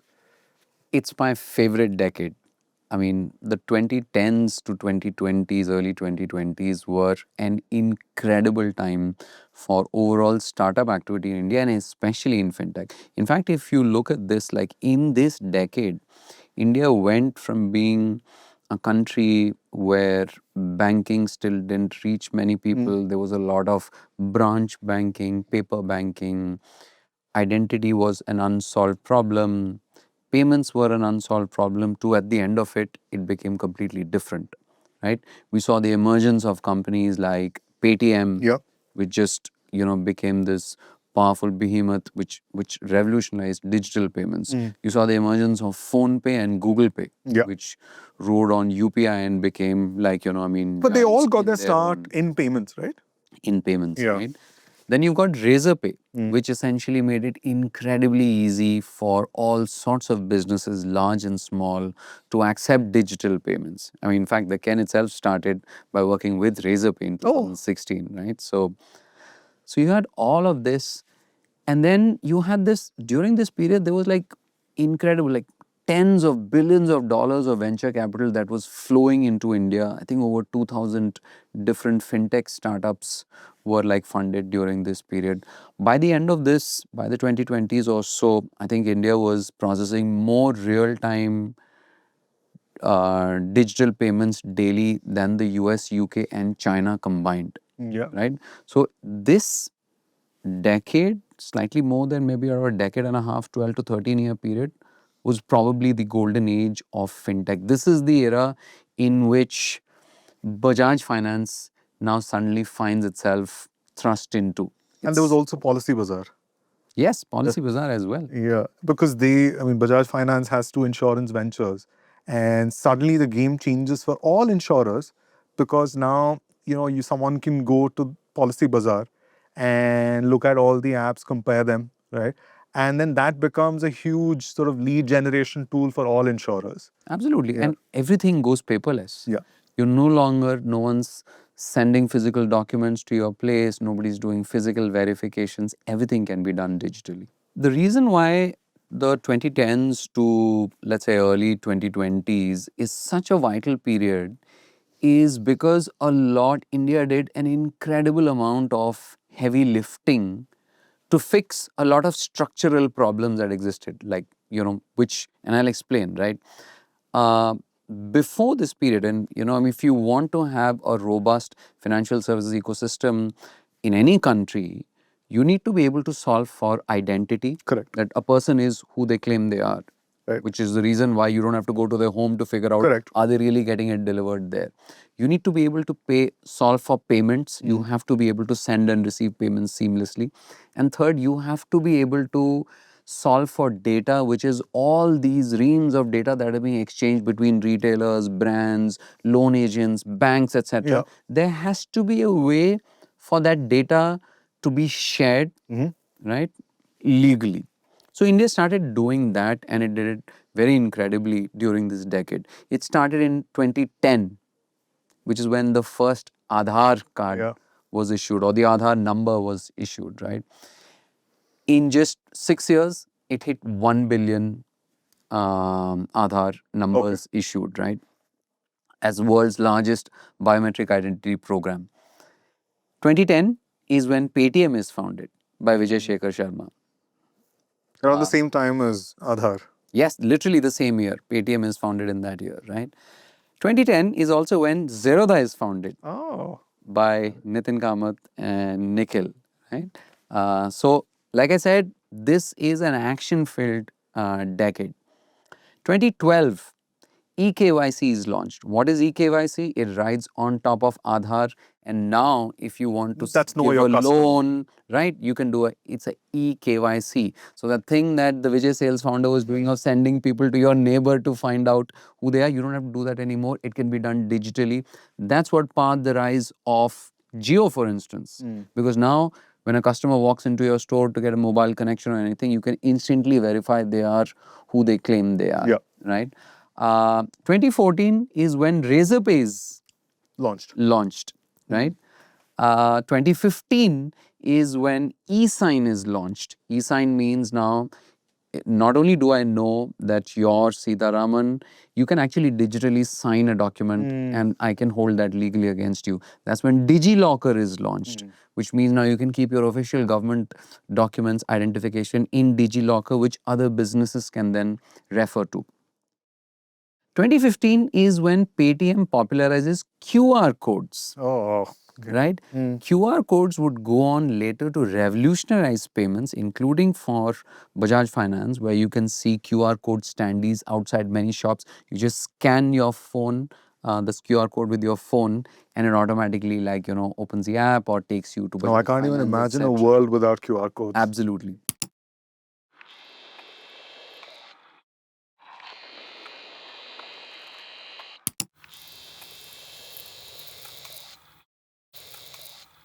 the story of QR codes is fascinating. It was invented in 1994 in Japan. Oh, I didn't know that. By this person called Masahiro Hara. I hope I'm pronouncing that right. He works at Denso Wave. It's a company which is a subsidiary of Toyota. If you look at prior to the arrival of QR codes, how do you scan? You must have seen this. How do you scan when you walk into a warehouse or like a store and somebody's I scanning didn't it? walk into a warehouse in the 90s. You surely walked into a store. When you walk into a store, when you give something to check out, Barcode. that's right, barcode. A barcode is what's called a one-dimensional code, right? Because it's only got lines of varying thickness Yeah. in just one dimension, right? So this exists, but it's cumbersome and you have to scan again and again and again. So what Denso Wave Masahiro does is, my bad, Masahiro Hara does is he creates sort of this two-dimensional barcode, so to speak, which is what a QR code really is, right? So, and guess what he's inspired by? He is inspired by the world's oldest board game. Do you know what that is? No. It's called Go. Oh. It was invented in China. It's about 2,500 years old. I mean, at its simplest, it's a 19 into 19 grid of black and white squares. You must have seen it with pieces on it. Never played that game, but even I've never played, and it's considered one of the most. It's long-standing, which means it has staying power. It is also considered one of the games where, humans still had an advantage vis-a-vis computers for the longest time, right? So he's inspired by that, and he creates the QR code. And the QR code is obviously like, it's a two-dimensional, it's a square, and it has squares of black or white in varying levels of thickness. Oh, is it square? I mean, I've never taken a close look at a QR code. I mean, I scan it every day, but that's right. And I think the most interesting thing, which we really must thank Denso Wave and Toyota and Masahiro Hara for, is they make the patent freely available. You can imagine an alternate scenario where they patent it and it doesn't. Instead, they make it freely available, which means anyone is free to adopt it. Whoa. And that's great. This is 1994, right?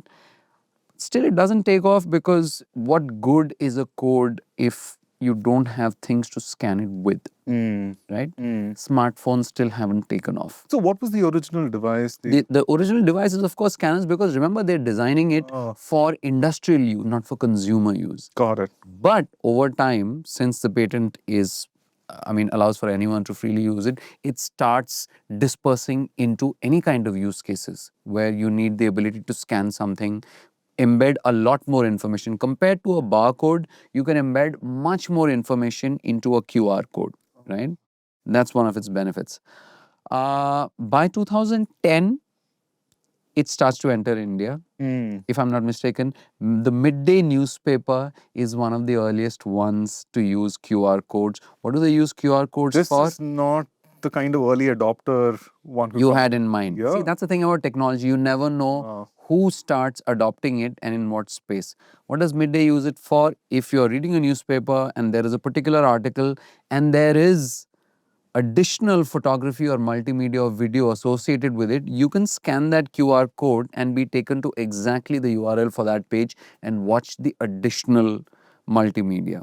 Interesting. From there, it makes its way into, again, since there is a Japan connection, it makes its way into, let's say, cars being sold by, let's say, a Toyota or others, etc. Because now, what's the easiest way? To get a car brochure. You run an ad, and then there is a QR code, you scan it, and it shows you additional information, etc. Newspaper stories have them, then newspaper ads have them. That's right. And then it makes its way, interestingly, into juice packs. So if you have a juice pack, people start embedding QR codes into it, so you could figure out where this juice is, the oranges in that juice came from. Oh. Because it sort of becomes like this universal thing where I want to give more information about this very specific thing that you're holding. Maybe it's a newspaper article, maybe it's an ad for a car, maybe it's a pack of juice, and you want to figure out what are its contents, where were these things sourced from. You can now embed a QR code and people can scan it with their earliest versions of the smartphones, right? From there, the QR code is invented in 1994, where in 2010, India started to see early diffusion, but it's still not widely adopted. When does it get widely adopted? It gets widely adopted in 2015, when Paytm decides to have QR codes on its standees for people to accept payments. 20 years later. That's right, right? So now that really supercharges it, because up till now the use cases are all, they're not really transactional. They're like, do you want additional information about this article? Sure, maybe, maybe not. I've already bought this pack of juice. Do I really want to know where the oranges came from, etc.? Sure, maybe, maybe not. But now there is this standee on a merchant's desk, and you want to pay the merchant. So the QR code is now directly integrated into a transaction, right? So that's when it really takes off, starts to take off in India. And I think, if I'm not mistaken, 2022 is when Bajaj Finance integrates QR codes into its own fairly formidable tech stack. So if you walk into a store, you now, I mean, earlier you had these Bajaj Finance executives. Yeah. And in some senses, the executives had to find you. So, I mean, imagine a flow where you walk into a Vijay Sales or a Chroma, and you've done that. We've all done that many times. Yeah. Where the moment you walk inside, people are like, the salespeople are sizing you up. Which desk are you going? How may I help you? And there is information interchange happening. And then before you know, somebody will figure out and come to you. But what if you didn't need to do that? What if the customer could tell you that I'm interested in a loan, right? Imagine a scenario where a customer walks in and says, hi, I'm Rohin, I'm interested in a loan. Of course, nobody would do that in real life. But now, if you've got a standee with a QR code, a customer comes in and the customer is like, I would like to probably get a larger TV on loan. Let me scan this. So they scan that. As they scan that, they're taken to the Bajaj Finance website or app, and instantly their information, their number is transmitted into the Bajaj Finance ecosystem, which buzzes to life. Have you ever transacted with them before? If not, they already have data about you, etc. And the people in the store can instantly come to know Sitaraman has walked into the store and has scanned this.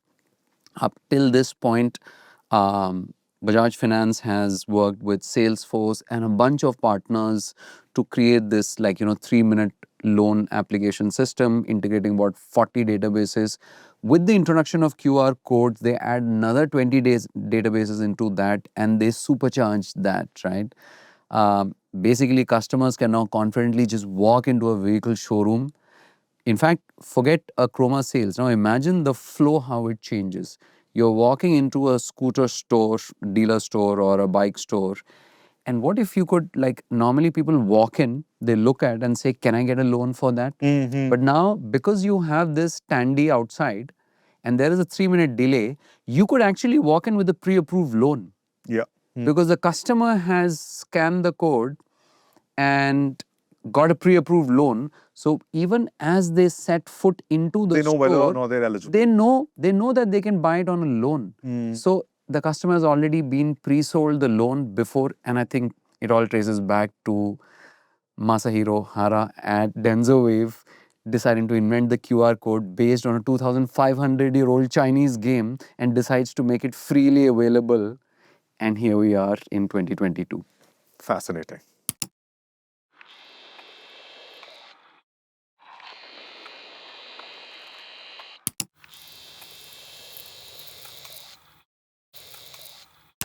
"2016 is, of course, demonetization, right? We demonetize the Did you currency. run to an ATM immediately after, or did you have I enough did cash? not, but that probably reveals my privilege rather than anything Do you have else. enough cash stashed at home? I have remember I told you that I do all my purchases with credit cards? Literally, if you open my wallet right now, you will not find a single currency note in there. It was like that even so I was fashionably demonetized even before demonetization. So I went to because my wife called me. I don't know what I was doing. I wasn't. She said go to the ATM immediately. We had one ATM in the neighborhood. Go there and withdraw 20,000 or 25,000 bucks. So Oh, went back there. in the days when you could withdraw that much in a single No, I did transaction. 4 transactions. That's the worst because this guy standing next in front of you is like, "Trrrr," and then he's putting it, and then again, it's like, dude. Yeah. And I think I was hoping that the ATM wouldn't run out of money by the time the next guy walked up to it. But thankfully, that problem. Coming back to 2016, demonetization and the launch of UPI, which enables instant, real time, almost no cost payments. 2017, Paytm goes on to raise $1 billion from SoftBank in a venture funding round. 2019, UPI crosses 1 billion monthly transactions. PhonePe and Google Pay are by now, of course, household names. Yeah. And we talk as easily as Indians about, I'll PhonePe you money, Yeah. or are you going to Google Pay money, Yeah. as though it was always the case, right? By 2021, there is something new called the account aggregator framework, which means now there are these new entities that act as middlemen between banks, lenders, retailers, etc. And if I take a loan, I can just give you access to my bank account through this framework, Right. right? Razorpay's valuation hit $7.5 billion. We're in 2021. This is a company that started in 2014, right? So this is just an incredible decade where the foundational layer, the plumbing layer, etc., is fixed for identity, payments, data. And then, of course, the global venture capital starts pouring in, and there's a fintech revolution and all these 2,000 plus fintechs. It's an incredible time to be an entrepreneur. As it turns out, even the Ken was Yeah. founded in 2016.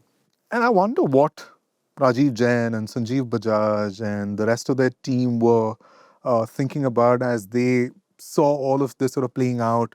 Fintechs, I don't think this term was very popular then. They're seeing these guys raise hundreds of millions of dollars. So you are a traditional lender relative to them, right? Next to banks, you're pretty innovative and new, but relative to fintechs, you're a conventional lender, right? I wonder what they wanted to do at that point because they don't immediately launch, say, alternatives or rivals to these platforms, right? I mean, I have a list here. They launched their rival to Amazon and Flipkart. It's called Bajaj Mall, which is an e-commerce platform in 2015. Right? This is the time, obviously, people have gone from Chroma and Reliance Digital to Flipkart and Amazon. And then they launched Bajaj Markets, which is a Policy Bazaar competitor where you can compare insurance policies in 2018. And then a discount broker, a rival to Zerodha, called Bajaj Broking in 2019. Right? And then they obviously launched a mutual fund much later in 2023. So they didn't really do this immediately. It was not like a knee-jerk response to these things, right? I wonder what made them do this. They didn't want to be left behind because these are not very large businesses relative to Bajaj Finance's core lending operation. So I wonder what the sort of the economic rationale was for them to do this. It's a great question. What exactly is this organization called Bajaj Finance doing while all of this action is happening around it? Even though Bajaj Finance is huge by any metric, it's dwarfed by the sheer scale of capital and innovation that's happening around it. Yeah. Right? I mean, Aadhaar is 1 billion plus users, eKYC, it's like 2,000 plus fintechs. There's like tens and hundreds of billions of dollars. Like, I mean, if you look at Paytm, which raised $1 billion. Now, Bajaj Finance is not, like, if you look at it as an aggregate, it is by no way a match for all the action that's taking place around it.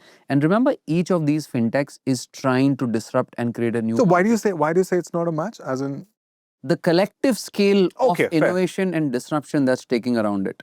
Any individual company, it can still. But the thing is, when you're operating in such a hyper-competitive market with so much of capital flowing in, right? Everyone is trying to, win. Correct. Right? So that's the environment that they're in. As it turns out, where are they in all of this? Of course, they're not sitting still. 2016, I think the management team and a bunch of other leaders went to Silicon Valley. They start meeting with some of the leading companies in the US. This is from the Harvard case study that I'm quoting from. And they meet companies like Microsoft, Amazon, Salesforce, but also 15 different fintech startups from the US. Today, with the benefit of hindsight, we can easily argue there was no point of meeting those fintech startups in the US because the world's most innovative fintech startups were actually in India. True. But to Bajaj Finance's credit, they were obviously studying the ones that were in India, and they were also going to the US. The way I sort of see it is that Bajaj Finance looks at all of these companies, these startups, nimble startups with huge valuations, hitting unicorn valuations, and it sees what they're doing, right? And I think I kind of capture it from what's called the 3I framework, which, if I'm not mistaken, Rajiv Jain, talks about a lot within the company. What are the 3 I's?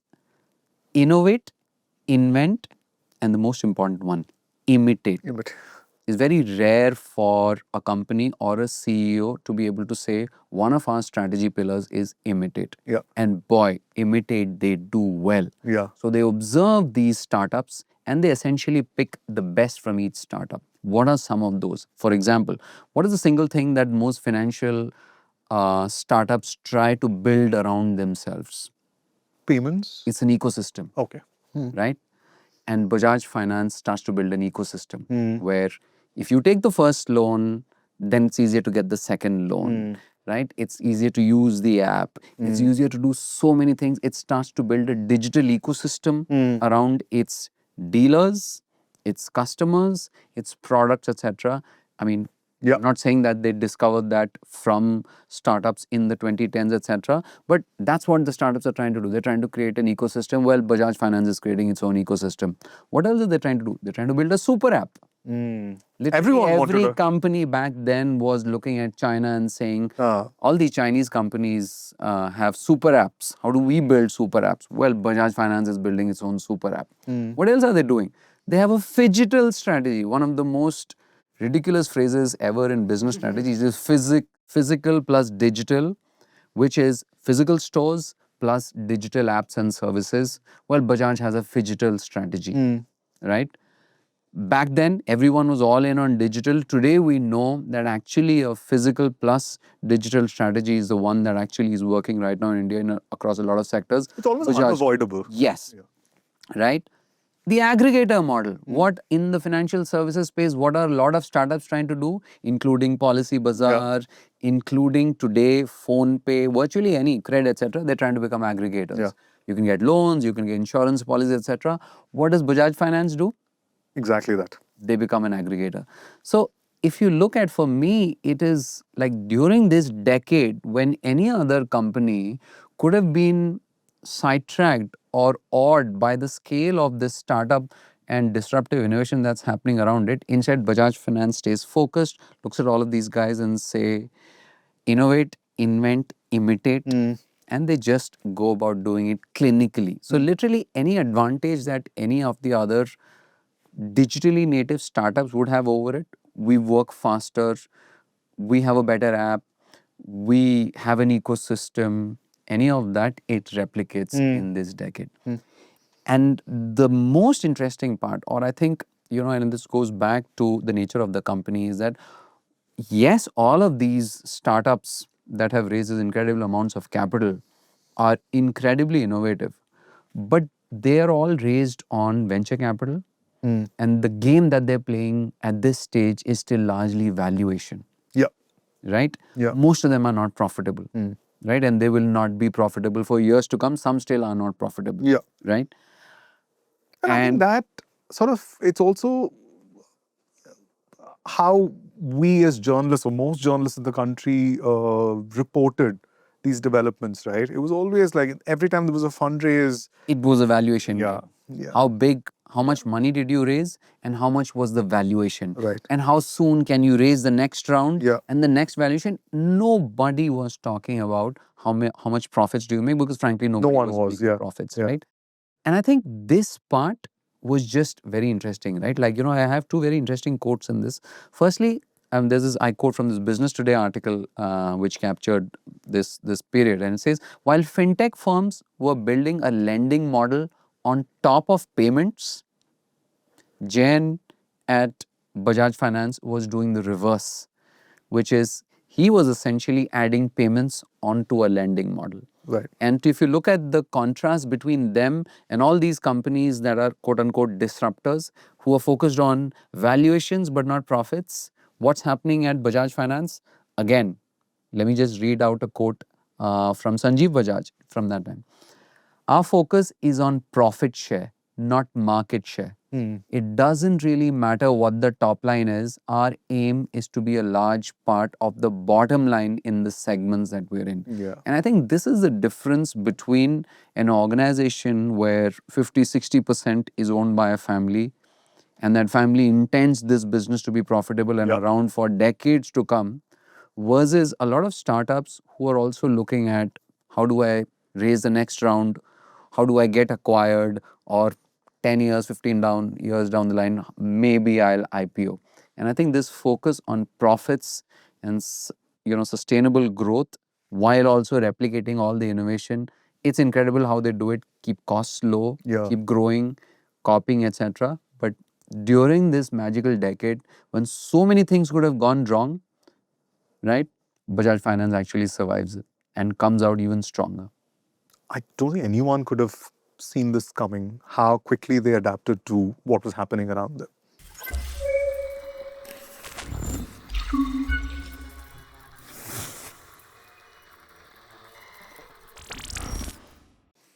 So, Rohan, I'd say Bajaj Finance has weathered the fintech storm quite well, wouldn't you? Better than well, Yeah. because no other, like, can you imagine any other scenario where a former captive lender, hugely majority owned by a 5 generation old family group that has been around for what, about a decade and a half, right? Being able to suddenly learn how to compete with billions of dollars of venture capital and disruptive startups all around it, and not just emerge successful at the end of it, but essentially, like, even stronger. There are very few examples globally. Yeah, this was a beast that they hadn't dealt with at all. Still, it didn't matter in the larger scheme It of was things. almost like a species of Yeah, beasts, yeah, right? yeah, Because you had this new thing called fintech yeah, startups, yeah, which are just raising hundreds of millions of dollars yeah, of venture yeah, capital and using those to fund losses. yeah, Bajaj Finance is used to dealing with what I'd call logical beasts, right? Beasts that chase profit pools, yeah, beasts that try to take away market share from it. Here's this new class of beast that doesn't want profits. right. That is just like, I'm going to burn money to take away your market share. It's a very hard thing to deal with this category of beasts, Yeah, absolutely. especially for you. You track large Indian conglomerates, right? Think about it. How many Indian conglomerates, the Tata conglomerate, the Reliance conglomerate, etc., have been able to or want to fight Yeah. this new generation of non-profit seeking beasts? They want to, but I wouldn't say they've been very successful. Correct. Yeah, yeah. Another storm they actually breezed through was the NBFC crisis of 2018-19. And you mentioned ILFS. Yes. You remember ILFS? We discussed this organization that was started in 1989. Yeah. Right? And then what happened is, and if you remember also, 1984 was when Satyam started. Yeah. Right? And Satyam essentially collapsed. ILFS bailed that out. Yeah. And then here comes 2018 and ILFS collapses, right? By now, ILFS is this gargantuan lending organization. You talked about a nested doll structure for Yeah. Bajaj Finance. Well, Bajaj Finance's nested doll or Bajaj's nested doll is not a match for ILFS structure. ILFS has a maze of 348 companies connected to it. When ILFS sort of goes down, it has 91,000 crore in debt Yeah. across this maze of companies, right? So at the I mean, I think we this need is- to talk about how it goes down, right? yes, Right? and that is really the interesting part, because ILFS was started as an organization to fund longer term projects and Infrastructure. infrastructure. It's in the name. A bridge. Infrastructure, leasing, and financial Exactly, services. right? Yeah. So bridges, buildings, ports, etc., and stuff like that. So if you really look at it, it's lending money for longer term projects. But the way it was raising money was through shorter term debt. Yeah. Right? 90 days, 180 days. Exactly. So imagine you're funding like the construction of a bridge, which may have a stated deadline of 5 years, but this is India, that deadline could become 10 years or 15 years. And you're constantly raising money for 180 days or 360 days. Obviously, it's not in line. So you have to keep rotating, right? So there is this what's called a, the mismatch between you're raising short-term debt and you're using it to fund long-term debt through this maze of companies. Yeah. As long as your borrowers are paying back on time, this is not really a problem, right? And what happens here is in the early 2010s, there was an infrastructure boom in India. A lot of these companies borrowed, thousands of crores. Do you know one of the companies that was connected to Satyam's downfall?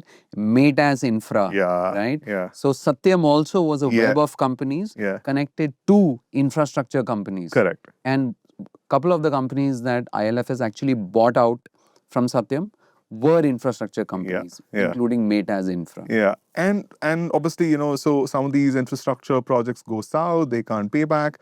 And these guys can't pay back their bondholders. Yes. And there's a collapse. And there's a term for it. It's called asset liability mismatch. Yeah. Right? Yeah. So you have these assets which are really like longer term assets on which you've given loans. Correct. And you've got your liabilities which are really shorter term because people are lending you money for much shorter term. They don't really care about when that bridge is getting completed.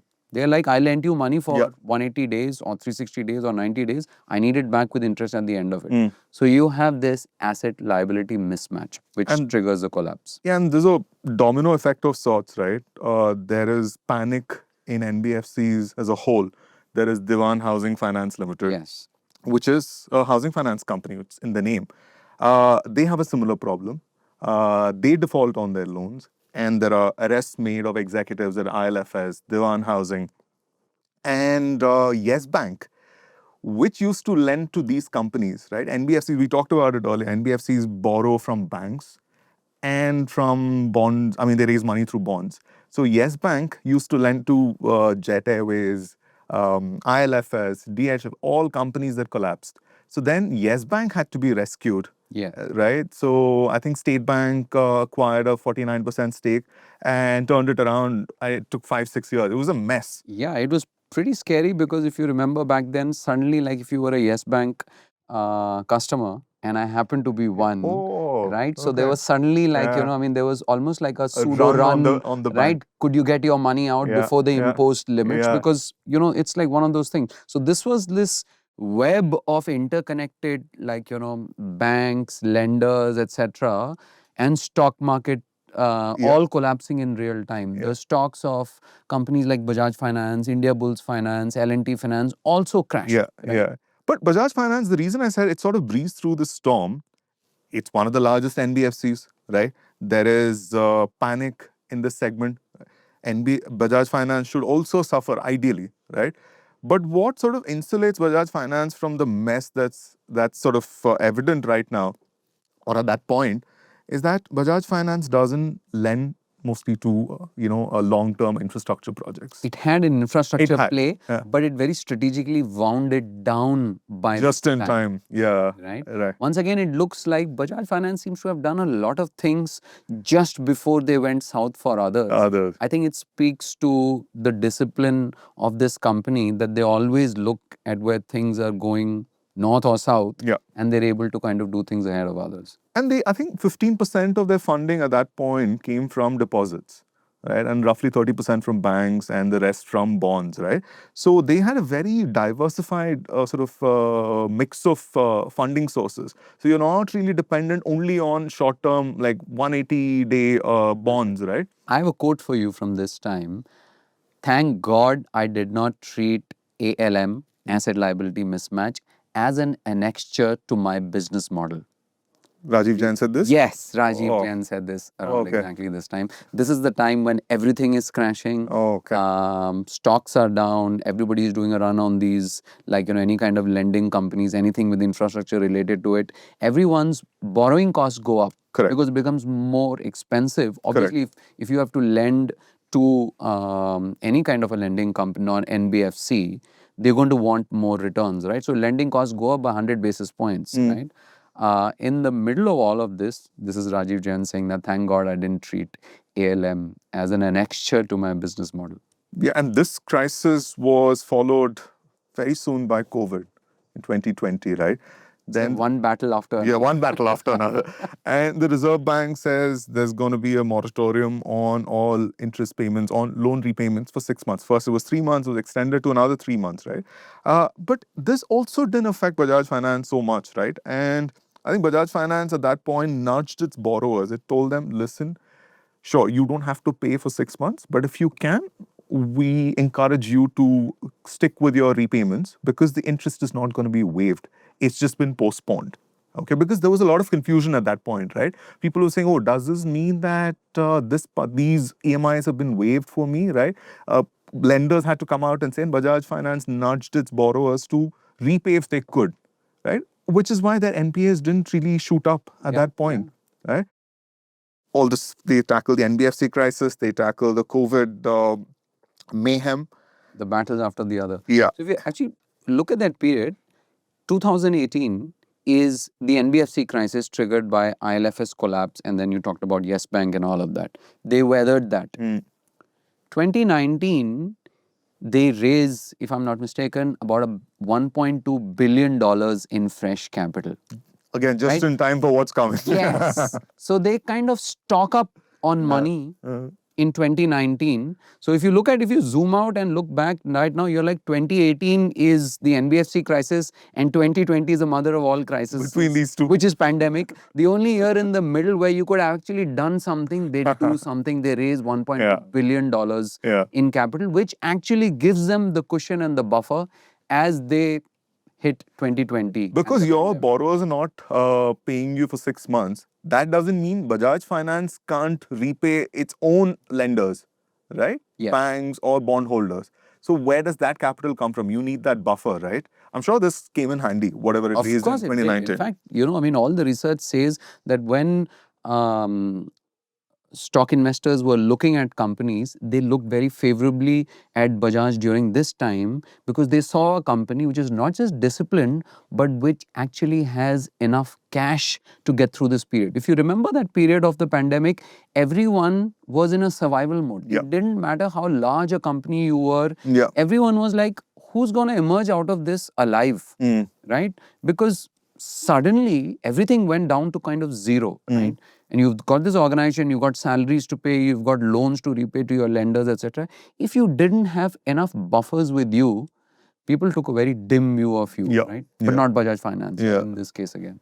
And then came the next battle. It didn't look like a battle then.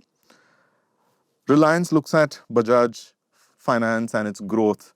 Like, oh, they've done this? This story has run too long for Reliance to not look at this and say, this seems like an opportunity, right? Like, it had to come. So what Bajaj Auto did in 2007, right? Take the financial services business out of Bajaj Auto and create Bajaj Finserv, and then Bajaj Finance under it. Reliance does the same thing.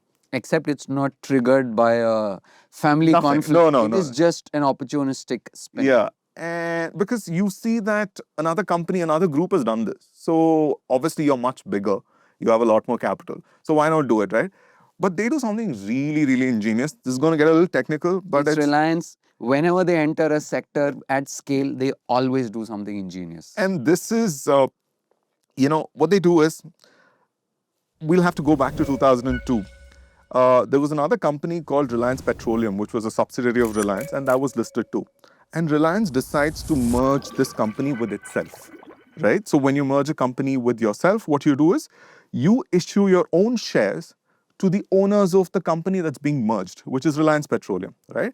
So Reliance Petroleum gets shares of, the shareholders, minority shareholders, individuals get shares in Reliance Industries. But Reliance Industries also owns a stake in Reliance Petroleum. So it gets shares in Reliance. So Reliance gets to own shares in Reliance. And this is called treasury shares. Okay, if you tell someone who's not well versed in the world of finance, they'll be like, "Are you joking? Yeah, How is this this even possible? possible? How But Reliance is like the past master. We've talked about nesting doll structures, etc. I think Reliance is the absolute past master of it's nesting dolls of nesting doll structure. No, other companies also use this, but not to this extent, right? So they park these shares in a trust, and that's about 12% of Reliance. So over the years, Reliance sells about 6%.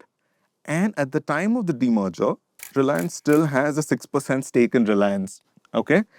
And they transfer that to this entity which is being spun out, which becomes Geo Financial Services. It doesn't have much of a business. It's got revenue of about 800 crore. Okay, I think there's some securities trading business. It's nothing.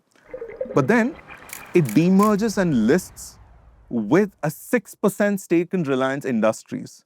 Which is huge. That's worth a trillion rupees or 1 lakh crore, right?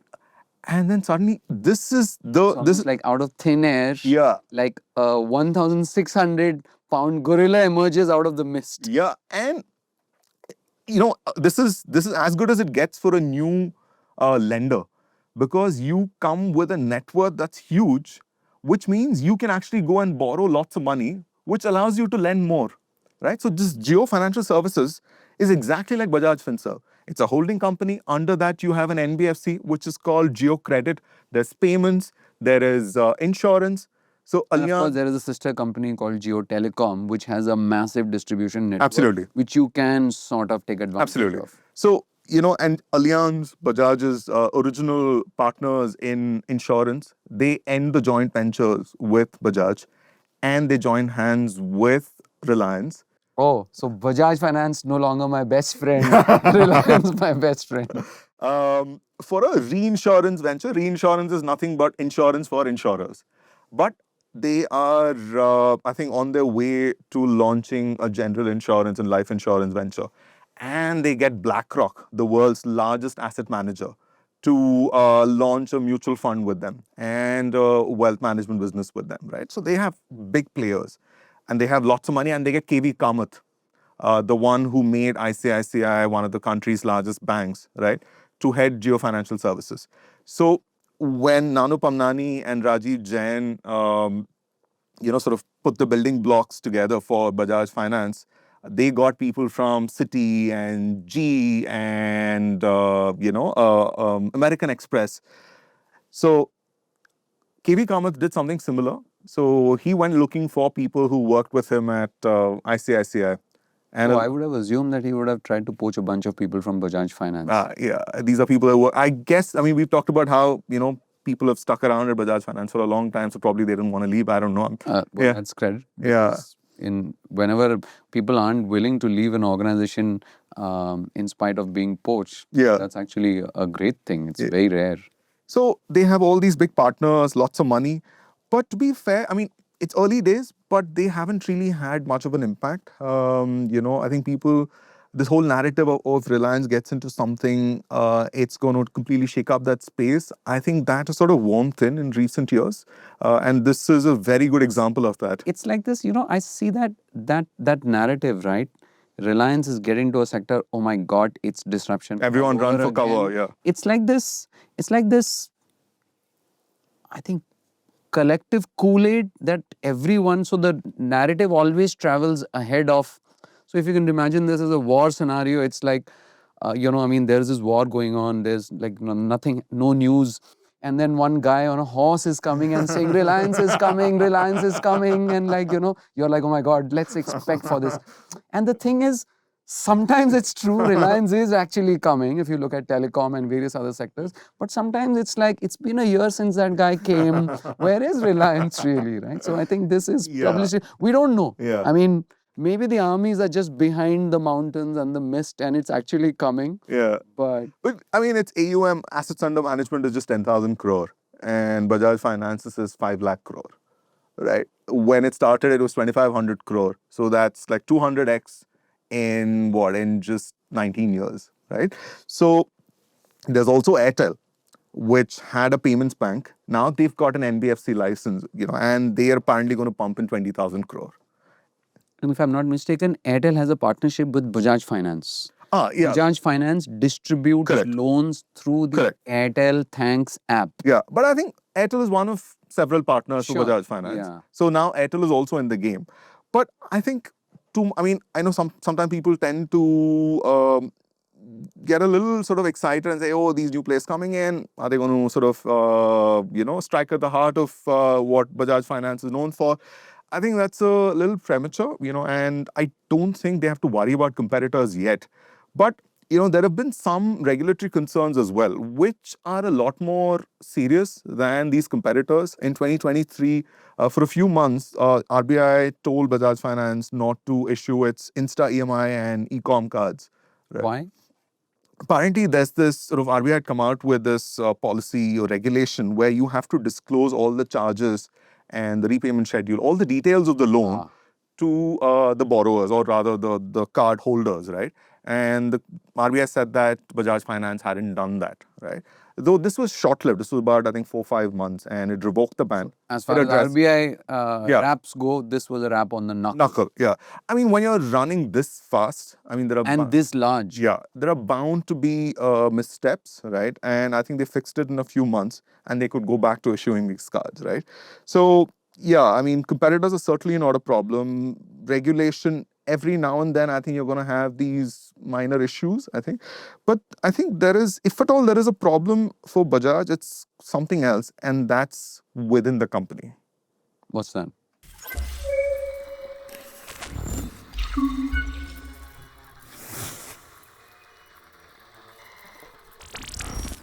So the problem Bajaj Finance has within has got nothing to do with its numbers, which look great. It has 115 million customers right now. And it wants to take that, almost double that, to 200 to 220 million by 2030 in just 4 years, right? We talked about long-range strategy, right? Yeah. So that's part of these are some of the targets in its current long-term strategy plan, right? And it has a long way to go in terms of how many more customers it can tap and how many more loans it can actually give out. For instance, India's retail credit to GDP ratio, which in 2000 was 7%, is now 18-19%. That's still considerably lower than what you see in other countries, right? You mentioned about 35% in the rest of Southeast Asia, etc. Yeah, then in 2000, I guess it's gone up from there.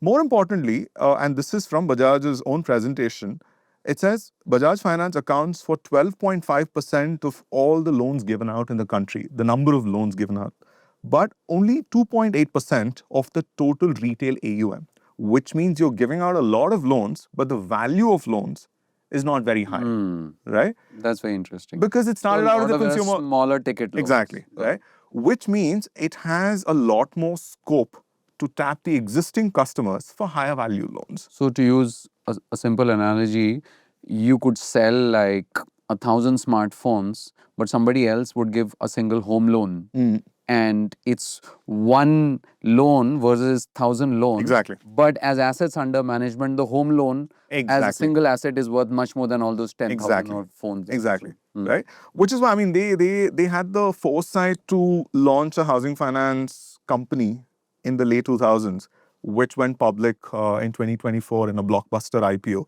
And they need to do more and more of that. Right? So the problem is certainly not with its financials. I think they're going to be able to hit their targets. It's to do with people, right? Nanu Pamnani, one of the architects of the Bajaj Finance success story, dies in 2020. He doesn't have an executive role at this point. I think he's vice chair of Bajaj Finance. And I think he's just an independent director. Rahul Bajaj dies in 2022, and he doesn't have an executive role either. And the person who sort of made all of this happen, Rajiv Jain, he quits as MD and he becomes vice in 2025.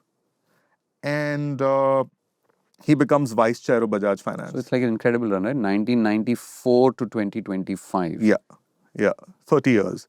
And about 18 years with Bajaj Finance, right? And the company appoints Anup Saha, who's been with Bajaj Finance for about 7 years, as the next MD. But interestingly, in 4 months, he quits. So the succession plan comes apart. Do we know why? No.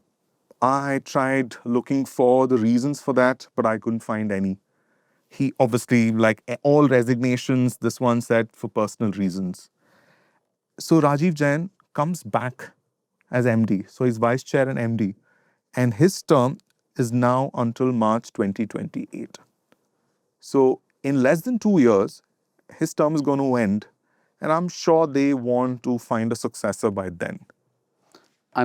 Yes, but I'm also assuming the kind of rigorous and disciplined organization that Bajaj Finance is, this succession would have been planned for at least what, 3, 4, 5 years? Absolutely. Right? Yeah. You said he's been with the company for 7 years. I bet at least for the last 3 years, they had been preparing and prepping him for the role. Because if this is a company that is thinking about how the business will run 3 to 5 years ahead and communicating to its shareholders, you can obviously assume that it will do the same for who is going to be the next CEO. Correct. So, I mean, this is a pretty big miss. Yeah. Because if you prep such a hyper disciplined, well run organization, if it did not handle that succession well, it means something went wrong, right? Like, we don't know what the reasons are, but obviously it wasn't that, oh, he wasn't ready. Because they must have prepared for it for years. Yeah. So there's something called key man risk, right, in business.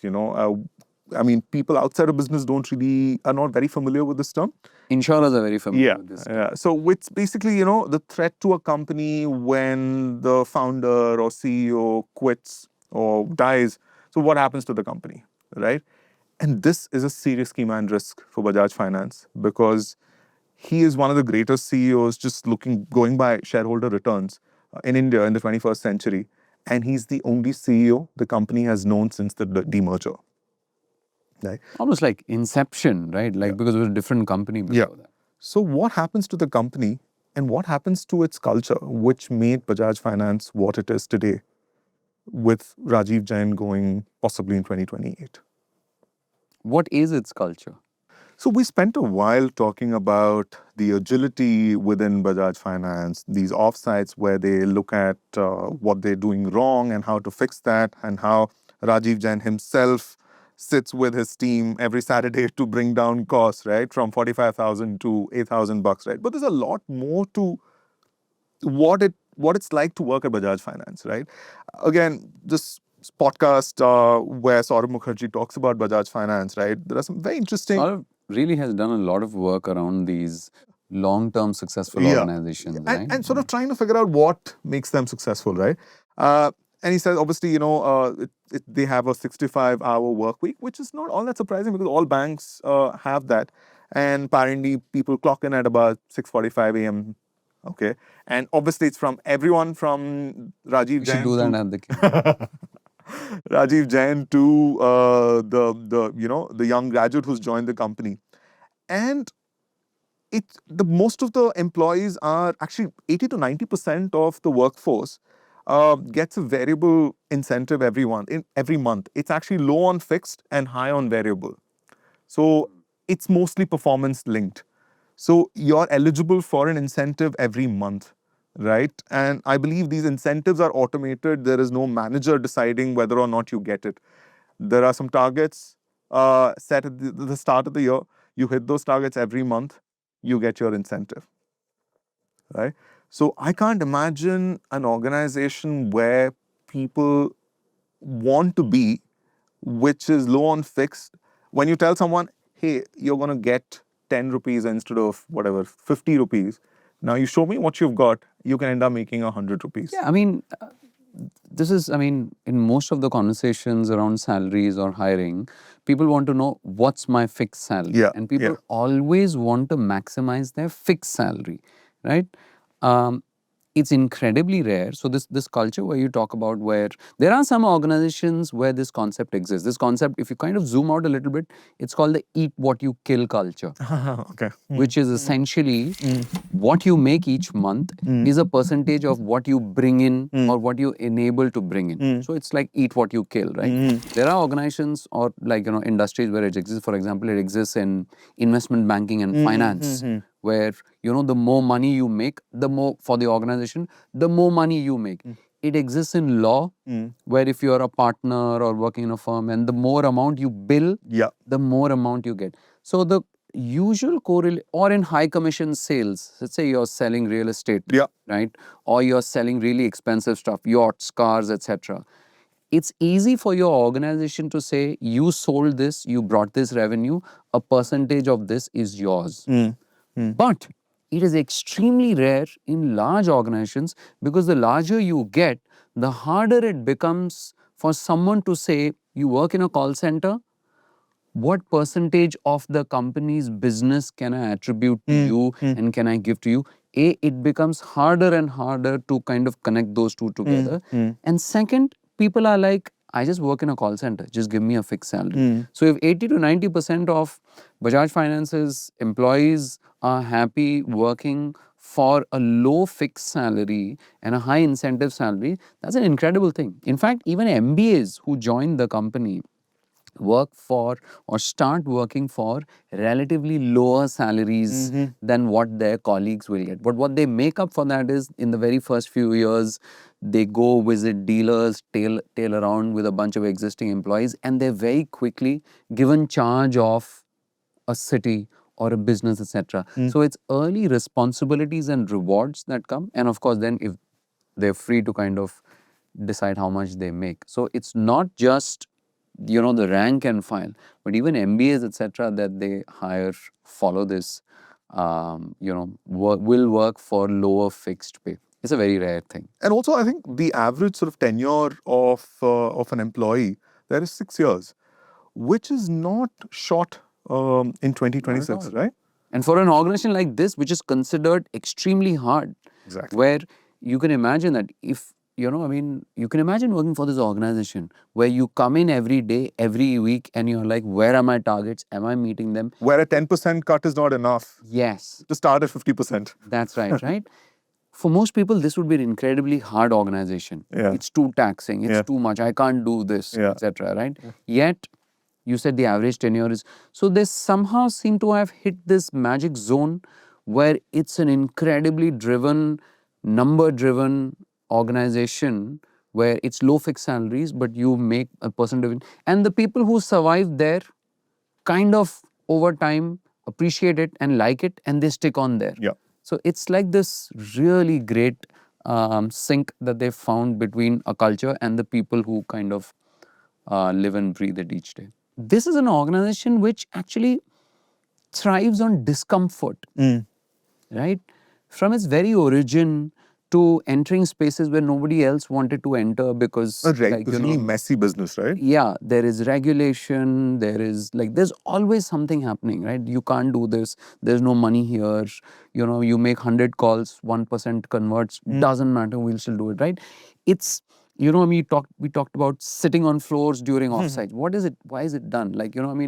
One of the things is when people do offsites, why are offsites typically done away from office? So that you're not comfortable with your surroundings and it forces you to think differently. Why do they make you sit down on floors? Because when you sit down on floors, suddenly there are no hierarchies and everyone is slightly uncomfortable. We talked about this organization saying anyone can criticize the company, tear it down.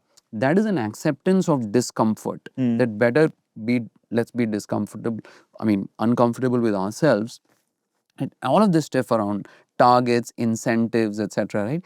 It is not a business as usual organization. It is an organization that has turned discomfort into something that it thrives in, right? What is its culture?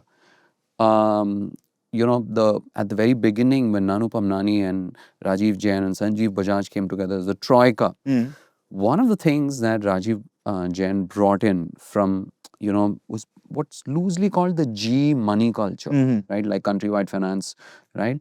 Which is, G had this thing of empowering independent business units to operate by themselves. So the thing that Bajaj Finance also does is, through that break to grow strategy, etc., it starts out as a single line lender. But today, how many categories does it operate in? 40, 50? Yeah, it has 50 product segments. Right. So it's broken down into these numerous organizations, and each of which is empowered to almost operate as an independent organization. So you remember that very first conversation where Nanu Pamnani said that, look, I'm not here to run this as a hobby business. If this doesn't hit its targets in 1 year, we're shutting it down. That still persists, except at the level of a company, it's gone down to each of these 50 or within. So if there is some particular business which is doing, let's say, around, some lending around tractors in, let's say, tier 2, tier 3 towns, and that business isn't meeting its numbers, it's virtually Nanu Pamnani saying that either you meet these numbers or I'm shutting this business down. So it's like a kind of fractalization of that same strategy. Second thing, it's very nimble. Every few years it comes across some kind of crisis, and for some reason it seems to have anticipated and moved, ahead of others. It has incredible discipline and relentlessness, right? It doesn't matter whether the conversion from 100 phone calls is 1% or 0.1%, they'll still hit it with 100%, right? And this entire thing of breaking apart a large organization into smaller units. Now, if you connect all of this together, it takes me to an analogy which is very commonly used. I don't like it that much, but I think it's inevitable, which is that of an army. And you can actually visualize this is how armies operate, right? They're turned into smaller units. They're incredibly disciplined and relentless. They're allowed, like, when a unit operates, it operates independently, etc. It has ownership within it. The concept from there, which I kind of jumped to, is this very interesting, it's from this book and also this note by Ben Horowitz. Ben Horowitz is the co-founder of Andreessen Horowitz, or A16Z, which is the world's largest venture capital firm. Is it the largest? Yes, it is. It has $46 billion of assets under management. And Ben Horowitz was also the former CEO of a cloud company, which he co-founded with Mark Andreessen, which was sold to HP. So Ben Horowitz talks about wartime versus peacetime for organizations. And I'm just going to read out, like, a bit from his note, and of course we'll link to it in the show notes as well. Peacetime in business means those times when a company has a large advantage versus the competition in its core market, and its market is growing. That sounds like Bajaj Finance, right? In times of peace, the company can focus on expanding the market and reinforcing the company's strengths. In wartime, a company is fending off an imminent existential threat. Such a threat can come from a wide range of sources, including competition, dramatic macroeconomic change, market change, supply chain change, and so forth. That also sounds like... That's also Bajaj Finance. Yeah. In peacetime, leaders must maximize and broaden the current opportunity. As a result, peacetime leaders employ techniques to encourage broad-based creativity and contribution across a diverse possible set of objectives. In wartime, by contrast, the company typically has a single bullet in the chamber and must, at all costs, hit that target. The company's survival in wartime depends on strict adherence and alignment to its mission. So is Bajaj Finance a company which even in peacetime operates like a wartime company? That's a great question, and I'm going to answer that. And you're probably not going to like my answer. But this is not the only reference I could find to the concept of war and armies, right? So one of the things that Rajiv Jain pioneered, like, I don't think he invented it, but he has a 3I framework, right? Which is innovate, invent, imitate. Is the concept of war rooms. A war room is where you bring together key talent, leadership, etc., and they are given a focus on some particular thing, and they just work to kind of optimize that, right? So over time, he believes in this concept of setting up war rooms whenever there is a crisis or an opportunity. So as a result of which, Bajaj Finance has redefined itself. Most NBFCs typically were focusing on relationship-based lending. And I have a good relationship with my customer, etc. Instead, Bajaj Finance has refocused itself as a technology company. Right? Sure, there is a relationship. One of the first to do that. Absolutely. Yeah. And the war rooms that it sets up every now and then allow them to either spot leaks, that something is inefficient, like the example that we discussed earlier of, I mean, this is the processing fee for a home loan. Why is it so high? Yeah. Or slowing growth down to specific zip codes or product lines almost instantly, because there is a war room which is looking at what's going on. And they're able to go out and either fix it or take advantage of it even before competitors have realized it. Hence that comment about how asset liability mismatch is not an annexure item. Or the thing about conveniently raising $1.2 billion just before the pandemic, right? There are examples that I found of when this war room actually helped most. Like, for example, 2016 demonetization. Suddenly the world's gone to the dogs, and well, Bajaj Finance is just like, I guess we're going to figure out how to do everything digitally. And they become ace at it. Or 2020 pandemic. Oh, how do we succeed in this? So these are all examples where they used war rooms to their advantage. I want to now recast an earlier analogy where I compared this organization to a car, and when I said that, the accelerator is Rajiv Jain and the fuel is Sanjeev Bajaj and the steering and the brakes are Namu Pamnani, to, well, this is an army actually, right? Like, and the general is Rajiv Jain and the strategist was Nanu Pamnani.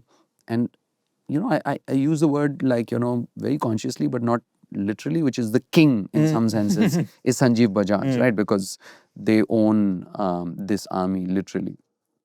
I'm going to ask you a bunch of questions now. I've talked about wartime and peacetime organizations. That actually reminds me of this very interesting quote from the Harvard case study. I mean, you talked about different scenarios where he had to set up a war room, right?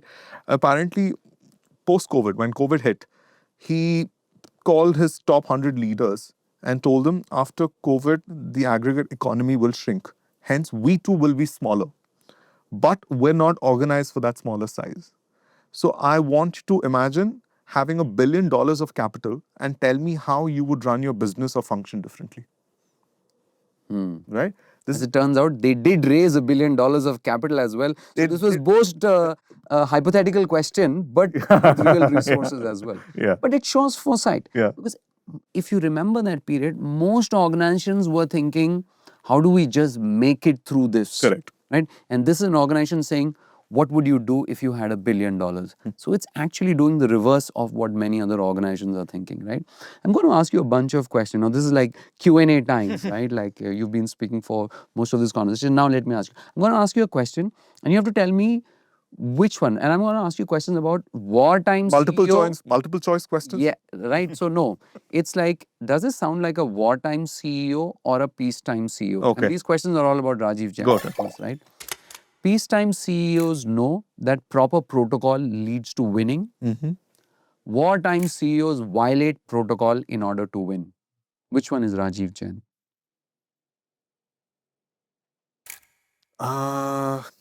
I think protocol is a little tricky here because you're talking about a lender and you have rules and whatnot. No right or wrong answer, just whatever comes to your mind. Do you think he insists that proper protocols lead to winning, or do you think he violates protocols in order to win?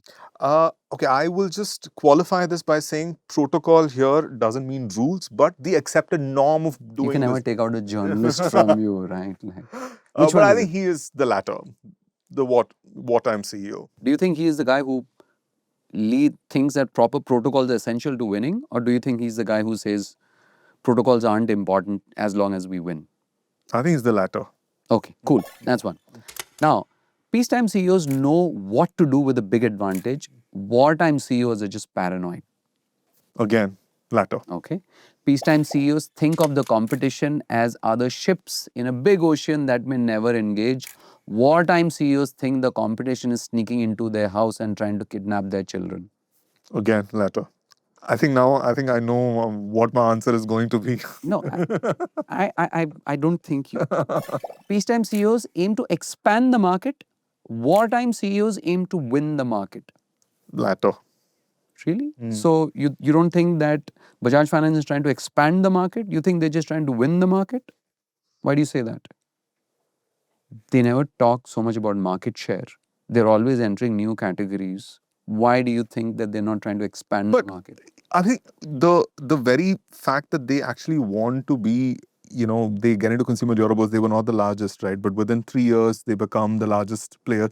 I think I read somewhere that they actually finance 30% of electronics and 15% of smartphones in the country. But do you think it's an organization that chases market share? If you remember, there was this quote from Sanjeev Bajaj also, which said, "We are only looking at profit. We don't care what the market share is as long as we are profitable in each segment."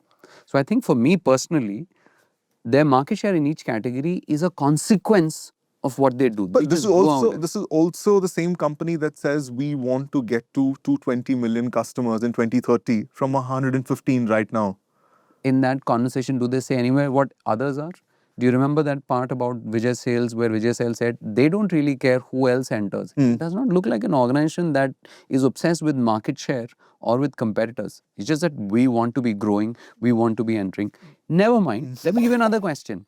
Peacetime CEOs work to minimize conflict, wartime CEOs heighten the contradictions. Ah, again, it's the second one. And I mean, I'm thinking of the whole cost cutting example, right? What do we learn from each other, right? So there's like put them in a place of discomfort so that they come out better. Right. And this last one, I'd be really interested in your answer. Like, right? Peacetime CEOs set big, hairy, audacious goals. Wartime CEOs too busy fighting the enemy to read management books written by consultants who have never managed a full stand. This is the former. This is the former. Yeah. So the point that I'm trying to make is that Rajiv Jain seems to be both a peacetime CEO and a wartime CEO. Bajaj Finance seems to be both a wartime company and a peacetime company. It is both. Yeah. So that question that you'd asked me earlier about which one it is, this is very rare.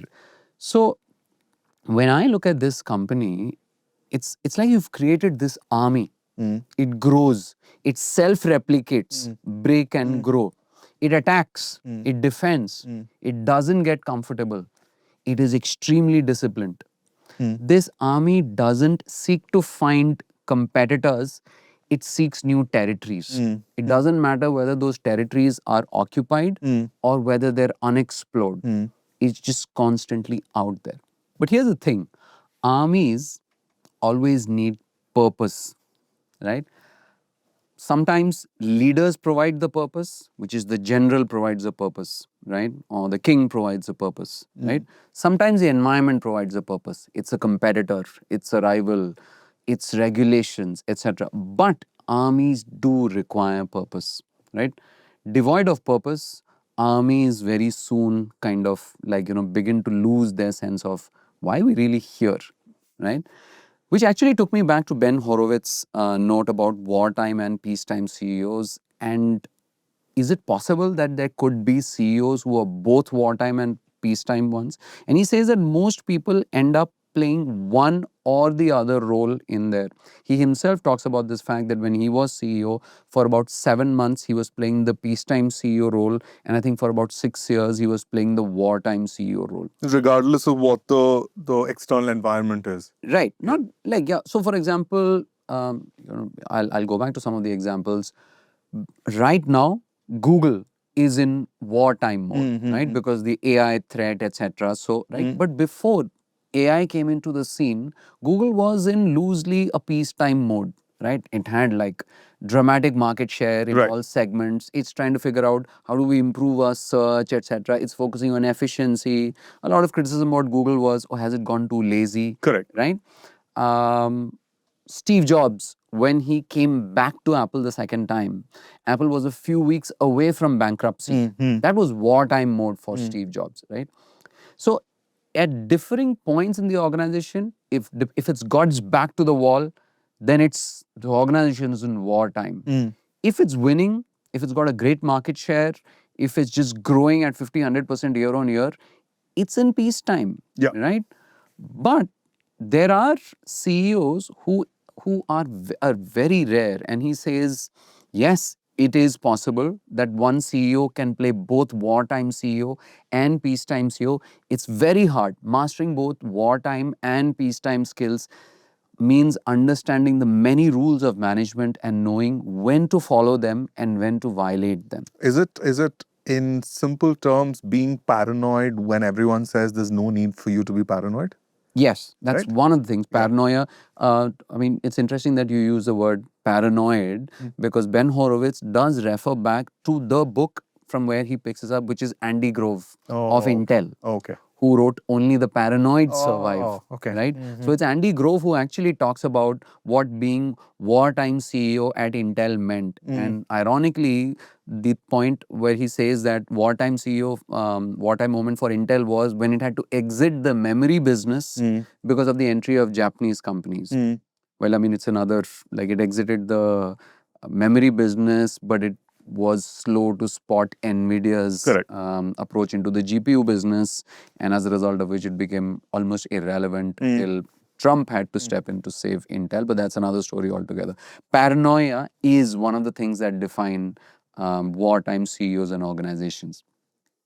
But to come back to this, it does look like Rajiv Jain is both a wartime CEO and a peacetime CEO. So if you look at this army, he's able to constantly guide it into newer territories. But as they stop to rest for the night, it's almost like we need to be able to make swords 50% faster. We need to be able to run our horses 27% faster. I said earlier that it's very rare for an organization to be able to both attack and defend, grow and efficiency at the same time. But Rajiv Jain seems to have done that. As a result of which, Bajaj Finance today is an organization which is both a wartime organization and a peacetime organization. That's incredibly rare, right? How much more territory can it conquer? Right? It is at 110 million, it wants to get to 200 million, maybe it will continue growing, it's self-replicating, it breaks and divides 50 categories, becomes 100 categories, etc. All of that is possible. Can it ever be truly a peacetime organization? No. I don't know. No. Right? But here's the thing about armies. Armies maintain their edge by constantly fighting. We've talked about constraints in the past and how constraints, it didn't get a bank license, so it figured out how to kind of operate around it, etc. Right? So this organization thrives on challenges and fights, right? And Rajiv Jain was the general that kind of directed it.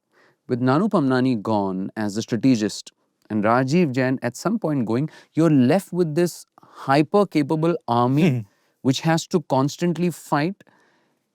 I'm sure it can, right? Because inherently this has now become part of its culture. Yeah. But it still requires a great general to lead it, right? Because there is that stability which is provided by the Bajaj family holdings and Sanjeev Bajaj, which is great because the army still belongs to the same king. Yeah. I'll sort of end this by another analogy, which is I compared this to the ship of Theseus. Talking about Right? ships, armies, Yes, we're talking this about is- America or Bajaj Finance. That's right. This is now the army of Theseus, right? This started out, you've built this formidable army, you've taken away the strategist, Nanu Pamnani passed away. At some point, Rajiv Jain will step back from being MD. Yeah. And there is only Sanjeev Bajaj. Is that army still the army that was created, or is it like a new army which will find its own purpose, it'll create its own leaders, it'll find its own territories, and it doesn't need competitors, right? So it's a formidable army, but I still feel it needs to be guided by a great general.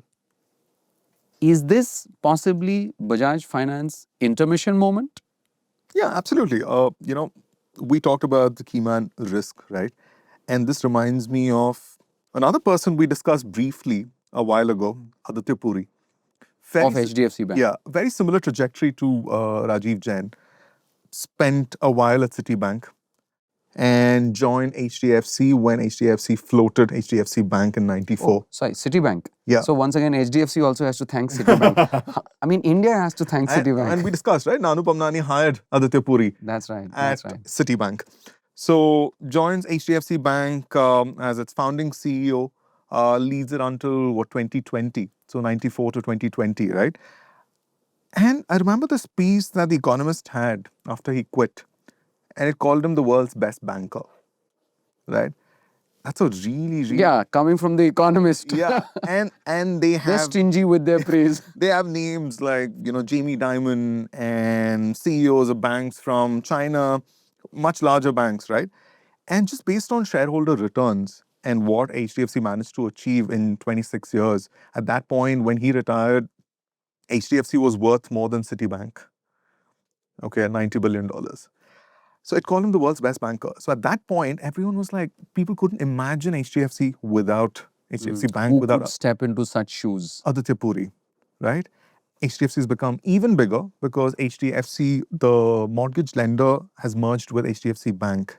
Right? It's now what I think it's the second most valuable company in the country after Reliance. So I think, and HDFC has been grappling with a bunch of issues, right? We had the chairman of HDFC putting out a letter. He resigned and put out a letter. He said he's got ethical differences with the company, right? And FT reported that there was a power struggle between him and the new CEO, the one who succeeded Aditya Puri. So it's not easy, right? As we discussed, Bajaj Finance will hit those targets that it has, right, by 2030. There's no reason why it won't. But Rajiv Jain is going to be gone, most certainly by 2028.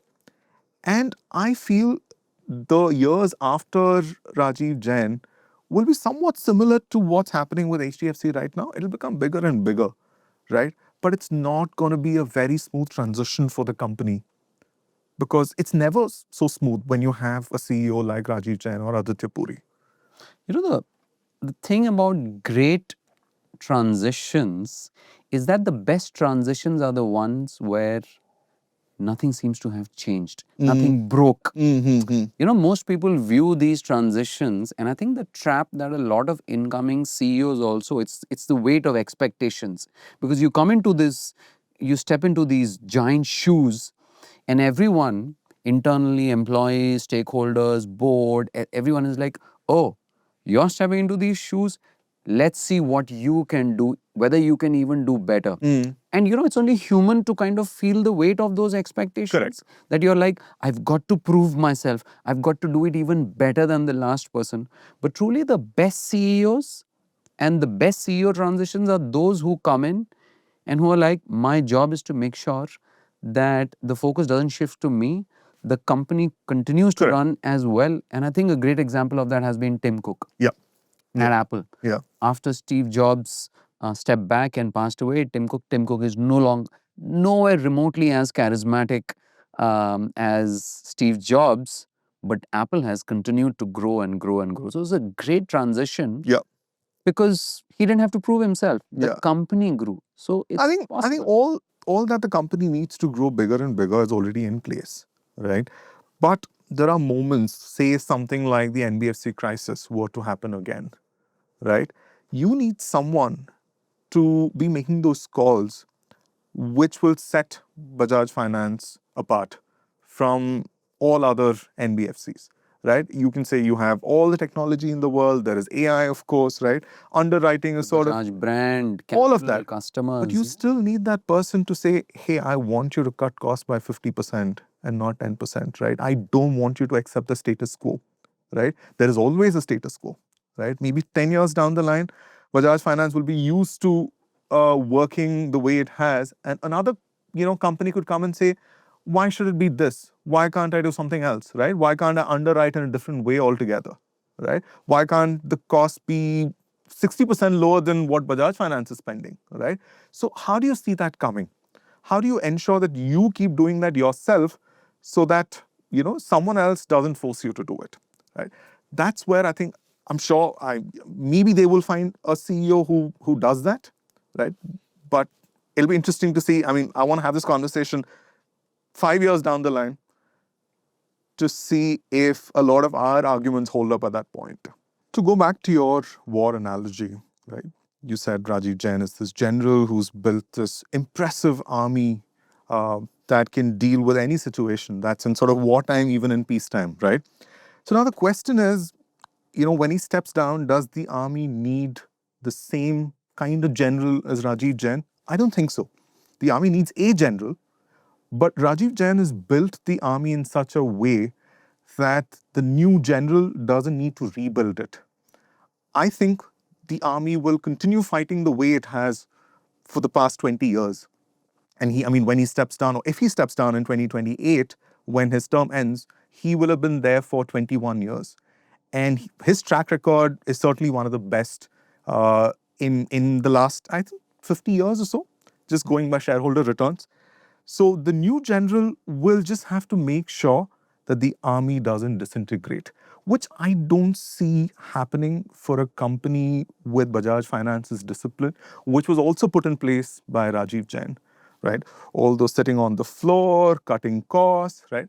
All of that will continue happening. I don't see any reason why that shouldn't happen, right? If this company could see the fintech boom coming and imitate, right? If the company could prepare for COVID without even realizing that there was going to be a pandemic with a war chest, right? If the company could quickly fix issues with its cards and get past any regulatory problems, I'm sure this company can see whatever else comes in its way. I think 20 years down the line, I see two more guys sitting and having a similar conversation about what makes Bajaj Finance. Could be us. It could be us. It could be someone else. But I think that conversation will be along similar lines.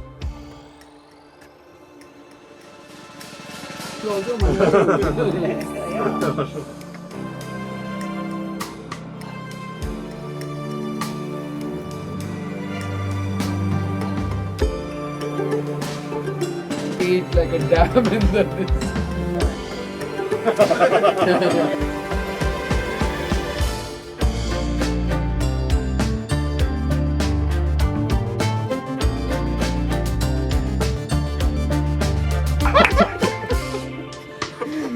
Cut.